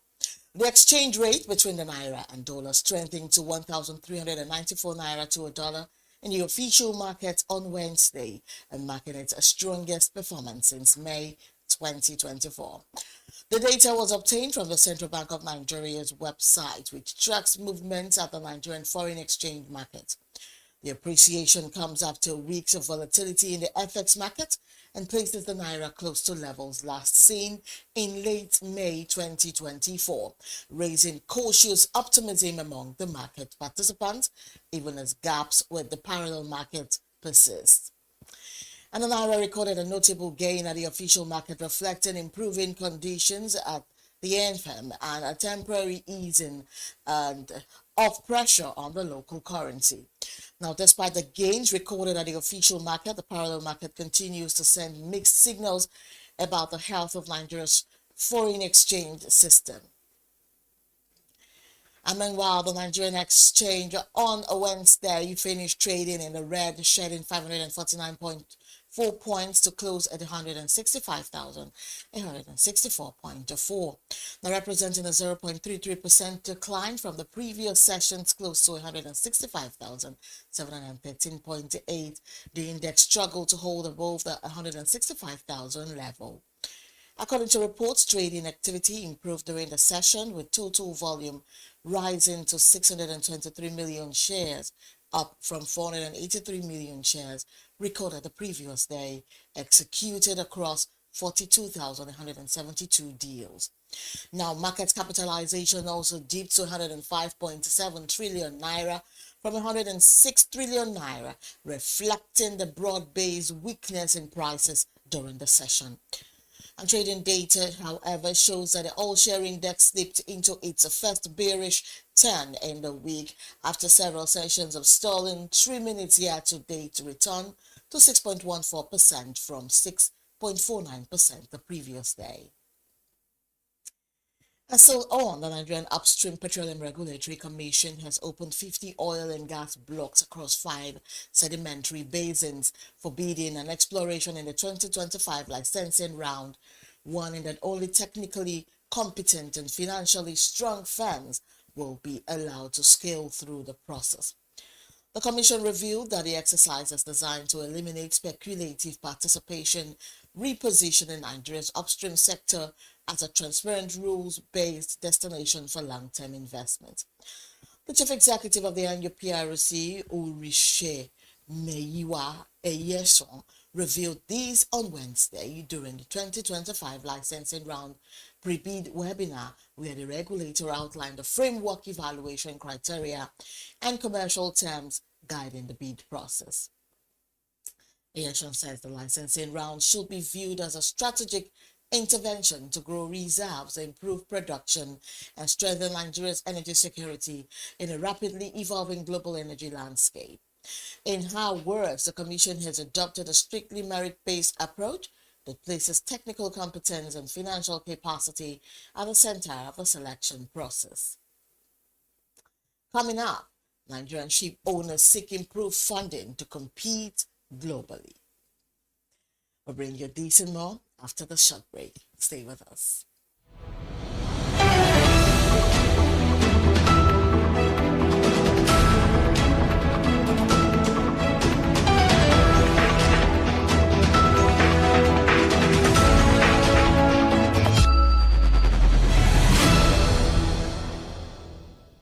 Meet Monica, your all-in-one financial solution. Convert crypto to Naira at juicy rates anytime, anywhere. Enjoy fast withdrawals straight to your bank. Buy airtime, data, and pay bills in seconds.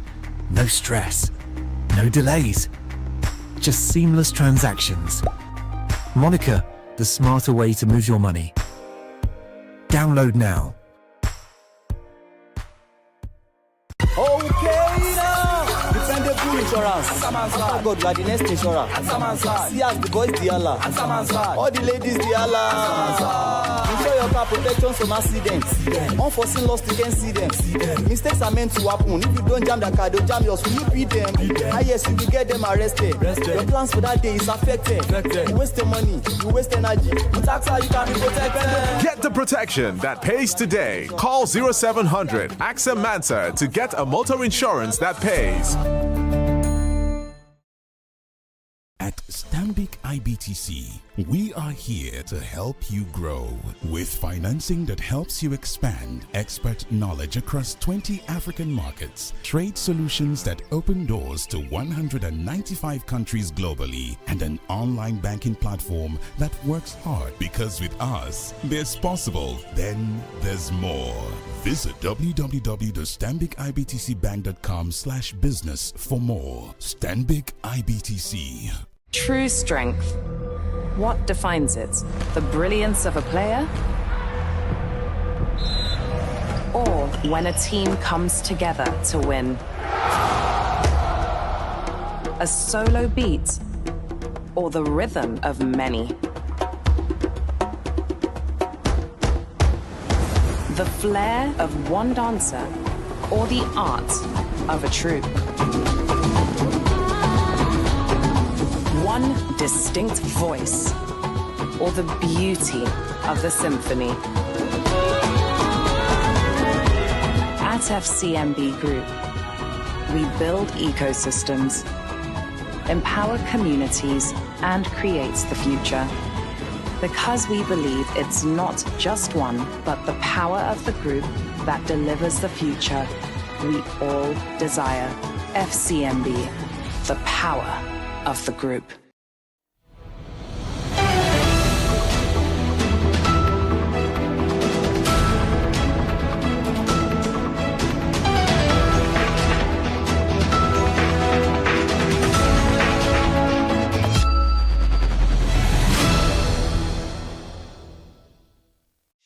You're You're still watching Business Day Television Midday Bulletin News. Now, the Ship Owners Association of Nigeria has stated that we've improved the access to funding through the Cabotage Vessel Financing Fund. Nigerian operators will be better equipped to compete more effectively with foreign operators. The president of SOAN, Sonny Edra, revealed this last week during the official launch of the Cabotage Vessel Financing Fund application portal by the Nigerian Maritime Administration and Safety Agency. Edra stressed that the launch of the application portal signals a new chapter, adding that it reflects transparency, structure, accountability, and ease of access, reassuring stakeholders that the CVFF is being positioned as a genuine development tool rather than a dormant fund. Edra highlighted that the event is not merely the unveiling of a digital portal, but represents a renewed commitment to empowering indigenous ship owners and strengthening Nigeria's maritime capacity. And away from that story, the Nigerian Security and Civil Defense Corps has clarified the status of promotion and salary arrears following reports alleging non-payment and the withholding of welfare funds under the current leadership of the service. Now, this comes amid allegations by some personnel over the non-payment of promotion arrears spanning 2022 to 2024. The personnel lamented that they had yet to receive arrears tied to their promotions despite repeated assurances that the payments had been made. According to a statement on Thursday by the NSCDC spokesman Afolabi Babawale, the Commandant General Abubakar Audi does not have control over the payment of salary or promotion arrears, and noting that such payments are handled by the Presidential Committee on Arrears, chaired by the Director General of the Budget Office of the Federation and the Accountant General of the Federation. And meanwhile, the governor of the Central Bank of Nigeria, Olayemi Cardozo, has revealed that the success of Nigeria's ongoing financial sector reforms depends largely on sustained access to long-term capital from development finance institutions. Cardozo revealed this on Wednesday in Abuja while hosting a delegation from British International Investment led by its chair, Ms. Diana Layfield, alongside the British High Commission to Nigeria, headed by Richard Montgomery. Now, according to a statement issued by the Apex Bank on Wednesday, the meeting formed part of efforts to deepen financial sector reforms and attract patient, long-term investment into the Nigerian economy. The report noted that the CBN governor reaffirmed the bank's commitment to macroeconomic stability, credible monetary policy, and a transparent data-driven regulatory framework aimed at strengthening the resilience of the banking system and improving financial intermediation. And so in the local news, the federal government was given a nod for the purchase of 2 new communication satellites as part of efforts to strengthen Nigeria's digital infrastructure and advance President Bola Tinubu's goal of growing the economy to a $1 trillion economy. Minister of Communications and Digital Economy Bosun Tijani announced the approval on Wednesday during a press briefing held in Abuja to commemorate Global Privacy Day 2026, organized by the Nigerian Data Protection Commission. In his words, the decision marks a pivotal shift in Nigeria's digital strategy. Unlike other countries in West Africa, Nigeria currently does not have operational communication satellites, which is a gap the new satellites are expected to fill.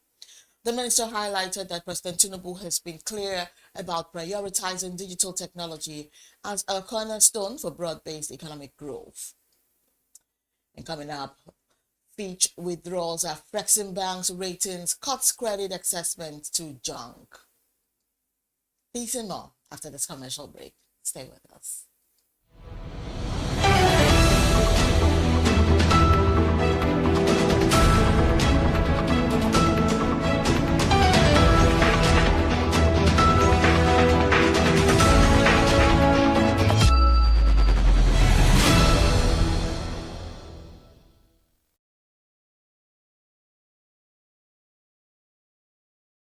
Attention business leaders, want to make informed decisions? Join the ranks of the best with Premium Business Day. Access in-depth analysis and expert opinions to stay ahead. Subscribe now at premium.businessday.ng and unlock premium content. Plus, you get 50% off your first subscription. Don't miss out. Make smarter choices and seize new opportunities. Sign up now and elevate your business game. Visit premium.businessday.ng today.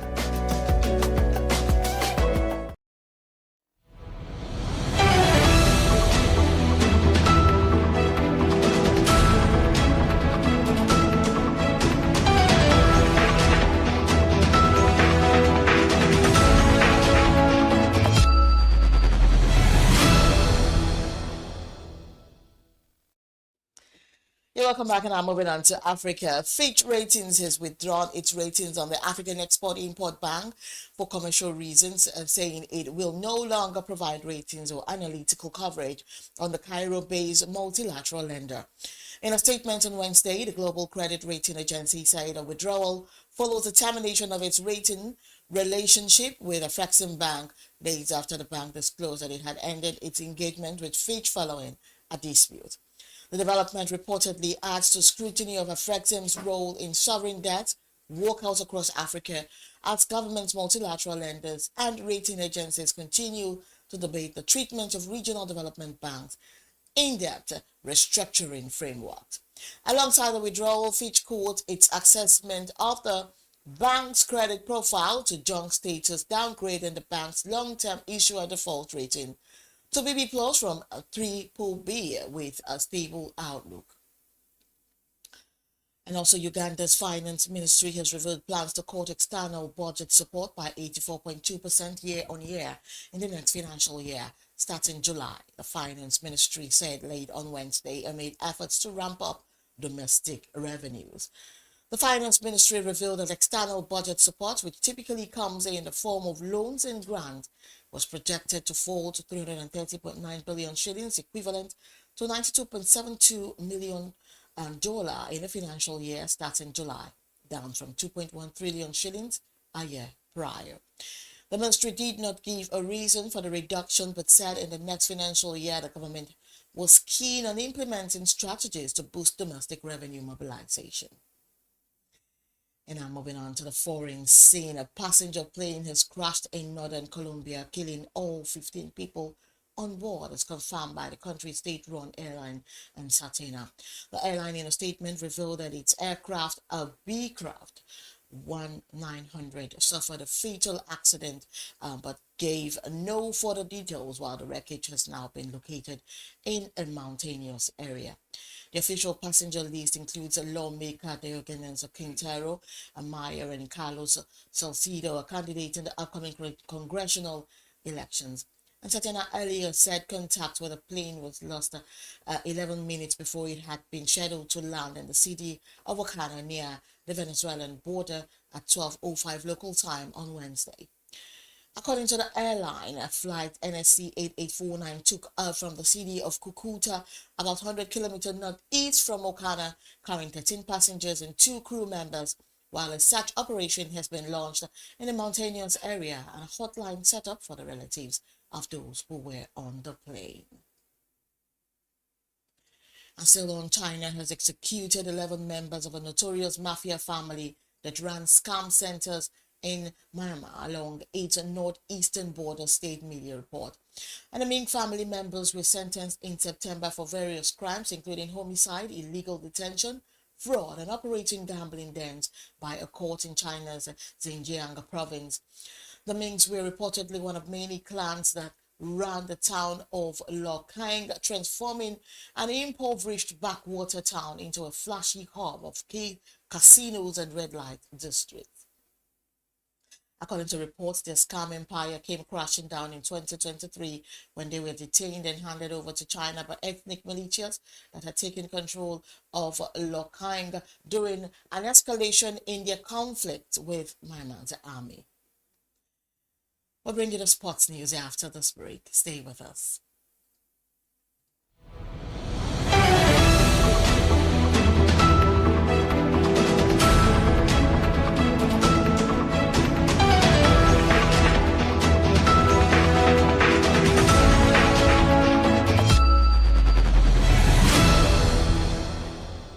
Meet Monica, your all-in-one financial solution. Convert crypto to Naira at juicy rates anytime, anywhere. Enjoy fast withdrawals straight to your bank. Buy airtime, data, and pay bills in seconds. No stress, no delays, just seamless transactions. Monica, the smarter way to move your money. Download now. Okay now, dependable insurance. After God, you are the next insurer. See as the boys the Allah. All the ladies the Allah. Insure your car protection from accidents. Unforeseen loss, you can see them. Mistakes are meant to happen. If you don't jam the car, they'll jam yours. Will you beat them? Ah yes, you will get them arrested. Your plans for that day is affected. You waste your money, you waste energy. With AXA, you can be protected. Get the protection that pays today. Call 0700 AXA Mansa to get a motor insurance that pays. At Stanbic IBTC, we are here to help you grow with financing that helps you expand, expert knowledge across 20 African markets, trade solutions that open doors to 195 countries globally, and an online banking platform that works hard because with us, there's possible, then there's more. Visit www.stanbicibtcbank.com/business for more. Stanbic IBTC. True strength. What defines it? The brilliance of a player? Or when a team comes together to win? A solo beat? Or the rhythm of many? The flair of one dancer? Or the art of a troupe? One distinct voice, or the beauty of the symphony. At FCMB Group, we build ecosystems, empower communities, and create the future. Because we believe it's not just one, but the power of the group that delivers the future we all desire. FCMB, the power of the group.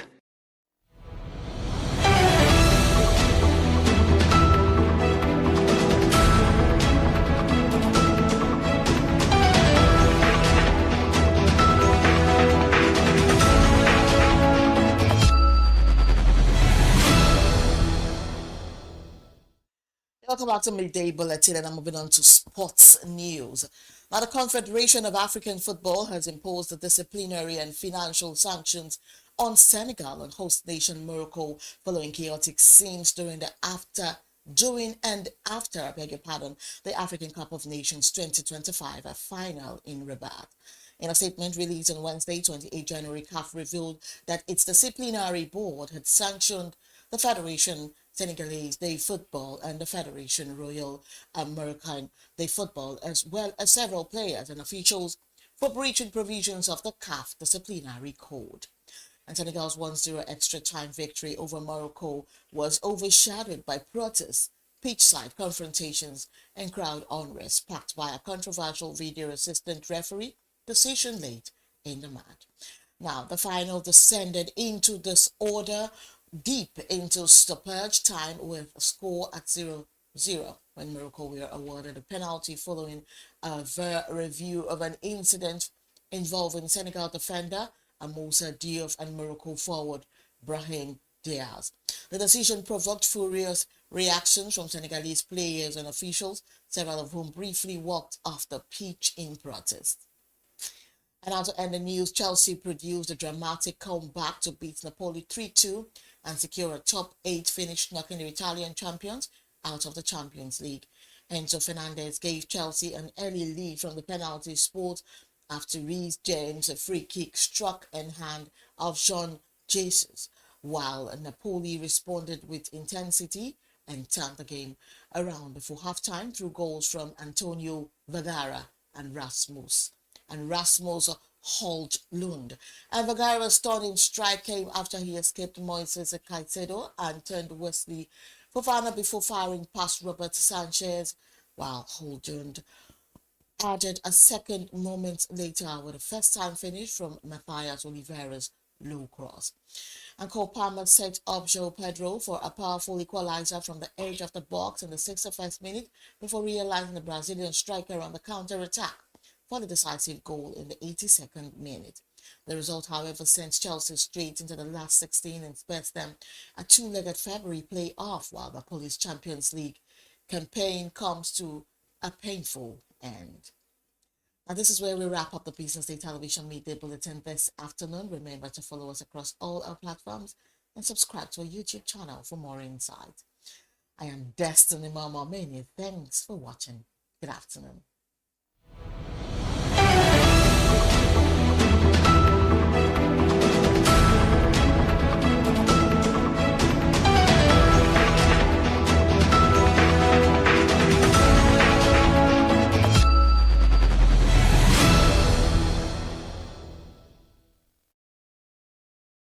Information is everywhere, but insights, that is rare. Business Day Premium gives you analysis, data, and context that keep you ahead. Business Day Premium. Read deeper, decide smarter.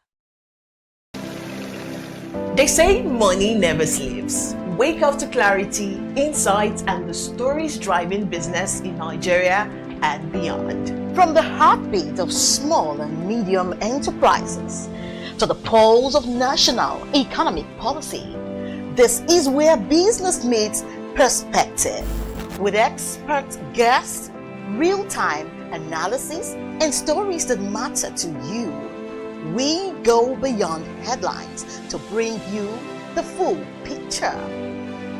Join us every morning as we break down the numbers, decode the policies, and spotlight the people shaping our economy. This is Business Money.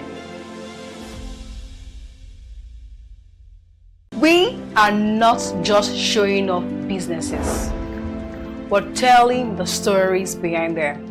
The hustle, the art, the orders, and the wins. Startup Spotlight, showing every Monday on Business Day Television. Welcome to the Triumph Against Odd podcast. Most people go through their lives without knowing what their superpower is, right? But if you're lucky enough and determined enough to find your superpower before you get to a certain stage of your life, you will be incredibly successful. Look, the first thing is you just decide not to look at the challenges, because if you do, it's going to end you. The closest thing I think is that I had a deeply military background, which is a bit of a never say die background. I saw an opportunity in non-interest banking, and I felt that the demand was there. There was pent-up demand for it. People were yearning for it, and I felt that if we did it properly, if we brought in professionalism into it, and if we brought in our experiences, our various experiences from various backgrounds into it, that it could succeed. Very few people do that because very few people explore their superpowers. They just explore bread and butter issues. I need to eat, and Yes, there will be challenges. This is a very difficult business environment. The government keeps working on how to make business easier. The first problem to overcome is really just starting, right? We thought about this idea for over 2 years before we even took the first step. You cannot ignore this country. No, and to be from here, I think is an incredible privilege. Nigeria will be ascendant in my lifetime. This is Business Week, a weekly program brought to you by Business Day Television.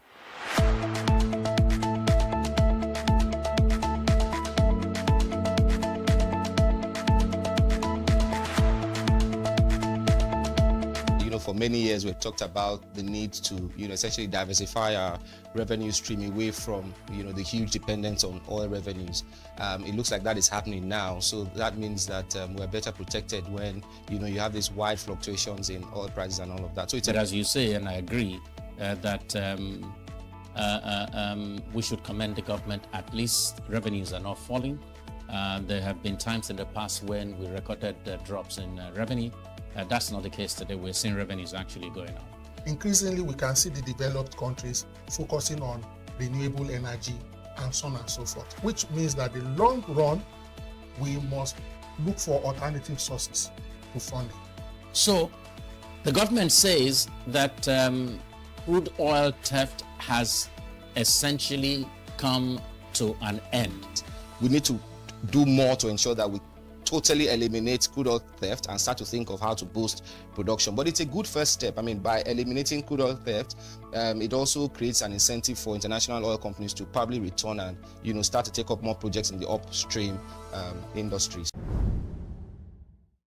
Stay ahead with Business Day Mobile, your gateway to Nigeria's most trusted business news, market insights, and expert analysis. With a Business Day Mobile app, you enjoy more than just news.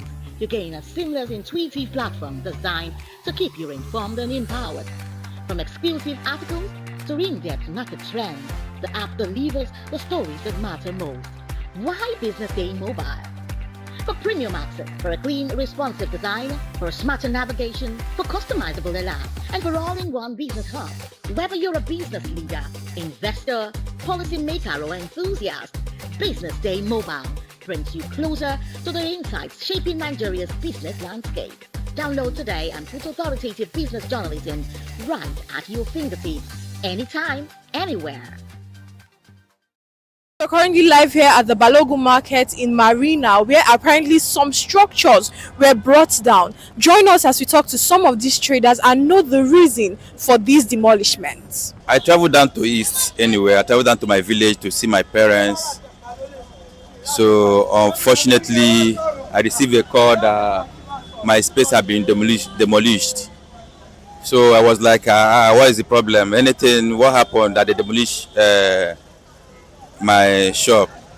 They said that there's some, is it government task force or what, that come inside the premises and demolish the place without even a quick notice. How can they demolish someone's place without even a quick notice? Okay, let's assume that my people is not here to help me. I could have started this. They could have destroyed both my goods and my shop. I have stayed here more than 10 years. There is no issue here. We don't have the only issue that we have here is that once Loma come, they will give us information that maybe they are coming on so day to collect money for Loma. We'll contribute money for Loma and pay them. I call most of my colleagues here. They said they have met His Excellency Mr. Songolu. Then he now came down here, but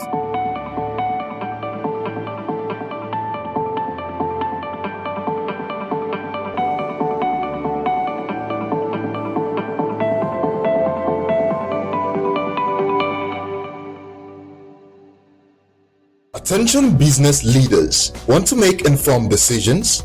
Join the ranks of the best with Premium Business Day.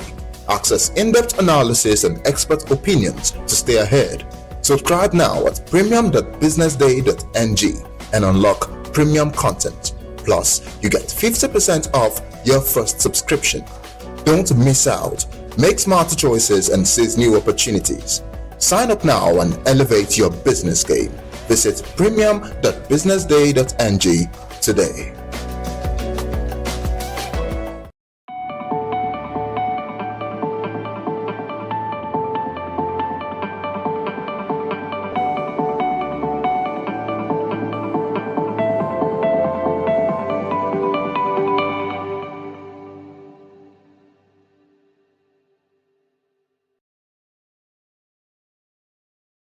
Information is everywhere. But insights, that is rare. Business Day Premium gives you analysis, data, and context that keep you ahead. Business Day Premium. Read deeper, decide smarter.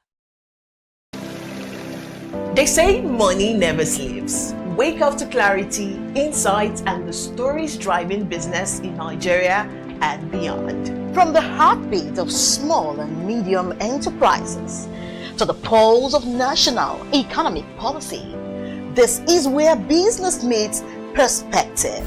With expert guests, real-time analysis, and stories that matter to you, we go beyond headlines to bring you the full picture. Join us every morning as we break down the numbers, decode the policies, and spotlight the people shaping our economy. This is Business Money. We are not just showing off businesses. We're telling the stories behind them. The hustle, the art, the orders, and the wins. Startup Spotlight, showing every Monday on Business Day television. Welcome to the Triumph Against Odd podcast. Most people go through their lives without knowing what their superpower is, right? But if you're lucky enough and determined enough to find your superpower before you get to a certain stage of your life, you will be incredibly successful. Look, the first thing is you just decide not to look at the challenges, because if you do, it's going to end you. The closest thing I think is that I had a deeply military background, which is a bit of a never say die background. I saw an opportunity in non-interest banking, and I felt that the demand was there. There was pent-up demand for it. People were yearning for it, and I felt that if we did it properly, if we brought in professionalism into it, and if we brought in our experiences, our various experiences from various backgrounds into it, that it could succeed. Very few people do that because very few people explore their superpowers. They just explore bread and butter issues. I need to eat, and Yes, there will be challenges. This is a very difficult business environment. The government keeps working on how to make business easier. The first problem to overcome is really just starting, right? We thought about this idea for over 2 years before we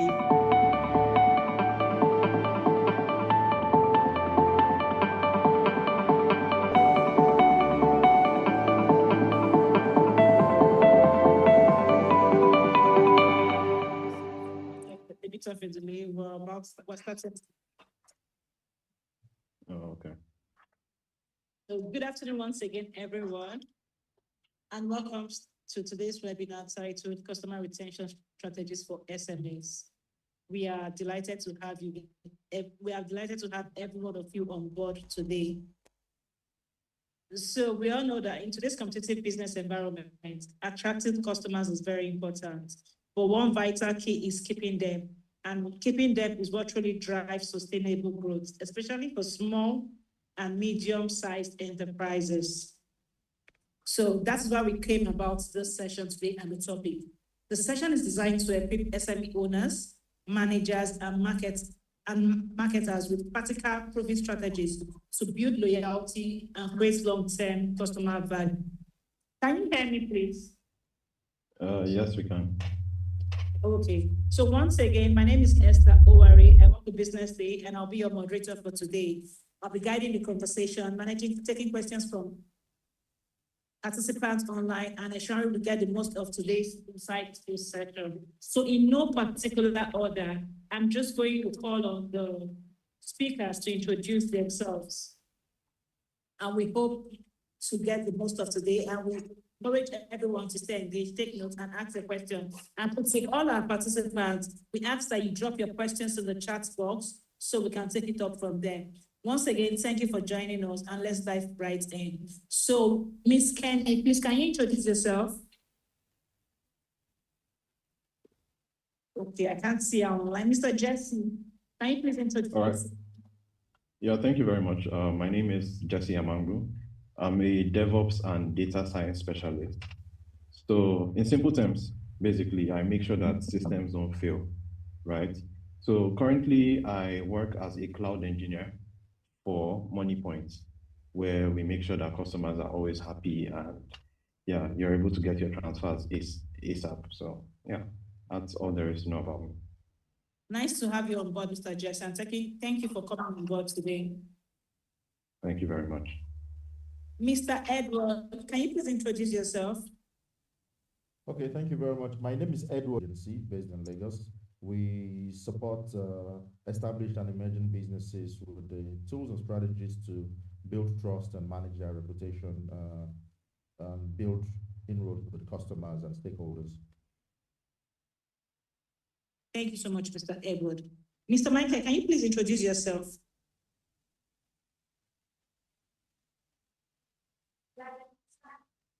Mr. Michael, can you please introduce yourself?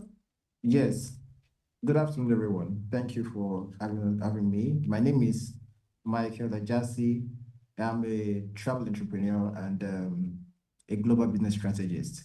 So what we do basically is we help people get their dreams, achieved through relocation, immigration, routes. So when you think travel, you think Fly Connect. So yes, that is who I am and what I do. Thank you. Thank you so much, Mr. Michael, for coming on board. Miss Penny, are you on board? Please, if you are, introduce yourself. Yeah. Hi, can you see me? Because I was here earlier and you said you couldn't see me. We can barely see your face. Your video is not on. Oh, my Okay. Hi, can everyone see me? I can see everyone. I can see my. Yeah, I can see you clearly and hear you clearly. Okay. Okay. Hi everyone. So I'm Kehinde Ejukolem. People call me Kenny. I'm a strategic business transformation professional. My career spans from almost 2 decades of experience across health tech, fintech, and financial services.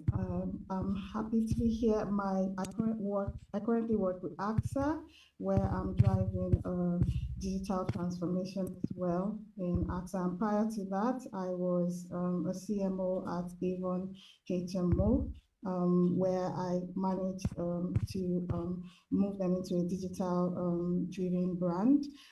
Currently, I'm working on a few data-led execution projects within AXA, translating, and I'm very data-driven. My expertise across digital transformation, customer strategy, and analytics has helped me orchestrate a lot of multi-sectoral changes within organizations, and I'm happy to be here. Looking forward to sharing knowledge and also gaining as much insight as I can in the program. Thank you. Thank you so much, Ms. Kenny. It's nice to have you on board. Ms. Dami, please, are you here? Can you introduce yourself?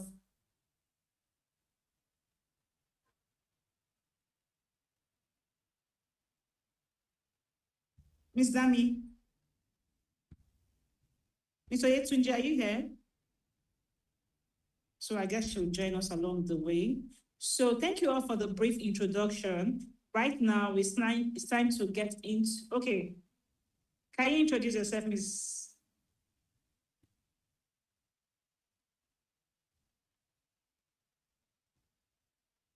We can't hear you.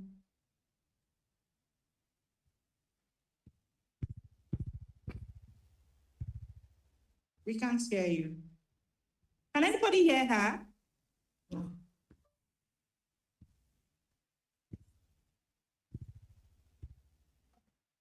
Can anybody hear her? Not at all. No, I can't. Can you just log off, log out, and log in back?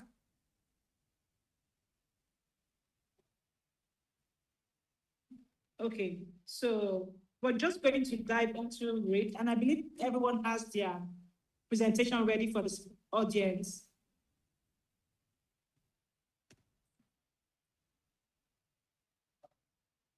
Yeah, sure. Okay, fine. We're just going to start with Ms. Kenny. Can you please take the floor? In 10 minutes, the floor is yours. Just tell us what you have about the topic, and after we'll go into the session of question and answers.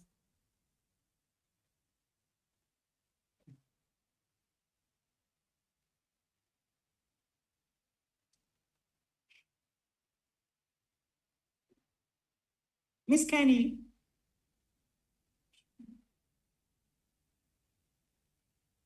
Mr. Jesse. All right, let me go first.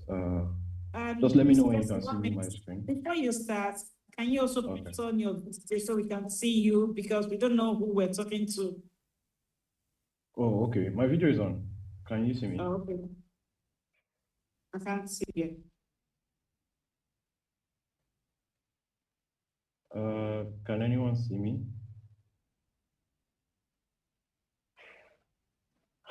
You see him? Yes. Okay, go ahead, sir. All right. Just let me know when you can see my screen. Okay. Can you see my screen?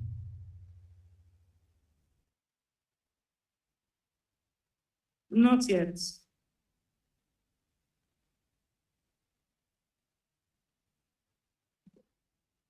How about now? Can anybody see his screen?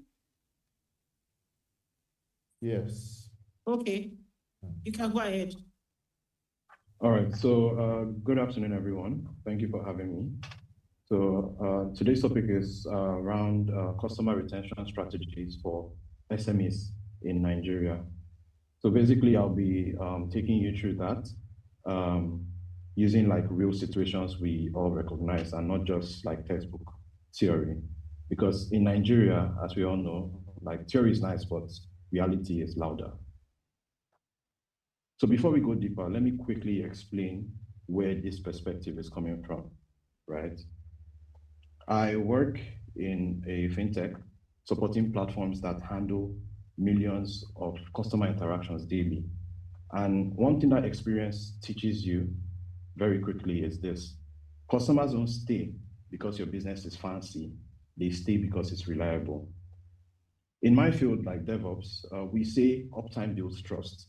When I relate it to in the business sense, right? In business, consistency builds loyalty.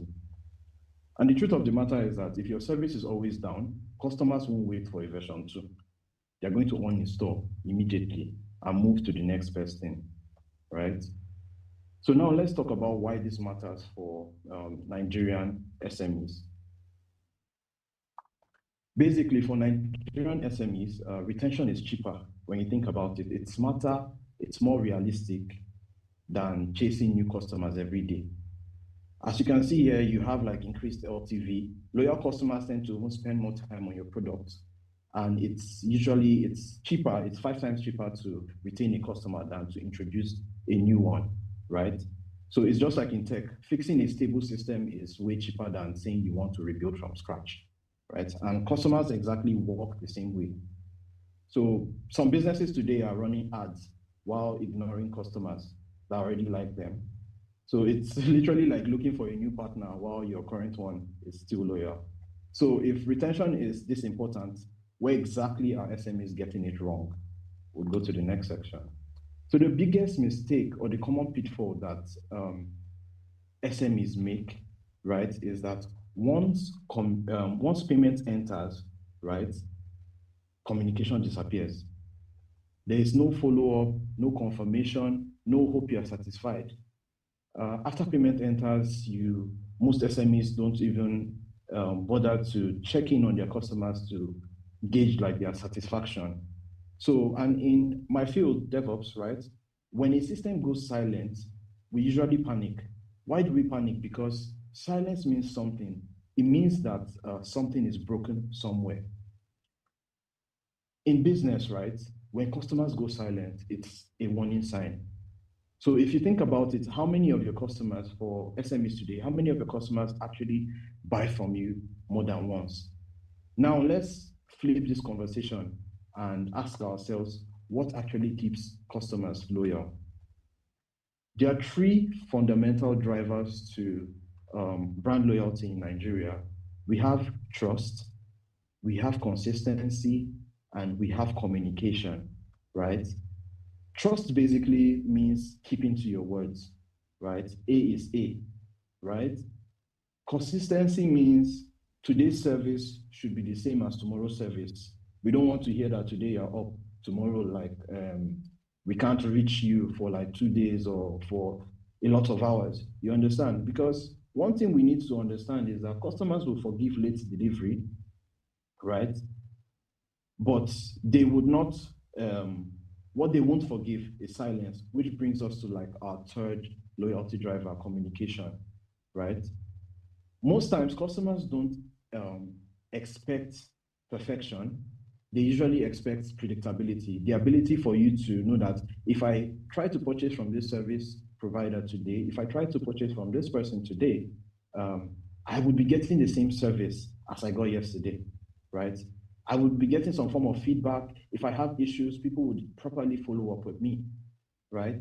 So this is where the price conversation enters like the WhatsApp group.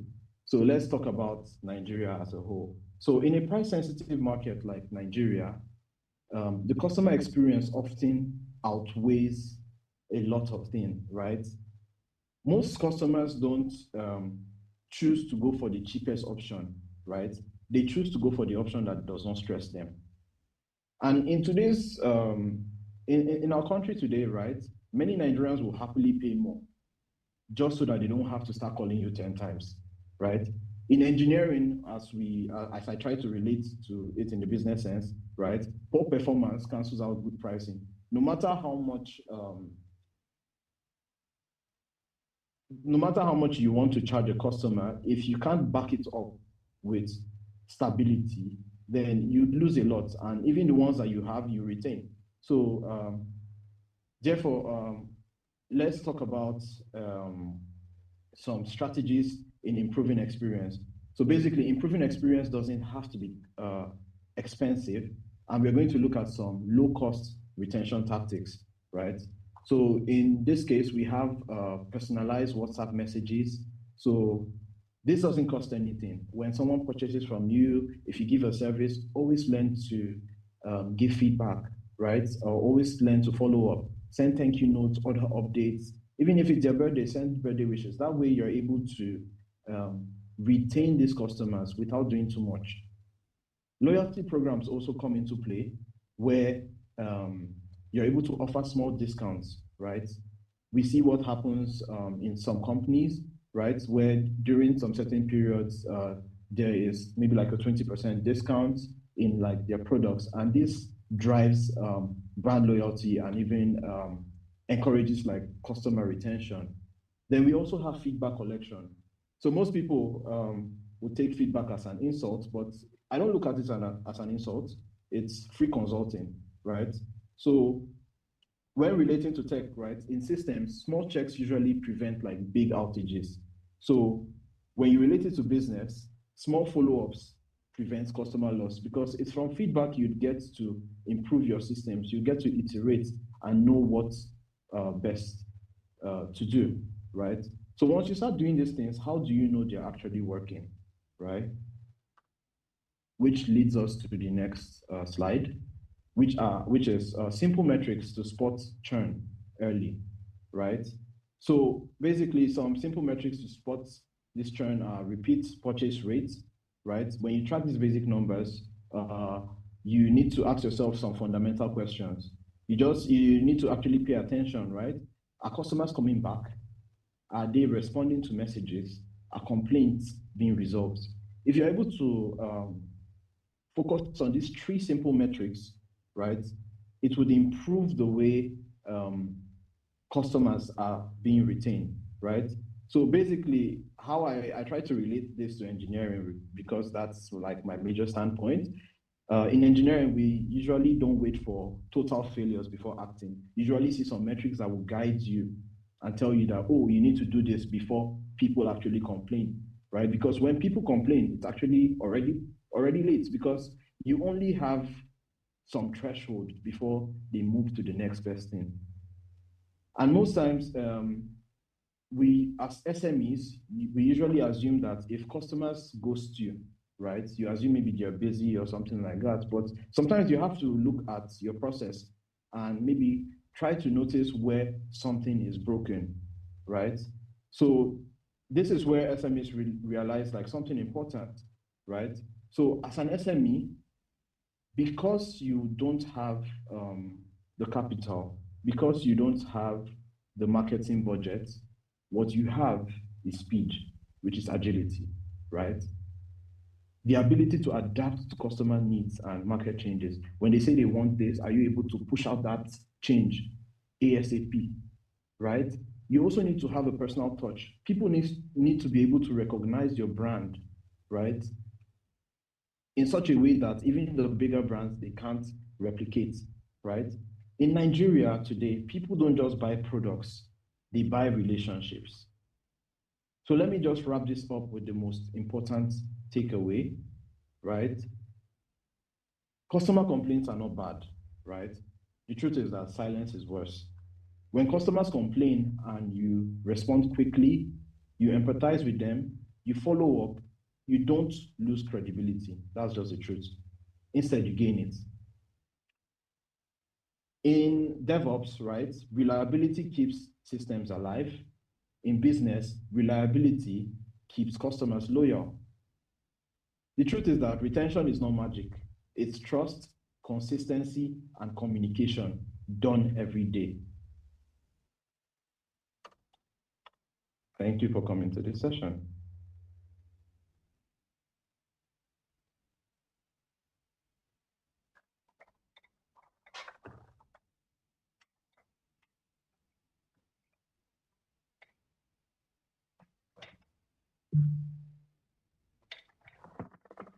Okay, thank you so much for this inspiring session. I have a lot of questions, but I'll come back to you. All right. Yes, so Mr. Edward, the floor is yours for 10 minutes. Okay, thank you very much. Let me just try to share my screen as well.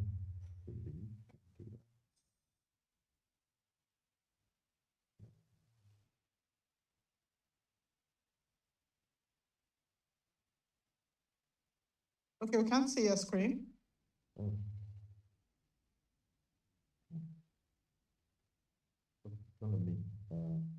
Let me know which time. I'm just going to run through it.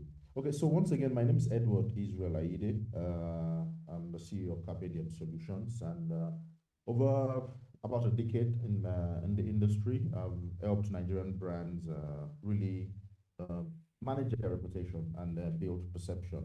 And for me, I'll say that the notion that exists in the market and which I would like to really counter is the belief that customer retention is a marketing or even an operations problem. I don't think it is a marketing or an operations problem based on my experience in the field. And my belief is that it's a reputation crisis. It is mostly around, just like the previous speaker said, about what you say and what you do. And until we address that core problem, the whole idea about either you are doing marketing campaigns, you're doing loyalty programs, you're doing discounts and all of that, I think they will continue to fail. I think that one key thing people need to understand when it comes to retention, especially for SMEs who do not have the kind of budgets that large conglomerates have and who have the opportunity to shoot in the dark at times, do you understand? Because SMEs are much more cash constrained, I believe strongly that you need to make sure that every buck is what it's being spent on. So if you look at it, people usually look at retention from a how do I position myself, do you understand? And not from a this is our values and this is who we are. When most SMEs approach us at KPDM, what question we always ask them is what do people know you for? It's not about what you sell, it's not about who you say you are, it's not about what fantastic product that you have out there. It's mostly around like, what are you known for? What do your customers say that you are? What do your stakeholders say that you are? And a lot of people struggle to answer that because all they have to share is their products, their features, their services. Last year I spoke at some conference, and one of the questions that came was from a lady who was in the agricultural space, and she was saying that, oh, our marketing seems not to be working. She's been sharing a lot of the features and benefits of our products and none of that, and it doesn't seem to be converting. And that's usually the challenge. A lot of people just cannot say what they are known for beyond what they are saying by themselves. But what you need to understand is that in Nigeria, especially, there's a huge trust deficit. We're operating in a trust deficit market. If you are a business owner, you are not starting from ground zero. You're starting from negative because the customer, the stakeholder already comes into the room with a trust deficit. It doesn't believe that things work because it's a Nigeria. Governments has failed, previous businesses have failed, maybe even their parents have failed. So we're in a trust deficit market, and this is, of course, due to decades of institutional dishonesty, people expecting disappointment, and it then comes to a question of like, if it's about keeping customers and you're trying to make it about how do you market yourself, how do you streamline your operations, then you're not answering the question, which is that you're operating in a market that is already expecting you to disappoint. So it's about earning the right daily through consistent display of living true to your word. And there's some gaps in the market that you need to really fill as an SME. One is that you need to make sure that you can live up to what you're saying. And this affects a lot of SMEs if you really think about it. There's the belief that I can say what I want and not live up to it, and then people will move on. So there's a promise delivery gap where you say, for instance, that we're promising you fast service, but then you do not deliver on the fast service. And then you're hoping that, oh, okay, they won't mind, or we can always blame it on Nigeria, or everybody knows how Nigeria works. There's traffic, there's this, there's that, there's all of that. At that point in time, you may feel like people will understand, and maybe some of them will understand, but the reality is that bit by bit, that's your trust that they have in your position, in that, oh, you're going to get your message fast, you're going to get your delivery fast, rather. You're going to get a delivery fast is already being affected or impacted, and people are already looking at you like, maybe it is fast delivery today. Tomorrow it could be the quality of the product that you're telling us is 100% organic. Maybe you're not truly living up to that as well. Another thing very linked to that is the visibility versus reality gap. What people see online and what they experience. And of course, we all see this a lot. We all buy consumer products from even large conglomerates. And a lot of times there's the perception of what they are telling us. And then when you walk into a shop, what you're experiencing from the service people, from the general atmosphere. And of course, this happens a lot with restaurants for me in Lagos, where there's this whole perception, and then you go in there and then the service is not at that level. The service is just very basic, and you're asking yourself, what am I really doing here? Then of course, there's the assumption versus expectation gap. So here's the thing: people assume that customers want the cheapest price, and I think that's a wrong approach. People don't want cheap things, because cheap typically means that maybe the quality is inferior and all of that. What people want a lot of times is value for their money. So if I'm paying 100,000 naira for something, I want value that matches 100,000 naira. What happens a lot, however, is that people price at a certain level, or position at a certain level, and then they are not able to deliver on that value. So these are some of the areas in which SMEs lose trust. Of course, living up to what you say that you are going to deliver, what people see about you and what they experience, and then of course being able to deliver the value for what people pay for.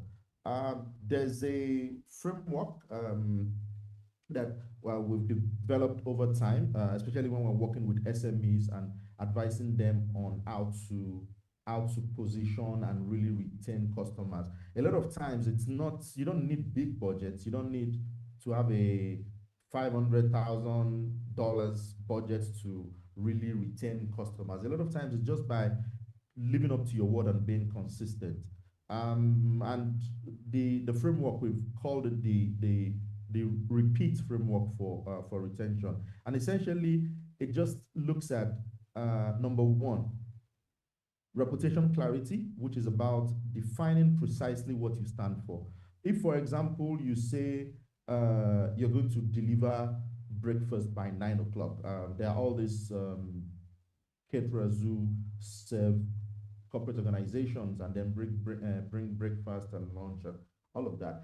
If you are that kind of SME owner and you say that you will serve breakfast before 9 o'clock, you need to put into consideration that Lagos will be Lagos and make sure that you have mitigated that risk such that you can always serve before 9 o'clock. If that is your positioning statement, if that is what makes you different from the other person, then you need to ensure that you are able to live up to that promise. Of course, not saying that life will not happen. Of course, there are acts of God, there are so many other things that happen, but let it be clear to the customer that you are consistently delivering what you are known for, and it is clearly defined, and people know that that's what you stand for.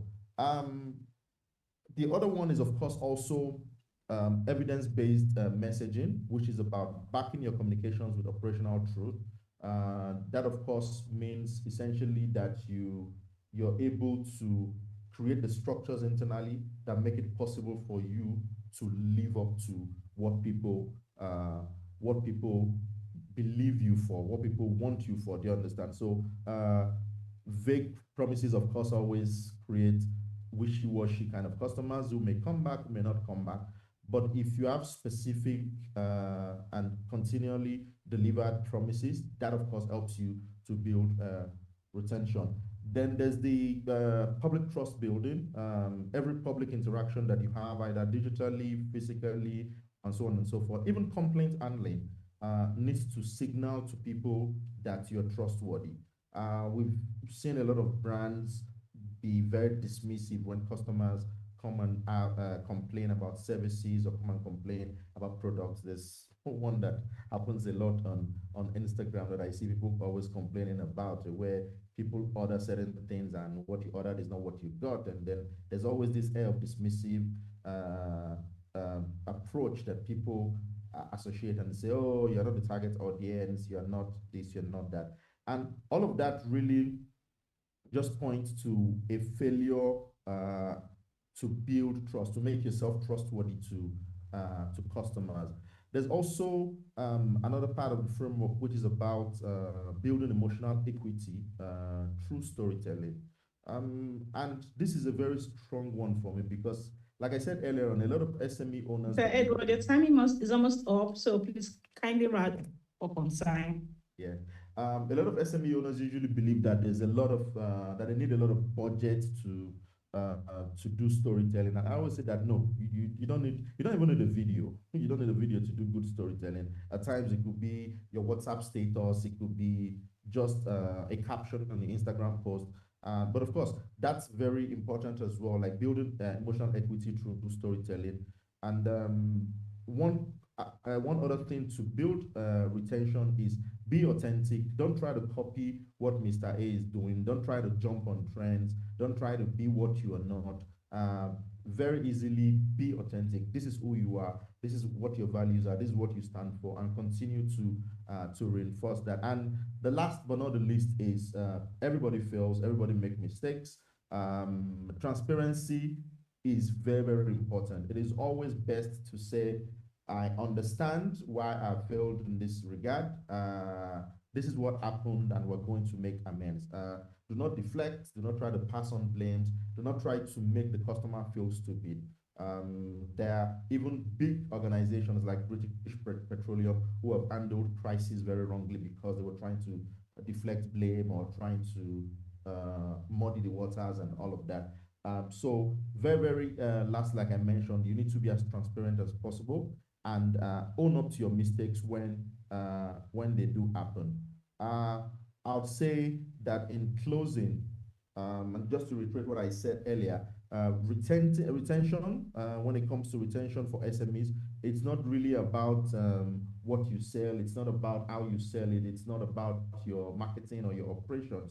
It's more about what you are known for, and how you consistently deliver on it. It's like I mentioned earlier, a reputation issue that you need to consistently deliver on.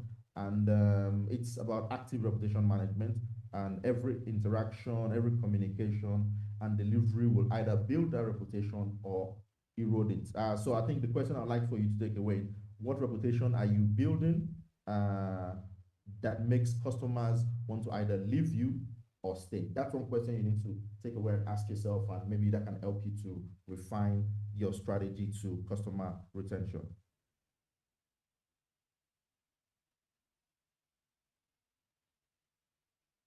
Thank you so much, Mr. Edward. It was nice. I like the fact that his reputation is not about what you're selling, but what brand are you building? What are you building? What you're known for? Thank you so much. I have a lot of questions for you, but I'll come back to you later. Ms. Kenny, please, can we have your presentation? Okay. Let me know when you can see my screen. Okay.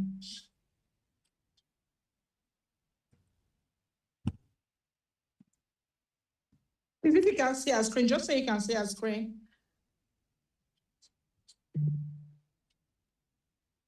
Can everyone see my screen? I can't see it. Can anybody see her screen? Can you see my screen? Mr. Jesse, Mr. Yes. Edward. Okay, yes, we can see it now. Yes, that's it. Yes, we can see. Okay. Hi. Quite interesting that my slide is coming. My presentation is coming after the first two slides, because part of my concern was the fact that we have a lot of strategies and a lot of proven frameworks out there talking about customer retention. And I wanted to tell the story from a different perspective, especially as a data-driven strategist. So I will be using the data-driven lens on retention here. And not to be rude, but I'm just going to filter the noise around the whole marketing and product development and getting the best customers, loyalty and all that. And we'll just take it straight into what it is. So I think that retention without CLV, which is customer lifetime value, is just guesswork.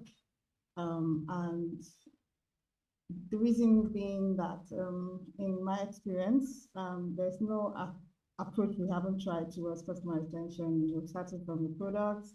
If you even want to look at it from the customer's life cycle management, if it's in terms of digital products, whether or not it is even services you're providing, or a particular product, or retail, or e-commerce. I mean, you look to solve problems, you look to give the best prices, innovation, technology, what kind of development can you put in there? And then you get feedback management from your customers to see how you can improve it over time. Then you move into the marketing, put up the budget, whether it's small or big. Content is doing a lot now, helping people to manage their budget, and then a lot of social proofs and dropping presence there. Some people even go as far as communities, building communities, purchase engagements, trying to make sure that they keep them stuck on the brand. When you come to customer support, you have the guys that invest in the biggest technology tools, CRM, social media, spending marketing budget, doing digital campaigns, excuse me. And lastly, customer success, which is something that has been coming up now. A lot of people are now bringing in customer success, following up after we sold to you, what's our onboarding model, set up some kind of engagement charters, have people to check on your customer success checks, and trying to create advocates amongst your users and your buyers, But all this, I believe that it's what is known, it's what everybody's been doing. And if you keep doing what you've been doing all the time, what is different? What can we do that will be different and then bring something, probably a different result? And that, I think, is including customer lifetime value into whatever strategy it is you have. So using data to undermine whatever strategy it is that you have got around this 5 core elements of customer retention is what I think is the game changer. And how are you going to do that? So how do you calculate customer lifetime value? For those who don't understand the meaning of customer lifetime value, it's basically the net contribution of your customer to your business. So, so I think someone said earlier, and in fact, a lot of people think retention is the work of marketing.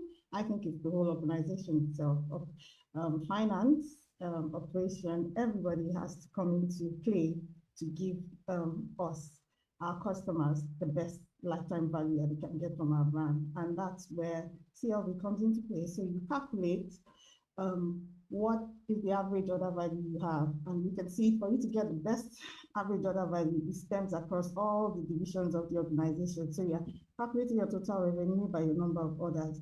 The underlying factors there that have to deliver this number of orders to give you high scores, you now have to return it back to all your team contributing to whatever the value is. Your average order frequency, what's the average order frequency of your customers? What number of orders are you having against the number of customers that you have?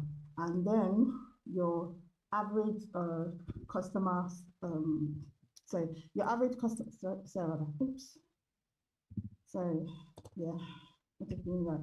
and lastly, your average customer lifespan, So your lifespan is your sum of all your customers in your business. So your customer lifetime in your business, you can. Sorry, everyone, I'm trying to just do that here. So sum of all customer lifespans in your business and the number of customers. What's the lifespan in your business? That might sound very bogus. So you have about 1,000 customers for an SME. You have about 1,000 customers, and each of them, some have been with you for 5 years, some have been with you for 10 years, some have been. I was happy to see that the data scientists on this call. You have to employ the use of data analytics to be able to get this score. So you get the total sum of all your customer lifespan, and then you divide it by your total number of customers. That will give you your average customer lifespan. What this customer lifetime value gives you is the answer to questions such as what is your customer's what? So which ones are what retaining, which ones are not that what letting go, but you just put them in a particular bucket. You start to work intelligently with your budgets. So you want to do marketing, and then you're leveraging on this kind of scores to inform how your marketing is targeted, how much you would invest in keeping them, because you already know what kind of value that you're getting from them and what you're giving to them as well. It also influences how much you're investing into marketing and any kind of strategy that any consultant wants to bring into your business. And then you get intelligent enough to start predicting long-term value. So you start to predict even churn of your customers, because you start to see the behavior of some and start to see, identify that, okay, some are actually getting into this kind of bucket, what should we do?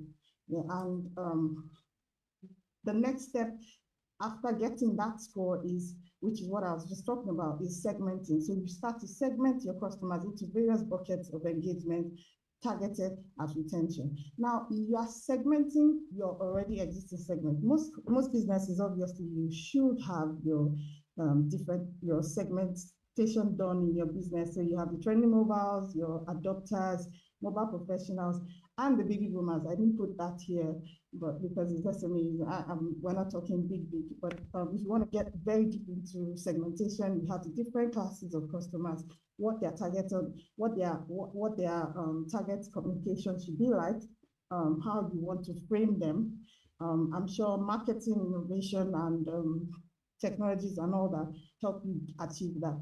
But the underlying factor with the CLV coming to what you have existing is that it now helps you segment those segments that you already. You're almost running out of time. Please, can you quickly round up? Yeah, thank you. So you group them into the very unprofitable, profitable, and then the very profitable. And what that is going to do to you is going to help you move your customers, so you can move the ones from profitable across the board, different segments, and then you will now be able to identify if you actually need new customers, how many do you need, and what value they are going to be bringing into the system. I think that intelligently doing this now gives you an interconnected ecosystem into marketing and marketing strategies that bring about retention within the organization. And so what connects every kind of consultation or recommendation around retention, I believe, is a data-driven approach, which is customer lifetime value, which of course leads to profitability of business. Thank you very much.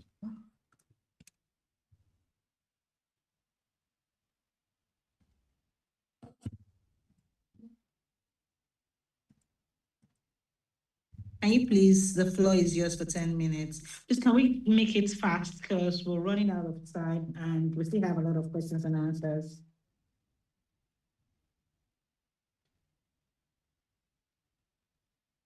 Mr. Michael, are you there?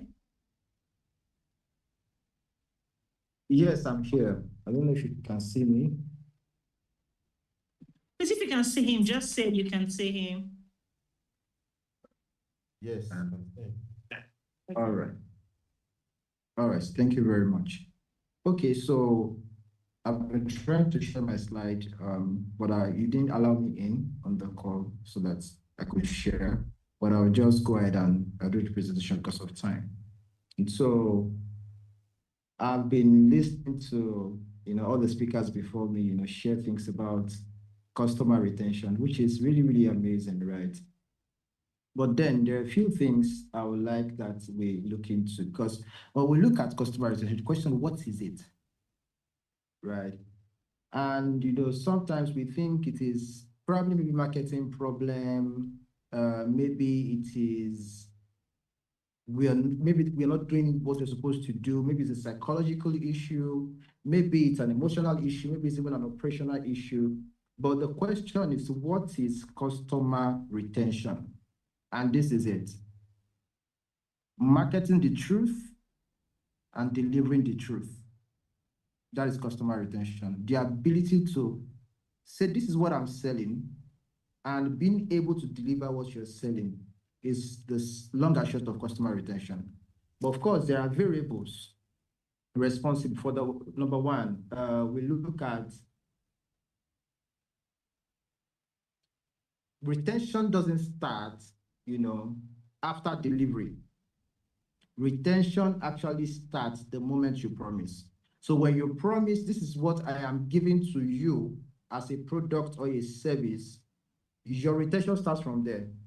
And so most SMEs think retention is something you do after sales, but it's not. Retention breaks at the first promise. So if you begin to sell and you don't have strategy in place to ensure that what you're selling is being delivered, then you have retention problem. All right. So when responsibilities are unclear, when payment is taken before certainty is created, you have customer retention problems. So customers don't churn. They quietly withdraw trust. They withdraw trust because, number one, there are three things responsible for this. Hope we know that before a customer can come to you, there are 5 things let me give you 4 that are responsible for that. So number one, they are afraid. And so their fear is on the line. Their hope is on the line. Their trust is on the line. And the money they are giving to you is on the line. And so it's a common problem with SMEs. For example, I ordered an item on TikTok.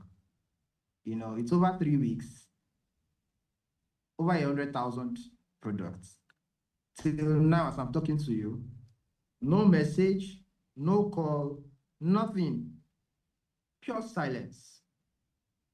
Why is that? Because this person claiming to be a business owner doesn't have the strategy that is required to retain. So from the point of inquiry to the point of delivery, we have the ability to ensure that whatever we are doing in process must be given to these people, or what we call customers. And so retention doesn't start after delivery. It starts the moment you promise. The number 2 is Nigerian customers are managing risk, not price.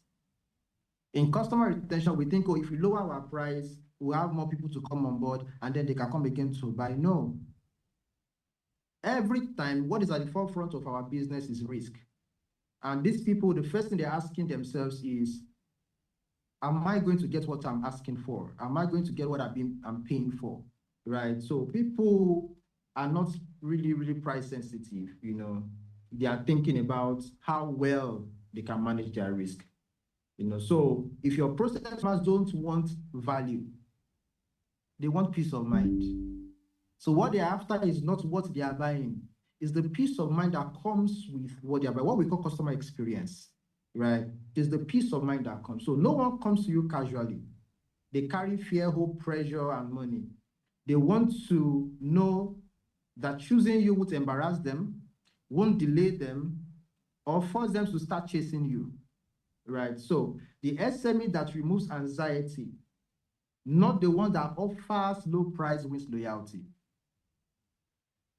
And that is part of retention. So if you give them the value without stress, without anxiety, automatically you're retaining them. They will come again and again for you. Number 4 is for SMEs, we often think that we are in competition with other businesses that creates this problem with customer retention. But the real problem here is chaos. Chaos is the real competitor for you as an SME. So most SME don't lose customers to bigger brands. They lose them to internal disorder. No clear owner, no consistent process, too many explanations. The fastest way to retention or to increase retention is to reduce chaos. Reduce chaos as much as possible. The silent treatment, the back and forth with regards to feedback, the back and forth with regards to giving information. Whatever is happening to you internally must be managed well internally so that it doesn't, escalate, right? So if you don't know how to manage your internal process, it will result to chaos afterwards. And with that, customers will want to come again to you. Number 5 is that the future really belongs to structured businesses. So as SMEs, you need to really structure your business. Again, remember, you're selling the truth, you must deliver the truth. And this is what in my organization is what we do. Marketing sells the truth, operations delivers the truth. So as customers becomes more exposed, tolerance for disorder drops. And AI and automation won't fix, this problem either. They will reveal it. And so it is very important that we understand that, as business owners, it is not the idea of, I want to automate, no. It is that we have to create a structure that works. Who is responsible for what? At what time? So, who's responsible to cater to this first step? Who is responsible to the next step? Who is responsible for the third step? Who is responsible for the last step? Who is responsible to post-delivery? Because most SMEs, once they deliver, they leave it at that. But post-delivery is also very important. Who is responsible for that? Client feedback. Are you happy? Did you enjoy it? Was it good? Did you, have a good time with us? Would you like to come back again? We have new products we want to. So it is easy from that point forward if we're able to structure our process. So the SME that will last are the ones that feel calm to deal with. You have to be predictable as an SME. You have to be accountable as an SME. You have to be very human as an SME. Empathy is the driver of retention. Empathy is the driver of retention. And so for an SME, these are the 5 keys that I believe, would help retain customers in this dispensation that we are in. Thank you. Thank you so much, Mr. Michael. Quite an inspiring session. Ms. Dami, I want to know, are you online now? Hello, Ms. Dami, are you online now? I don't think she came back online. Maybe she's having difficulties with her network. Thank you so much, everyone. It was quite an inspiring presentation. I really learned a lot from each and every one of you. So right now, with no much ado, we're going to go into the session of question and answers because we're trying to round up in the next 20 minutes.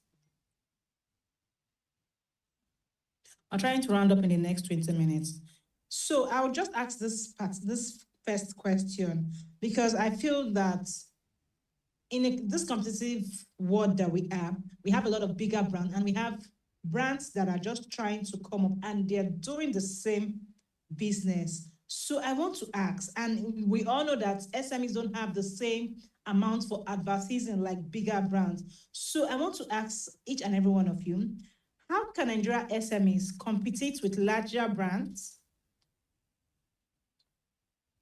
How can SMEs compete with larger brands despite limited budget and infrastructure challenges? Did you get my question? Please, if you got my question, just signify by answering. How can Nigerian SMEs compete with larger brands despite limited budgets and infrastructure challenges? Because everyone wants to climb to the top. So how can these SMEs compete with them? Okay, so let me just address that. Like I mentioned on my during my presentation, there was a particular question that I addressed last year, which was just exactly like this. Someone in the agricultural space who was trying to compete with large conglomerates like Dangote Foods and BUA and all of that. The important thing to note is that you cannot outspend them. You don't have budgets. Do you understand? And I was giving the person an example that if a fintech can come into a market space and spend 2 years, 3 years worth of marketing budget just to gain market share, they don't want to make profit. They just want to get market share. And you're trying to live day to day, so you really cannot outspend them. But what you can do, what I've found with a lot of SMEs is that you can outstory them, and I use that word. You can tell much more compelling stories than a lot of large organizations, because while they are going through different forms of approval, legal approval, corporate communications approval, and all of that, you can just share an interesting story. And I'll go back to an example I gave the woman who asked me a question. She's in the agricultural space, and I told her, I said, instead of selling your features, your products, because at the end of the day, quality and features are a dime a dozen. But your story is unique to you. I told her, okay, why don't you share stories of the people who are working with you on the farm, the community that you're operating in, I think maybe somewhere in Ondo State or Ekiti State.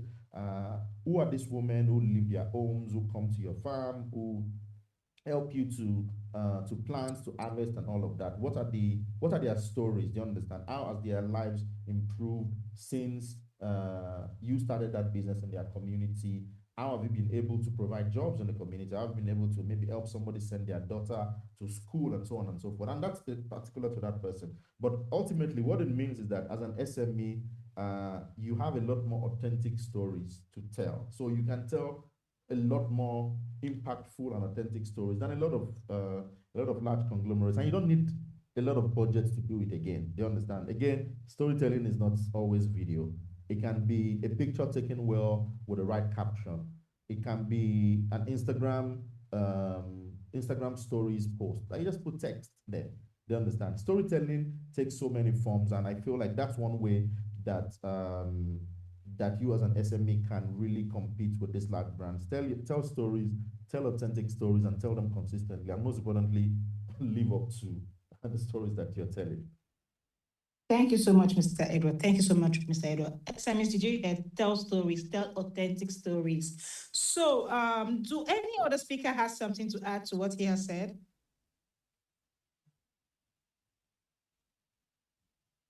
Mr. Jack, okay. So, it is true that you cannot compete on the budget with, bigger brands, but you can compete on accountability, right? Again, selling the truth and delivering the truth, accountability is very key. Once you do that, easily people will come to you. Easily, you can't be, you don't have the money, but storytelling is very key. But after telling this story, you have to be very, very accountable.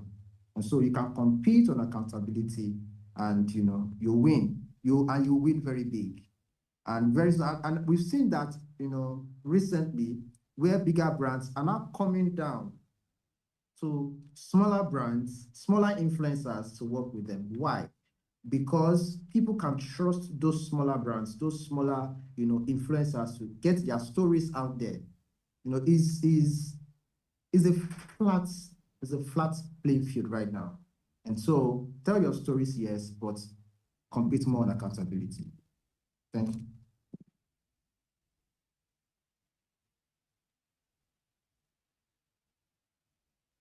Thank you so much, Mr. Michael. I like the fact that he said you can sell accountability. I think that is what every SME needs to have. Thank you so much. Ms. Kenny, Mr. Jesse, do you have anything to add? Yeah, so I always come from a data angle again. So just as I mentioned about segmenting your customers, yeah, storytelling and all that, but the accountability that he just mentioned, it's more like what I would say. So there's this tactic you can use to actually segment how you engage and become accountable to. Most customers expect you to remember them, and that's one advantage that an SME has over the big brands. They have too many customers to be concerned. They have a contact center with 500 agents that are taking calls. Some of them, you can't even know if they finished or wrapped up the call properly. But what you have is a closed user list that you can use to monitor and follow up. Members, customers appreciate that person that comes back to check that whatever complaint they made, whatever product they got, it's working fine. Segments those type of customers are very valuable to you, because at the end of the day, it's your return on investment that you're working towards, and make sure you follow up with them. If you can keep that circle of customers together and always, like you said, be accountable to those guys, I think that word of mouth would happen and help your business to scale better. You always come from a different angle. Thank you so much. Mr. Jesse, do you have another thing to add? So far, so good. I think the speakers have been lovely. They've pretty much touched most of the things I would like to say. So I just want to reiterate that what sets smaller businesses apart from larger brands is closeness, just like the previous speaker mentioned, right? The ability to be empathetic to their cause, because you have like a smaller scale, the ability to resolve issues fast, and not only resolving issues fast, resolve issues personally, right? Treat them not just like a metric on your dashboard, but like an actual human, right? That way they see your business, right, as if it were their own, and it drives them to come to you to want to buy from you again, because they're not just buying like a product, or you're not just purchasing a service, but they are getting an experience, basically. Thank you so much, Mr. Jesse. Thank you so much. Thank you so much, Mr. Jesse. So I'm going to ask one question, and after that, we'll go to the last question before we call it a day. And so far, so good. It's been amazing. Thank you all for coming on board. So my question would be, at what stage should SMEs start focusing on retention instead of just acquisition? And how long should an SME realistically wait before expecting retention results? Did you get my question? Yes, I did. Okay. So everyone can answer first. Okay. Retention starts from the get-go, in fact. You start to take retention seriously from the get-go. From the minute the customer has made an interaction with your brand, you consider retention at that point. And I advise SMEs, I mean, you think how much do you have, but as little as a referral scheme, getting rewards for making referrals gets people coming back to your brand. So that time when they're coming on board and we are talking about, oh, come on board and bring somebody else and get your next buy 50% or 20% off, your retention strategies have to step in from the get-go when the customer interacts with your brand. The reason being that a customer will always remember how he was treated the first time as much than even when he has come on your brand and started getting very familiar with your product. So you want to leave the best impression from the get-go that lingers through their interaction with your brand, and then can inform any kind of relationship that is going to be built out of what it is you are selling. So I think it's from the get-go Yeah, people try. I advise people to work on loyalty platforms. You can try to integrate with loyalty platforms that work with your numbers. Again, once you get your value that you want to give out to customers, start to calculate, work backward, and see how much you can give out to your members. It would sound like expense, but you have to give to be able to gain. So I think it starts from the beginning. Yeah.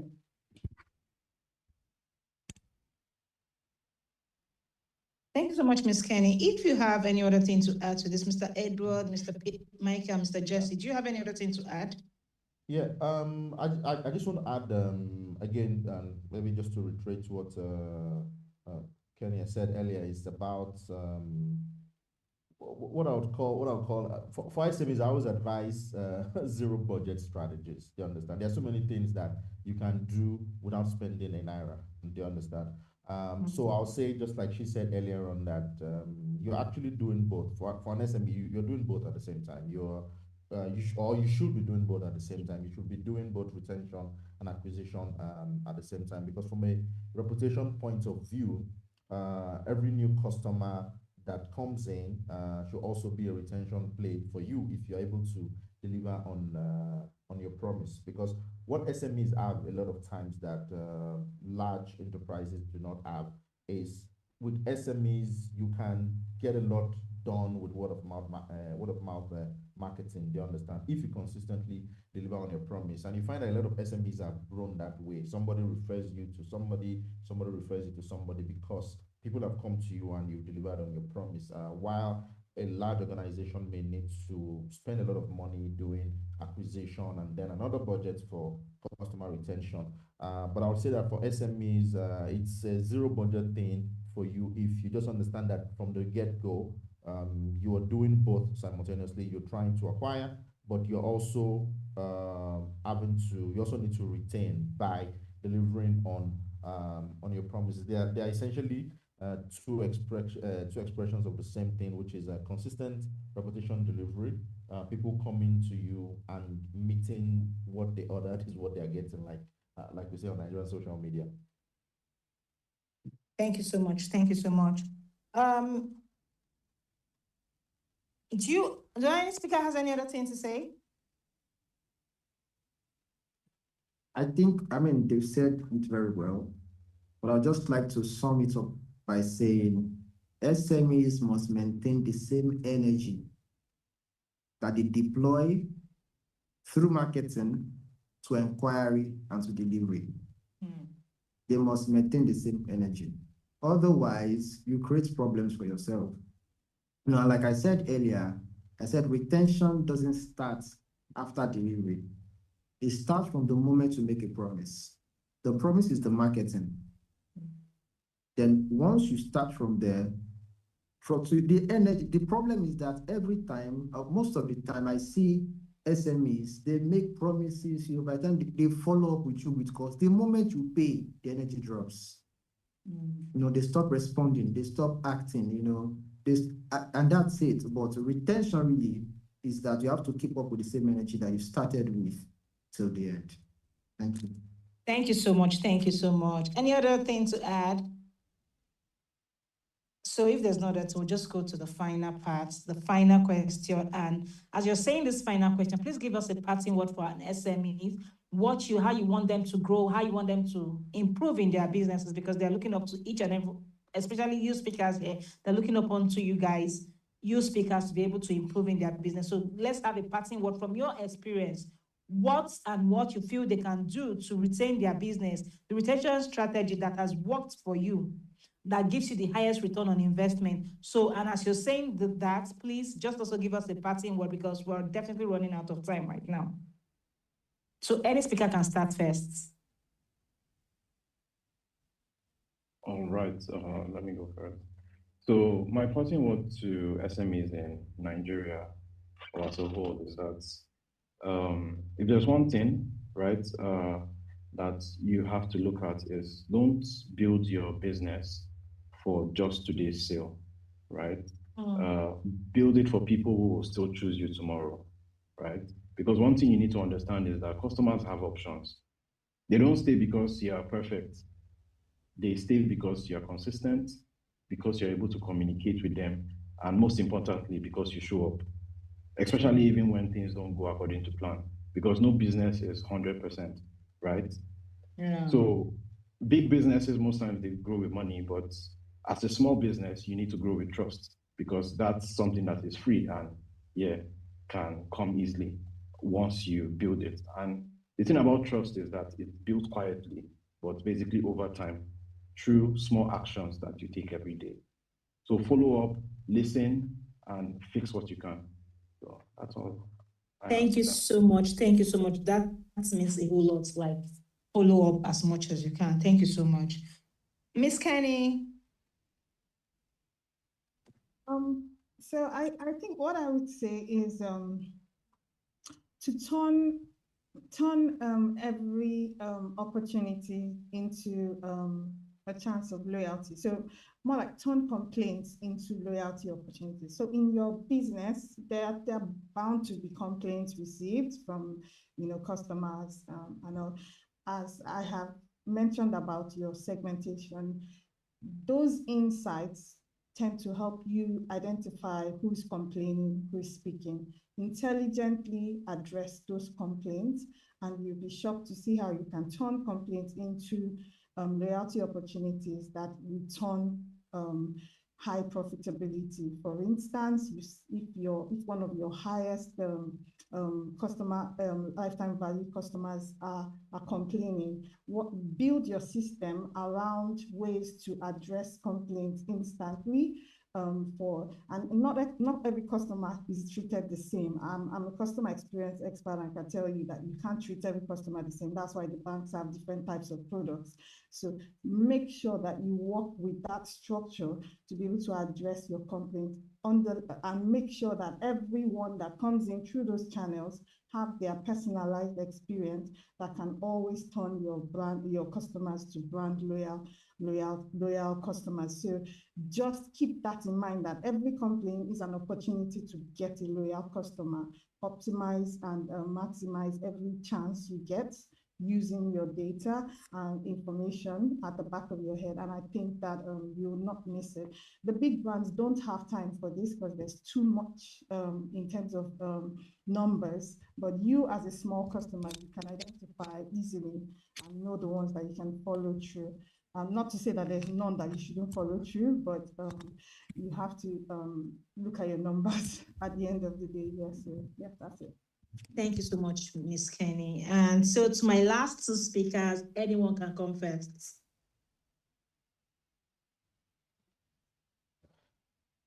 My final words would be that, and of course I'm a PR consultant, so I'm looking at everything from that point of view. My final word to not just SMEs, to any business essentially, would be that most retention failures aren't about tactics or technology. A lot of times they're about unclear promises and inconsistent delivery. People, of course, are already operating in a trust deficit mindset, in a trust deficit society. So you are now also compounding the trust deficit. So a lot of times it's not even about tactics, it's not about technology, it's not about operations. A lot of times it's just failing. You pay for data expecting that data will last you for 6 weeks, and then 3 days later it doesn't last you, and then somebody's trying to explain to you the technicality of how much gigabytes something runs in the background and all of that. You're not interested. They've really created an opportunity for you to not use them again and go try someone else. So again, I'll say that know what you stand for, communicate it clearly, and deliver it consistently, because a lot of people always, like, people come to us and feel like, oh, PR is like it's like an act. Like, oh, once you do PR, like, you just solve all your problems. And really, that's not PR. That's whatever it is. It's definitely not PR. What you need over time is to be able for people to know what you stand for, and knowing what you stand for will be about not just communicating what you stand for, but for delivering on what you stand for. That service delivery. That's what I think a lot of people need to learn about. Meeting promises and delivering consistently on what you say you are, and that's what people will take away. That's the perception they'll have about you, and that will be more effective than any loyalty program you can run, any advertising campaign you can run, or any giveaway that you want to do. Thank you so much, Mr. Edward. Mr. Michael, your passing word. Thank you very much. So as SMEs, you must understand that trust is your currency. And there are 4 things responsible for that. Number 1, you have to minimize complaints as much as possible. That should be your major focus, actually. Every time you get feedback, make sure you don't get that same feedback. It's a negative feedback. Make sure you don't get that feedback again. So it happens once, it doesn't happen again, or it must not happen again. That should be the goal. Number 2, timely response to inquiries, to delivery. Number 3, optimize timely delivery. It is very, very important. Once you can do that, and then honest communication. Things go wrong sometimes. There are things we cannot control. But once you get yourself in that, situation, make sure you communicate honestly, and don't communicate out of impulse or, rush of emotions. Take your time, be professional with it, structure it, and make sure, ask the question, if this person receives this, how would that person feel? How would this person react? And then go back to the drawing board, redraft your email, redraft your response, and then throw it out to them. That way, your customer retention is much more guaranteed. Thank you. Thank you so much, Mr. Michael. Thank you to all our esteemed speakers. Thank you to Mr. Edward. Thank you to Mr. Jesse. Thank you to Ms. Kenny. Thank you to Mr. Michael. It was amazing. I personally have learned a lot, and I think when I start to do my own business, I had things that would take me to take my business to the next level. And with this, we'll call this the end of this session. Till next month again, we hope to have SME clinic once in a month, every month. So depending on the topic, we bring speakers from far and wide. And if you need any inquiries, you can always reach out to us on BusinessDay TV on YouTube, or reach us on Instagram. Thank you so much, and have a blessed day, everyone.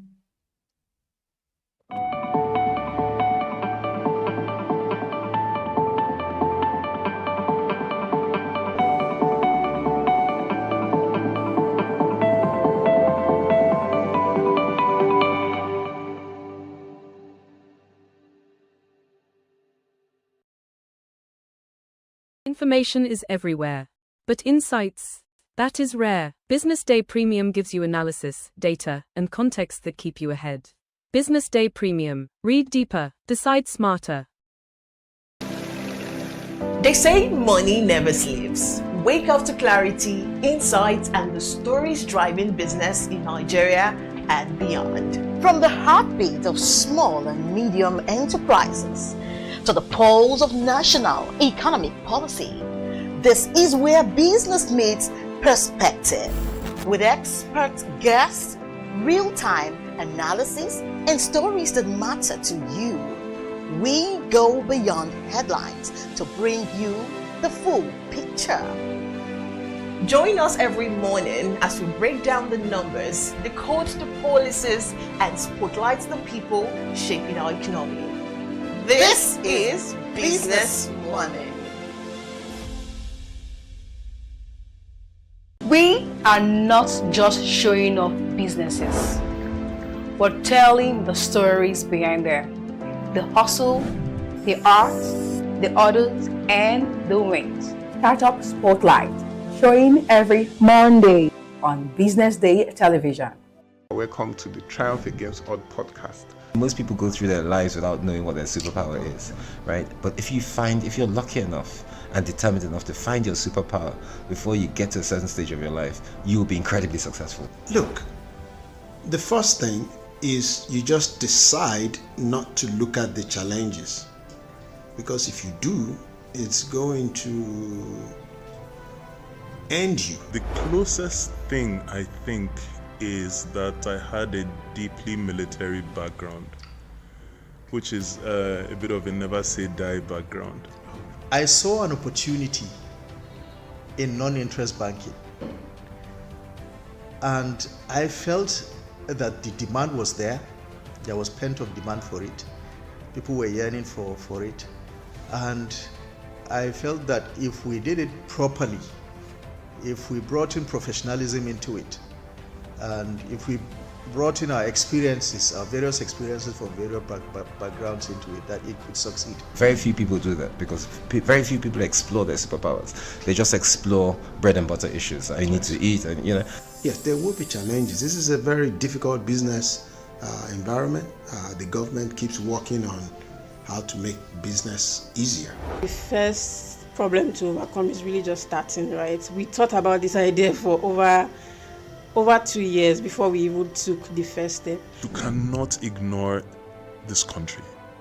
No, and to be from here, I think is an incredible privilege. Nigeria will be ascendant in my lifetime. This is Business Week, a weekly program brought to you by Business Day Television.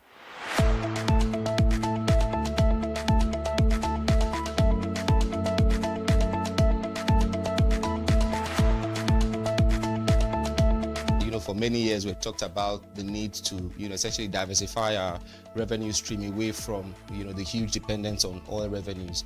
It looks like that is happening now. So that means that we're better protected when, you have these wide fluctuations in oil prices and all of that. So it's as you say, and I agree, that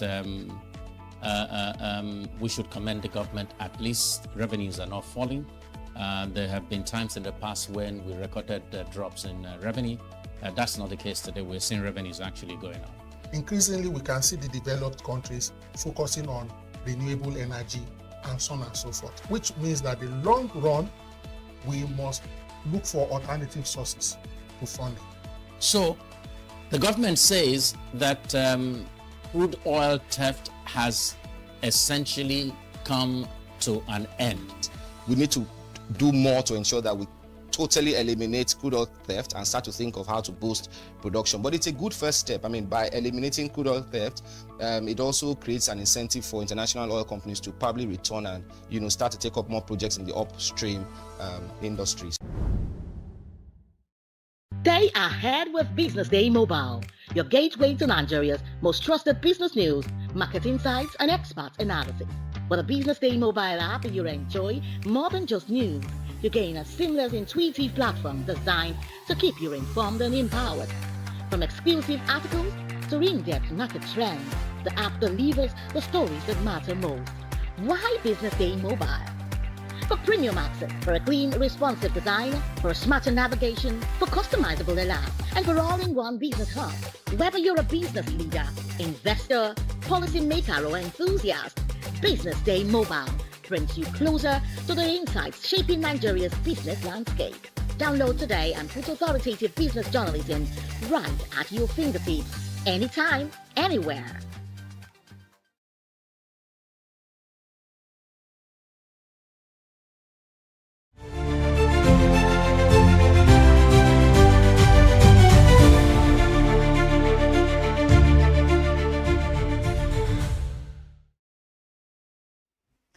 Now, this is Business Day Television News Update, reaching you live from our studio here in Lagos, Nigeria. Coming up,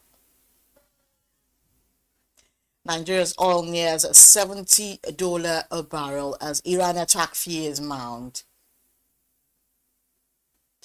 And Nigeria's most funded startups capture 82.9% of 2025 capital inflow. In Nigeria, crude oil exports to fall 14% to 793,000 barrels per day in March. And exchange rate trending to 1,394 naira per dollar, higher since May 2024. Thank you for joining us this afternoon. I am Destiny Momo.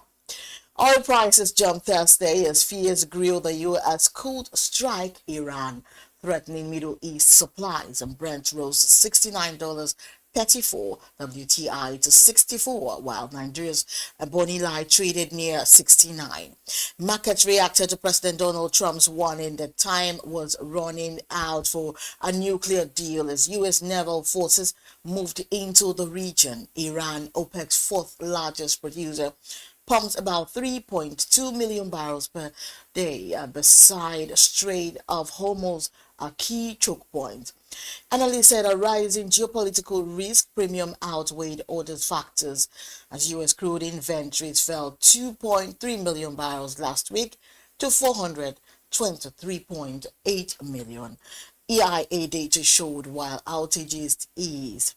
Now for Nigeria, higher prices contrast with a constrained output still below OPEC Plus's 1.5 million barrel a day quota, limiting gains near 10. And I'm moving on. Nigeria's startup funding in 2025 was heavily concentrated with a small group of established firms, attracting most investor capital amid tighter global conditions. Now, deal data shows the top 11 funded startups raised $367.2 million, accounting for nearly 83% of the $442.8 million raised by 98 startups during the year. Now, fintech dominated investor interest with 6 startups securing $211 million. Logistics and transport followed with $100 million, and while energy and climate startups raised $46.2 million and enterprise services $10 million. Analysts say investors favored scale-ready, resilient business models with clearer paths to profitability. However, transparency concerns persist as 12 startups did not disclose funding amounts, highlighting structural challenges in Africa's private capital ecosystem. And meanwhile, Nigeria's crude oil exports are set to fall sharply in March, with scheduled loadings for 4 major grades dropping to around 793,000 barrels per day. According to reports, the projections reflect a 14% decline from February's 922,000 barrels per day. Preliminary data show mixed movement across key grades. Akwa Ibom and Bonny Light rise modestly to 184,000 and 282,000 barrels per day respectively, while Bonga and Focados fall steeply to 61,000 and 266,000 barrels per day. The reductions in offshore grades outweigh gains in onshore streams. And analysts say operational, technical, and security challenges in the Niger Delta, including pipeline vandalism and crude theft, combined with market demand shift to drive month-to-month volatility. Cargoes may also be rescheduled before final exports. And the drop comes as Nigerians seek to boost oil revenue and foreign exchange earnings, which remain critical to government finances, fiscal implementation, and currency stability. Coming up, exchange rate strengthening to 1,394 to $1, highest since May 2024. This and more after the short break. Stay with us.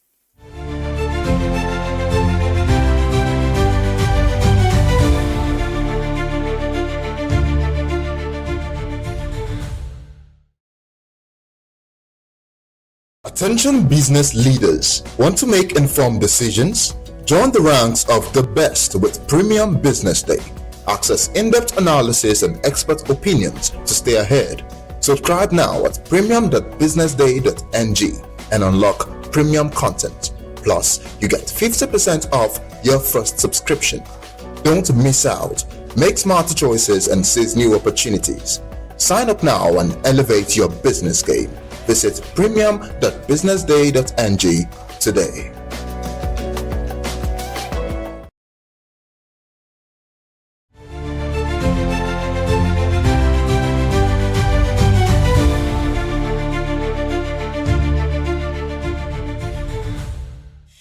Yes, still watching news update on Business Day television now. The Naira strengthened against the US dollar on Wednesday, closing at 1,394 to a dollar at Nigeria's official foreign exchange market, which is its strongest level since May 2024. And the Central Bank of Nigeria data shows the currency gained from 1,499.5 on Tuesday, signaling short-term stability after weeks of volatility at the Nigerian foreign exchange market. And however, the parallel market told a different story, with the Naira trading at 1,490 to the dollar, widening the gap with the official rate to 96 Naira, the largest since early February 2025. The move comes amid global dollar weakness after President Donald Trump dismissed concerns over its fall through analysts.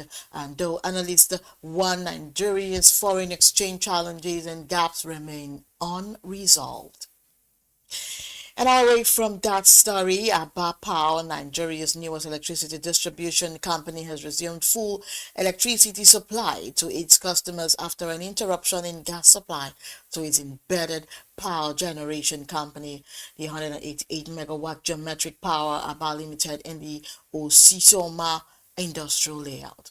The Aba Power Managing Director Ugo Opigbe confirmed the restoration in a statement signed by the utility's Senior Communication and Brand Manager Edise Ekong.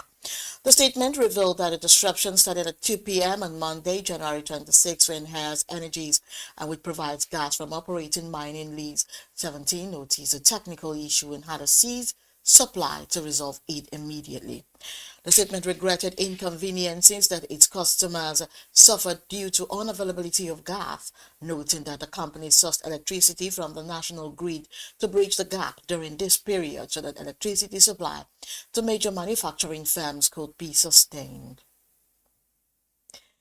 And still on, former governor of Anambra State and presidential candidate of the Labour Party in the 2023 election, Peter Obi, has criticized President Bola Tinubu over recurring national grid collapses, saying the development contradicts the president's campaign promise on electricity supply. Obi recalled Tinubu's 2022 pledge that Nigeria should deny him a second term if he failed to provide steady electricity within 4 years. Now, the former presidential candidate also criticized Tinubu's ongoing state visit to Turkey and drawing a comparison between Nigeria's power sector and that of the European countries, citing that Turkey, with a population of about 87 million, generates over 120,000 megawatts of electricity, while Nigeria struggles with less than 5% of that capacity. In his words, the contrast is both striking and painful, urging the president to stay at home and confront the nation's problems. Obi warned against what he described as misplaced priorities, saying Nigerians appeared more focused on the next election than on governance. And now to end the local news, daughter of former President Olusegun Obasanjo, Iyabo Obasanjo, has returned to active partisan politics after about 15 years joining the ruling All Progressive Congress ahead of the 2027 general elections in Ogun. Iyabo's re-entry into the political arena reportedly marks one of the most notable political developments in the state as early alignments begin to take shape ahead of the next election cycle. Sources within the APC confirmed that Iyabo Obasanjo recently completed the process of joining the party, describing her decision as a strategic move that could significantly alter political calculations in Ogun State. And party insiders say consultations and engagements preceded her decision, with discussion centered on strengthening the APC's position in the state ahead of 2027. Iyabo served as senator representing Ogun's Central Senatorial District from 2007 to 2011 on the platform of the People's Democratic Party, known for her outspoken positions on governance, accountability, and women's rights. And now coming up, Mozambique Total Energies relaunched $20 billion LNG project. This and more after this break. Stay with us.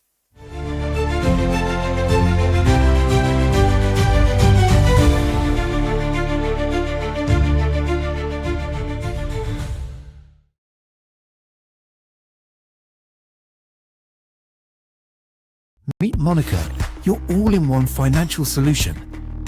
Convert crypto to Naira at juicy rates anytime, anywhere. Enjoy fast withdrawals straight to your bank. Buy airtime, data, and pay bills in seconds.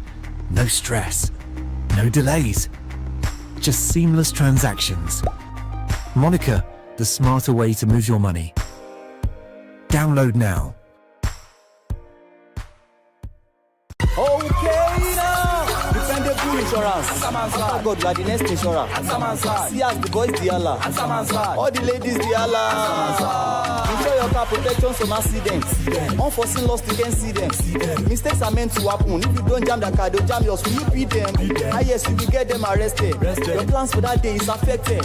You waste your money, you waste energy. With AXA, you can be protected. Get the protection that pays today. Call 0700 AXA Mansa to get a motor insurance that pays. At Stanbic IBTC, we are here to help you grow with financing that helps you expand expert knowledge across 20 African markets, trade solutions that open doors to 195 countries globally, and an online banking platform that works hard because with us, there's possible, then there's more. Visit www.stanbicibtcbank.com/business for more. Stanbic IBTC. True strength. What defines it? The brilliance of a player? Or when a team comes together to win? A solo beat? Or the rhythm of many? The flair of one dancer? Or the art of a troupe? One distinct voice, or the beauty of the symphony. At FCMB Group, we build ecosystems, empower communities, and create the future. Because we believe it's not just one, but the power of the group that delivers the future we all desire. FCMB, the power of the group.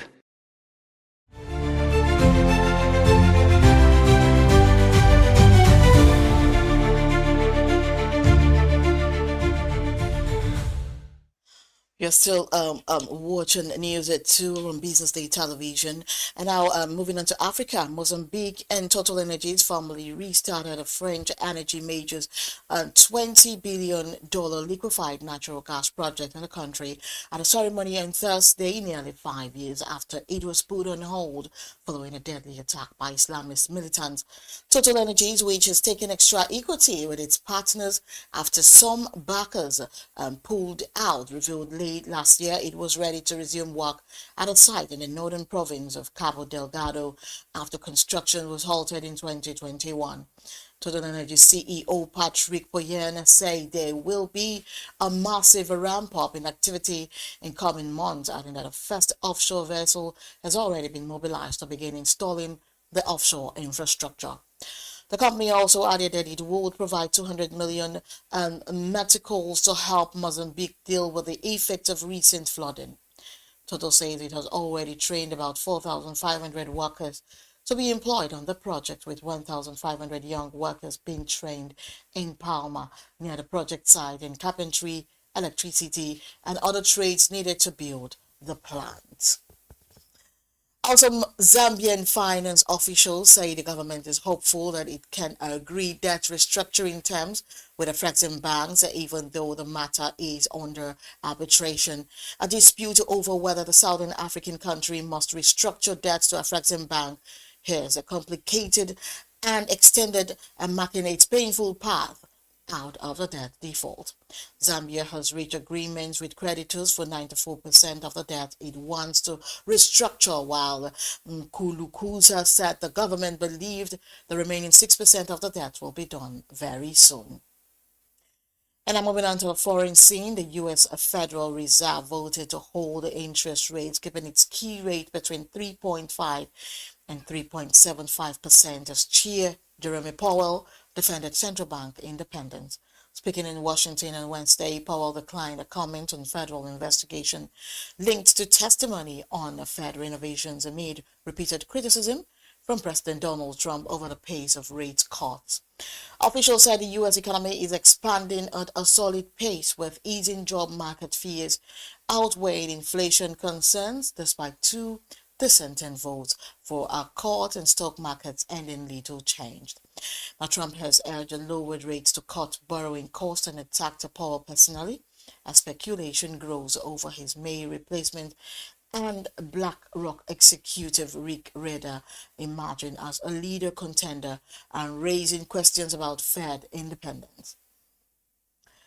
And also Tesla says its revenue fell for the first time in 2025 as the electric vehicle maker shifts towards artificial intelligence and robotics, posting a 3% revenue drop and a 61% fall in profits. Tesla will end production of its Model S and Model X, repurposing a California plant to build Optimus robots as China's BYD overtook it in January as the world's biggest EV maker. The company also announced a $2 billion investment in Musk AI from XAI despite a shareholder resistance after votes on a $1 trillion pay package and plan to raise spending by $20 billion. Shares rose 2% in extended trading as Tesla pushes into robotaxis, faces an aging lineup and navigates controversy over Musk's political role alongside cuts to U.S. subsidies for non-fossil fuel cars. We'll bring you the sports news after this short break. Stay with us.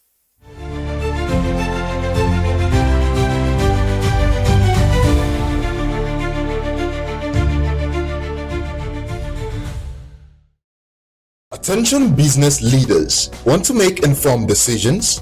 Join the ranks of the best with Premium Business Day. Access in-depth analysis and expert opinions to stay ahead. Subscribe now at premium.businessday.ng and unlock premium content. Plus, you get 50% off your first subscription. Don't miss out. Make smarter choices and seize new opportunities. Sign up now and elevate your business game. Visit premium.businessday.ng today.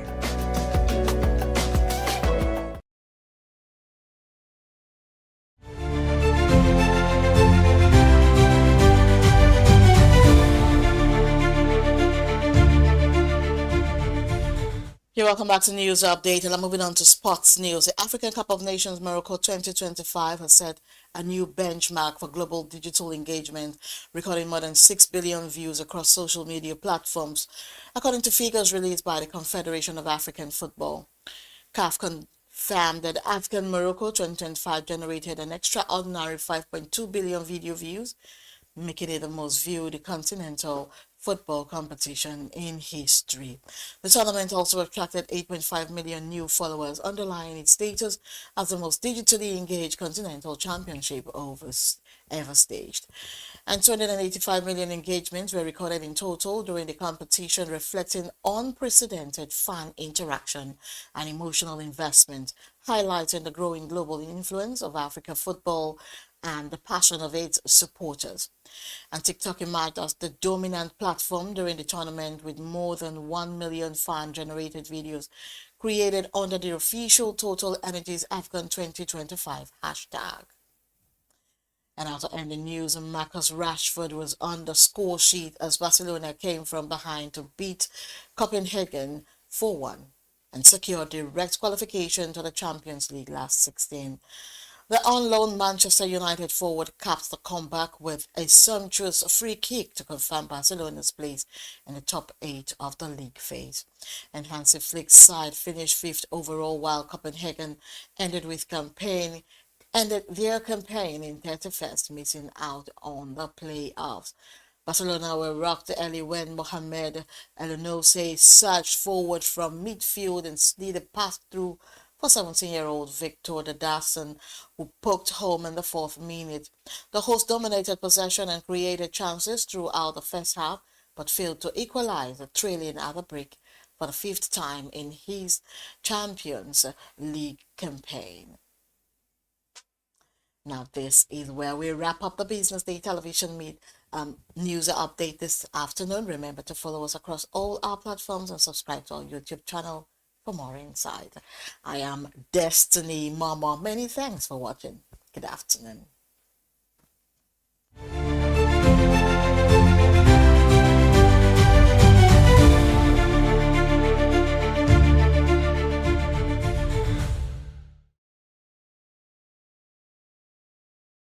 Information is everywhere, but insights, that is rare. Business Day Premium gives you analysis, data, and context that keep you ahead. Business Day Premium. Read deeper, decide smarter.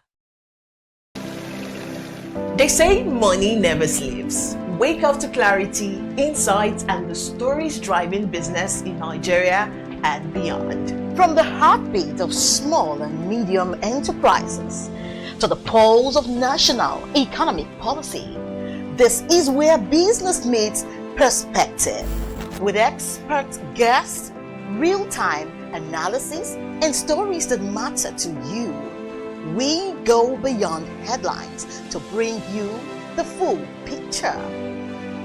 Join us every morning as we break down the numbers, decode the policies, and spotlight the people shaping our economy. This is Business Morning. We are not just showing off businesses. We're telling the stories behind them.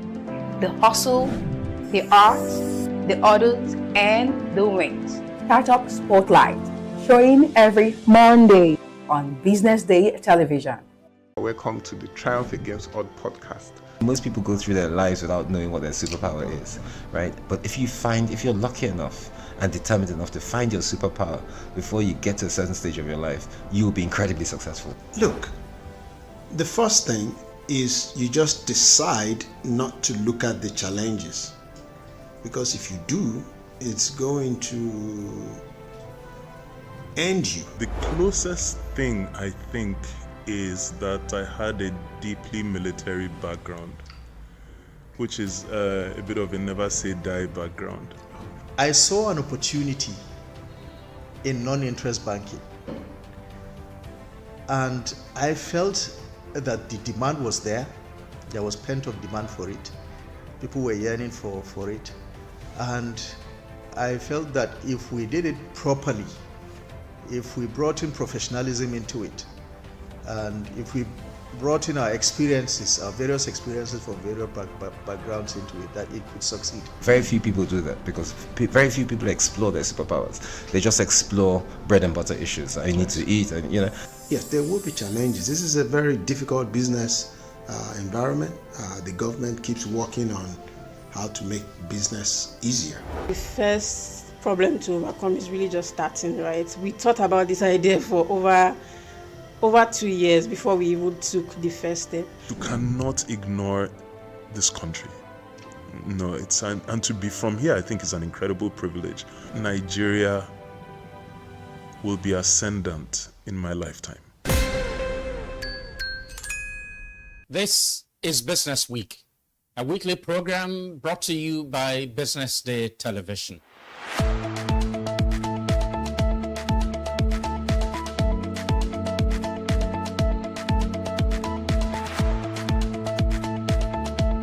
For many years, we've talked about the need to, essentially diversify our revenue stream away from, the huge dependence on oil revenues. It looks like that is happening now. So that means that we're better protected when, you have these wide fluctuations in oil prices and all of that. So it's as you say, and I agree, that we should commend the government. At least revenues are not falling. There have been times in the past when we recorded drops in revenue. That's not the case today. We're seeing revenues actually going up. Increasingly, we can see the developed countries focusing on renewable energy and so on and so forth, which means that in the long run, we must look for alternative sources to funding. So, the government says that crude oil theft has essentially come to an end. We need to do more to ensure that we totally eliminate crude oil theft and start to think of how to boost production. But it's a good first step. I mean, by eliminating crude oil theft, it also creates an incentive for international oil companies to probably return and start to take up more projects in the upstream industries. Stay ahead with Business Day Mobile, your gateway to Nigeria's most trusted business news, market insights, and expert analysis. With a Business Day Mobile app, you enjoy more than just news. You gain a seamless, intuitive platform designed to keep you informed and empowered. From exclusive articles to in-depth market trends, the app delivers the stories that matter most. Why Business Day Mobile? For premium access, for a clean, responsive design, for smarter navigation, for customizable alerts, and for all-in-one business hub. Whether you're a business leader, investor, policymaker, or enthusiast, Business Day Mobile brings you closer to the insights shaping Nigeria's business landscape. Download today and put authoritative business journalism right at your fingertips, anytime, anywhere.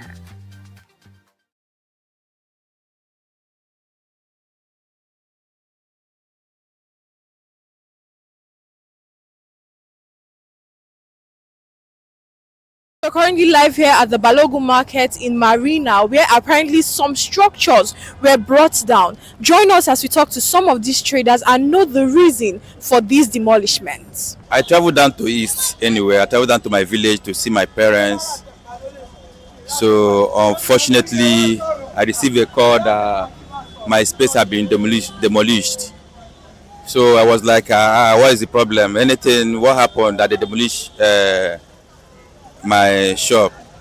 They said that there's some government task force or what that come inside the premises and demolish the place without even a quick notice. How can they demolish someone's place without even a quick notice? Okay, let's assume that my people is not here to help me. I could have started this. They could have destroyed both my goods and my shop. I have stayed here more than 10 years. There is no issue here. We don't have the only issue that we have here is that once Loma come, they will give us information that maybe they are coming on so day to collect money for Loma. We'll contribute money for Loma and pay them. I call most of my colleagues here. They said they have met His Excellency Mr. Somolu. Then he now came down here, but they didn't really get things from him because he was driving. When they meet him in this secretariat, as in this government house, he drove down back. Then I don't think they meet him because they just say that he visited here. They now go back to where the fire incident occurred. So before they come back here, he left already. So they didn't really get actual strong word from him. But you can see now they are fencing all this place. Yes. It takes a lot of time. Once this place closed, I don't think we still have stand here again. So what they want us to do, is it not street? They are sending us to street. If somebody that couldn't be able to hold himself, they can do otherwise. So they should. We are pleading. They should try and know what to do for us, please. At least we pay. Nobody that's staying here that is not paying. Actually, it's a car park, but there's a lot of shops they created here. Then we pay a very good sum of money, and some of us just paid. Some paid in November, some paid this December that just ended. So they should come to our rescue, please. On the 31st of December 2025, the Lagos State Building and Control Agency came and they started demolishing our shop. They did not give us any notice. They did not present any order for the demolition. They just said it's order from above. That is what they told us. They give us, it was maybe hours, and not that they even give us hours, that they are destroying it from one end. So we are packing. Everybody was packing their goods. We went to the State House at Marina on I think that was Friday. That Friday should be on the 2nd of January 2026. We went We went there for peaceful protests, and luckily for us, we saw the governor on his way going out, and he stopped and attended to us, and he asked that what is the issue. We explained to him, and the governor assured us that we should be going. He's going to come down here. So I think as he was coming, he came here direct that day. So before we could come from the state house, the governor is already here. We did not know what the governor discussed with the LAPSCA agency working here on that very day, because before we came back here, the governor have already left. Although we submit our allocation and all our documents to the representative at the state house that we are legal here, we are not illegal. We were moved to here since 1999 when they wanted to build the halfway land at William Street, and they give us allocation. In fact, we just renewed our allocation with the local government. They give us 15 years allocation about 2 months ago. So we submitted the copy of everything to their representative at the state house. But till today, which is on the 8th of January, we have not had any feedback from the governor and from the agency. So as you can see, they have demolished everything. They sell all our container as they are building. They are demolishing it. People that are buying it are here already. So they sell everything. We are not allowed to even take our container that we did by ourselves. They said they cannot release it to us. So since then they have been doing the fence. You can see the fence. These are the fence. They are still.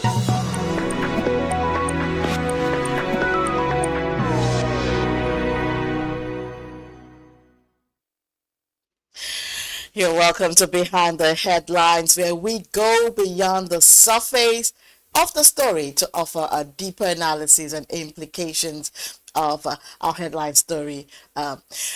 I am Destiny Marmot. This afternoon, we will be discussing the story Lassa fever spreads as Nigerians record 157 cases, 17 deaths. And this story was written by God's Gift Onyedinefu. She's our Business Days Abuja-based correspondent. You're welcome into the show, Gift.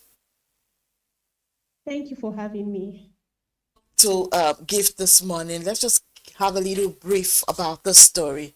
Nigeria's Lassa fever outbreak is actually intensifying with 157 confirmed cases and 17 deaths, raising urgent concerns about public health preparedness, surveillance gaps, and even Nigeria's capacity to contain recurring epidemics. And right here with us is a Gift all the way from our Abuja station. Thank you for joining us on Behind the Headlines this afternoon. I beg your pardon, Gift. Thank you for having me. All right. Yes, we're hearing you very clearly. And very quickly, I just want to ask you, what factors do you think you had in your findings? And what factors do you think are driving the current spike in Lassa fever cases compared to previous outbreak seasons? Okay, first off, I would like to say that Lassa fever is actually a seasonal virus, so we tend to see more cases, especially during the dry season. Because during the dry season is when you see most rodents, especially the rats, which is the carrier of the virus. They tend to leave farms and bushes into houses because, of course, the dry season has made food and water scarce out there for them. So this is the period where you see rats enter people's houses.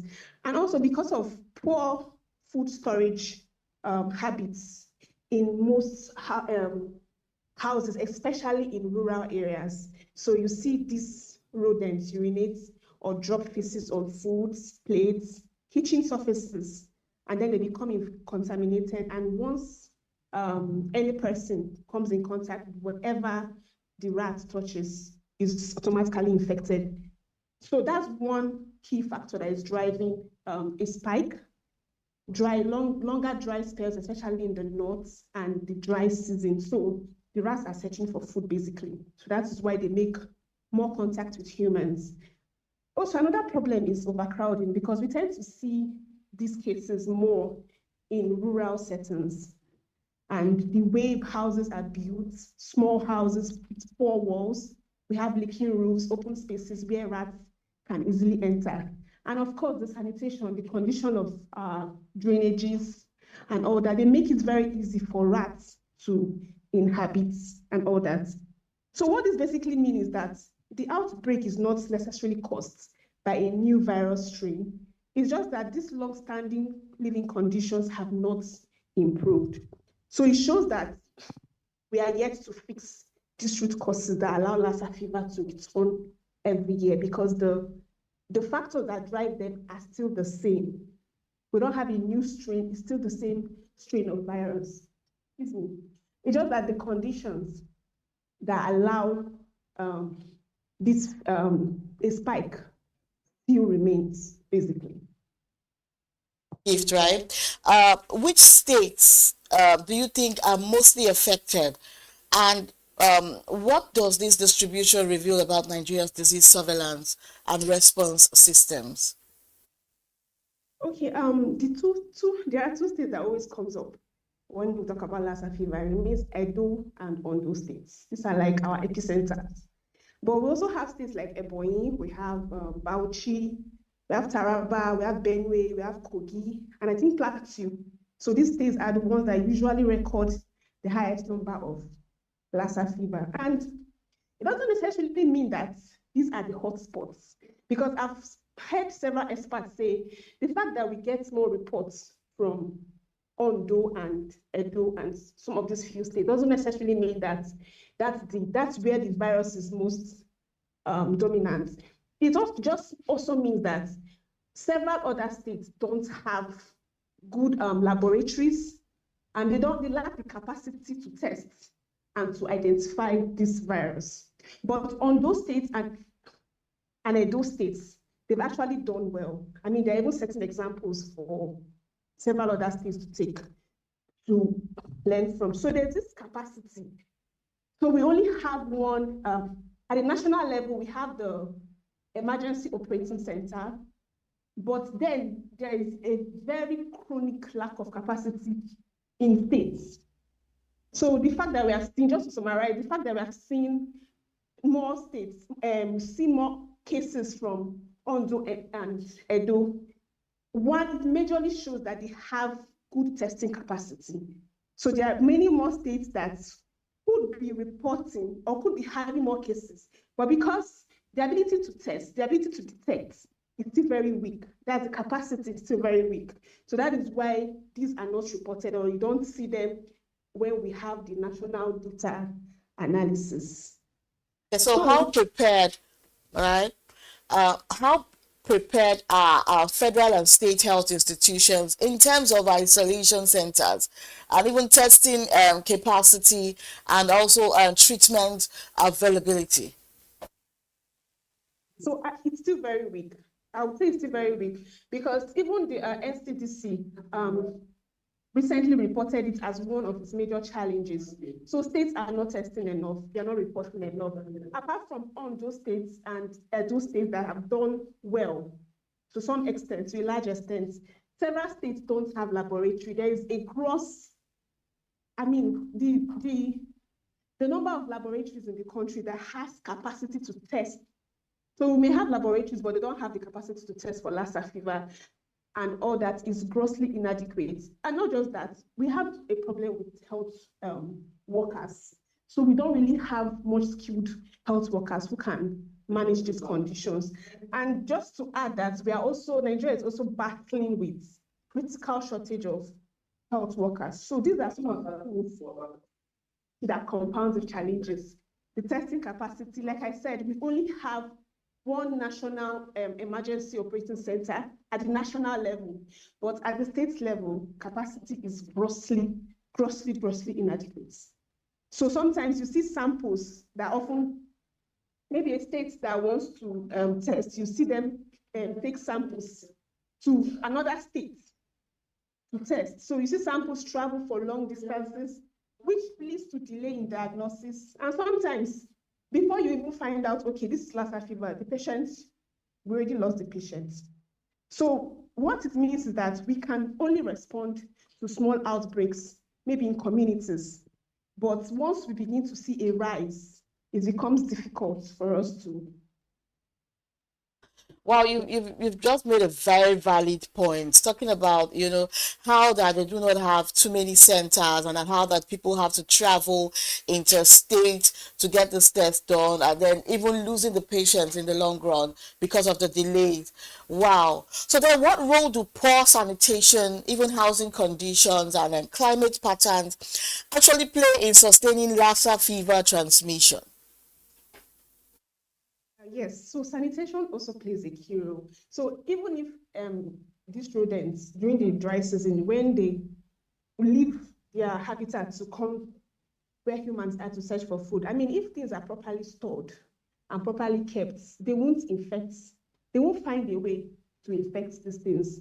So that's one challenge we're facing. And because of the way houses are built, especially in rural areas, overcrowded, they are tightly packed and all that. So it's very easy for rats to live in these areas.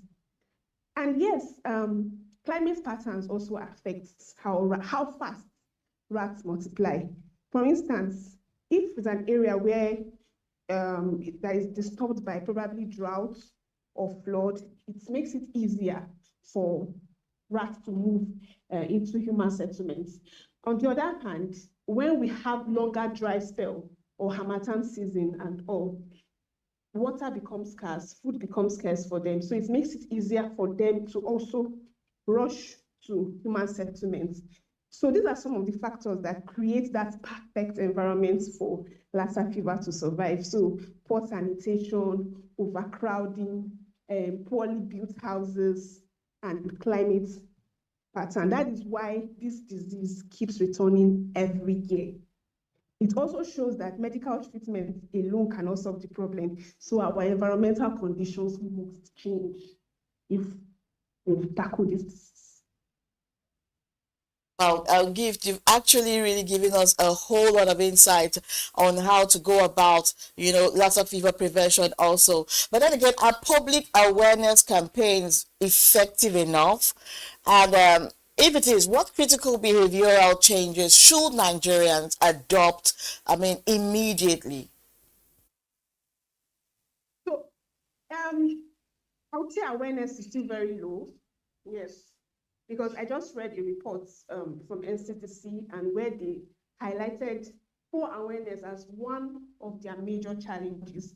So it's still very low, if at best at the national level, sorry. So states are still not doing enough to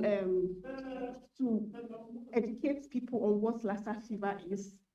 And I know lots of people have heard about Lassa fever, but if you ask the average Nigerian how this spreads, they may not be able to tell you clearly that this is what causes Lassa fever. And in addition to that, you see, people still commonly treat fever at home. They just assume every fever is malaria, and then it delays them from going to the hospital and all that. And sometimes some people, you see people who continue unsafe practices, such as, drying their food on the roadside. That's very common. Whenever I'm traveling, you see where they dry either cassava or whatever on the road, storing their grains in open containers and all that. So these are some other behavioral patterns that Nigerians still practice today, which shows that awareness is still lacking. So there's a need to do more to communicate to people. We look at our drainage system. So basically, the behavioral pattern hasn't changed. If you observe closely, that shows that awareness is still lacking. So I think it needs to be intensified, especially at the rural areas, at the local level, in state, local government areas. We need to do that job better, because that is where you find mostly densely populated houses, where you find blocked drainages and all those conditions that allow rats to thrive and spread the fever. Exactly, because when you go through into some states, you find out that people still, dump their refuse by the roadside, a whole lot. So I don't think sanitation is still top notch in Nigeria. Hence, this Lassa fever, spreading in major states across Nigeria. Okay, now lastly, what policy actions or emergency funding measures do you think are actually needed to, especially now, to prevent this outbreak from escalating into wider public health crisis? I will start with the low-hanging fruits. I will start by awareness, because Lassa fever is not just a medical problem. It's not just a strain of virus that is mutating. It's actually influenced by behaviors of humans.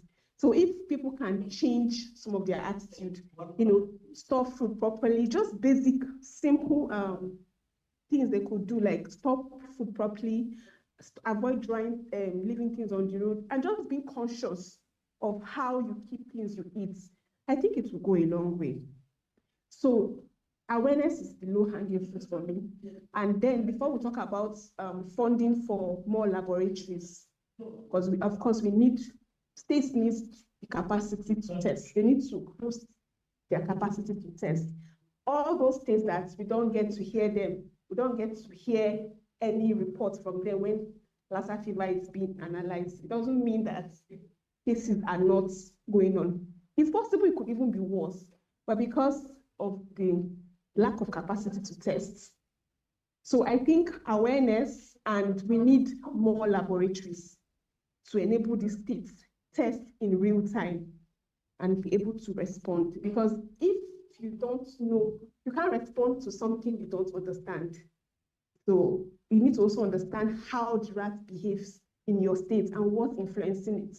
Because what's influencing Lassa fever, probably in this state it could be drought, and in these other states it could be sanitation. So I think awareness and strengthening laboratory capacity is very, very key at this time. You've said it all. You've said it all. You've also, given us measures by the federal government. I mean, what they can do, and even state government, what they can do to actually avert a lot of Lassa fever menace actually bedeviling, our various states.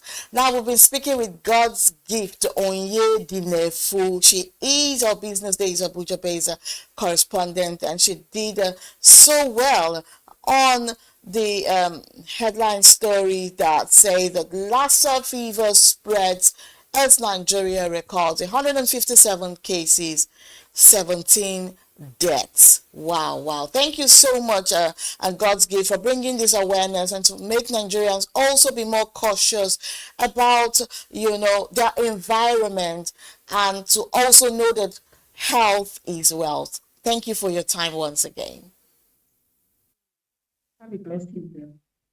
Behind the headlines on a Business Day and television. Get ready for yet another very, very interesting edition tomorrow as we analyze hot headlines from our Business Day and newspaper. Thank you for staying with us. I am Destiny Momo. Good afternoon.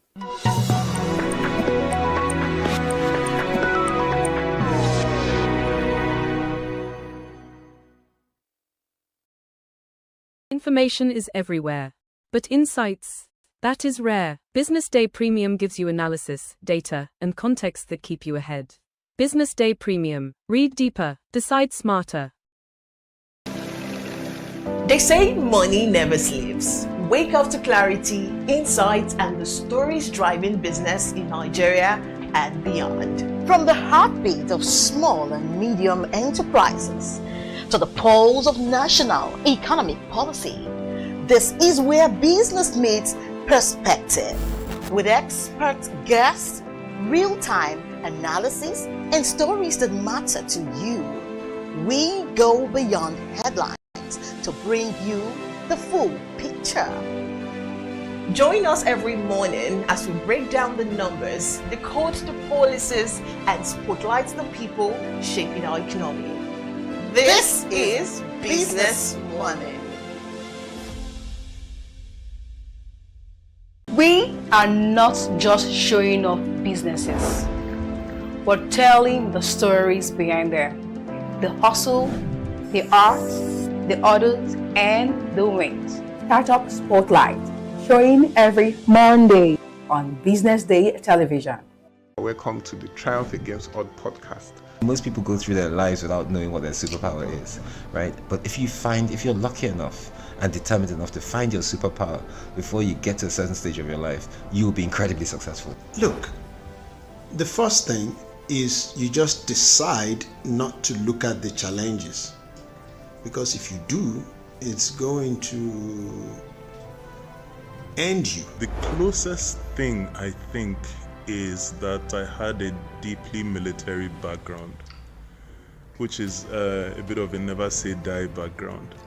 I saw an opportunity in non-interest banking, and I felt that the demand was there. There was pent-up demand for it. People were yearning for it, and I felt that if we did it properly, if we brought in professionalism into it, and if we brought in our experiences, our various experiences from various backgrounds into it, that it could succeed. Very few people do that because very few people explore their superpowers. They just explore bread and butter issues. I need to eat, and Yes, there will be challenges. This is a very difficult business environment. The government keeps working on how to make business easier. The first problem to overcome is really just starting, right? We thought about this idea for over 2 years before we even took the first step. You cannot ignore this country. No, and to be from here, I think is an incredible privilege. Nigeria will be ascendant in my lifetime. This is Business Week, a weekly program brought to you by Business Day Television.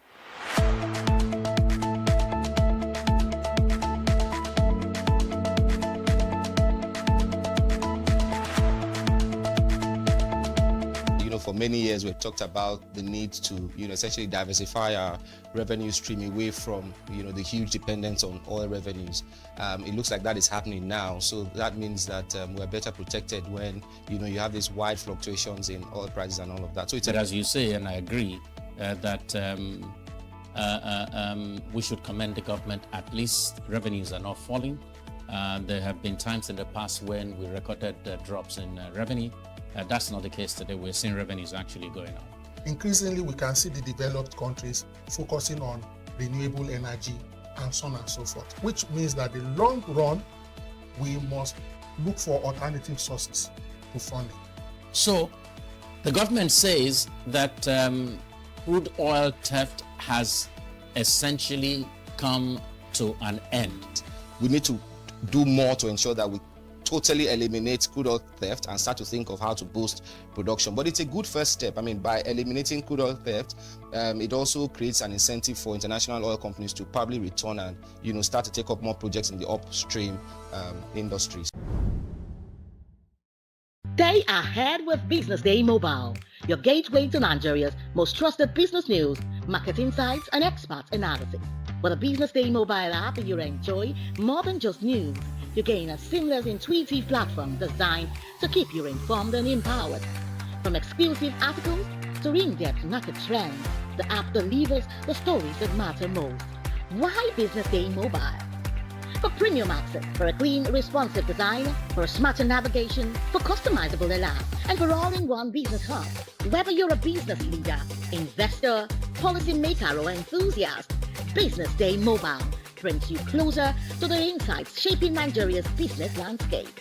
Download today and put authoritative business journalism right at your fingertips, anytime, anywhere.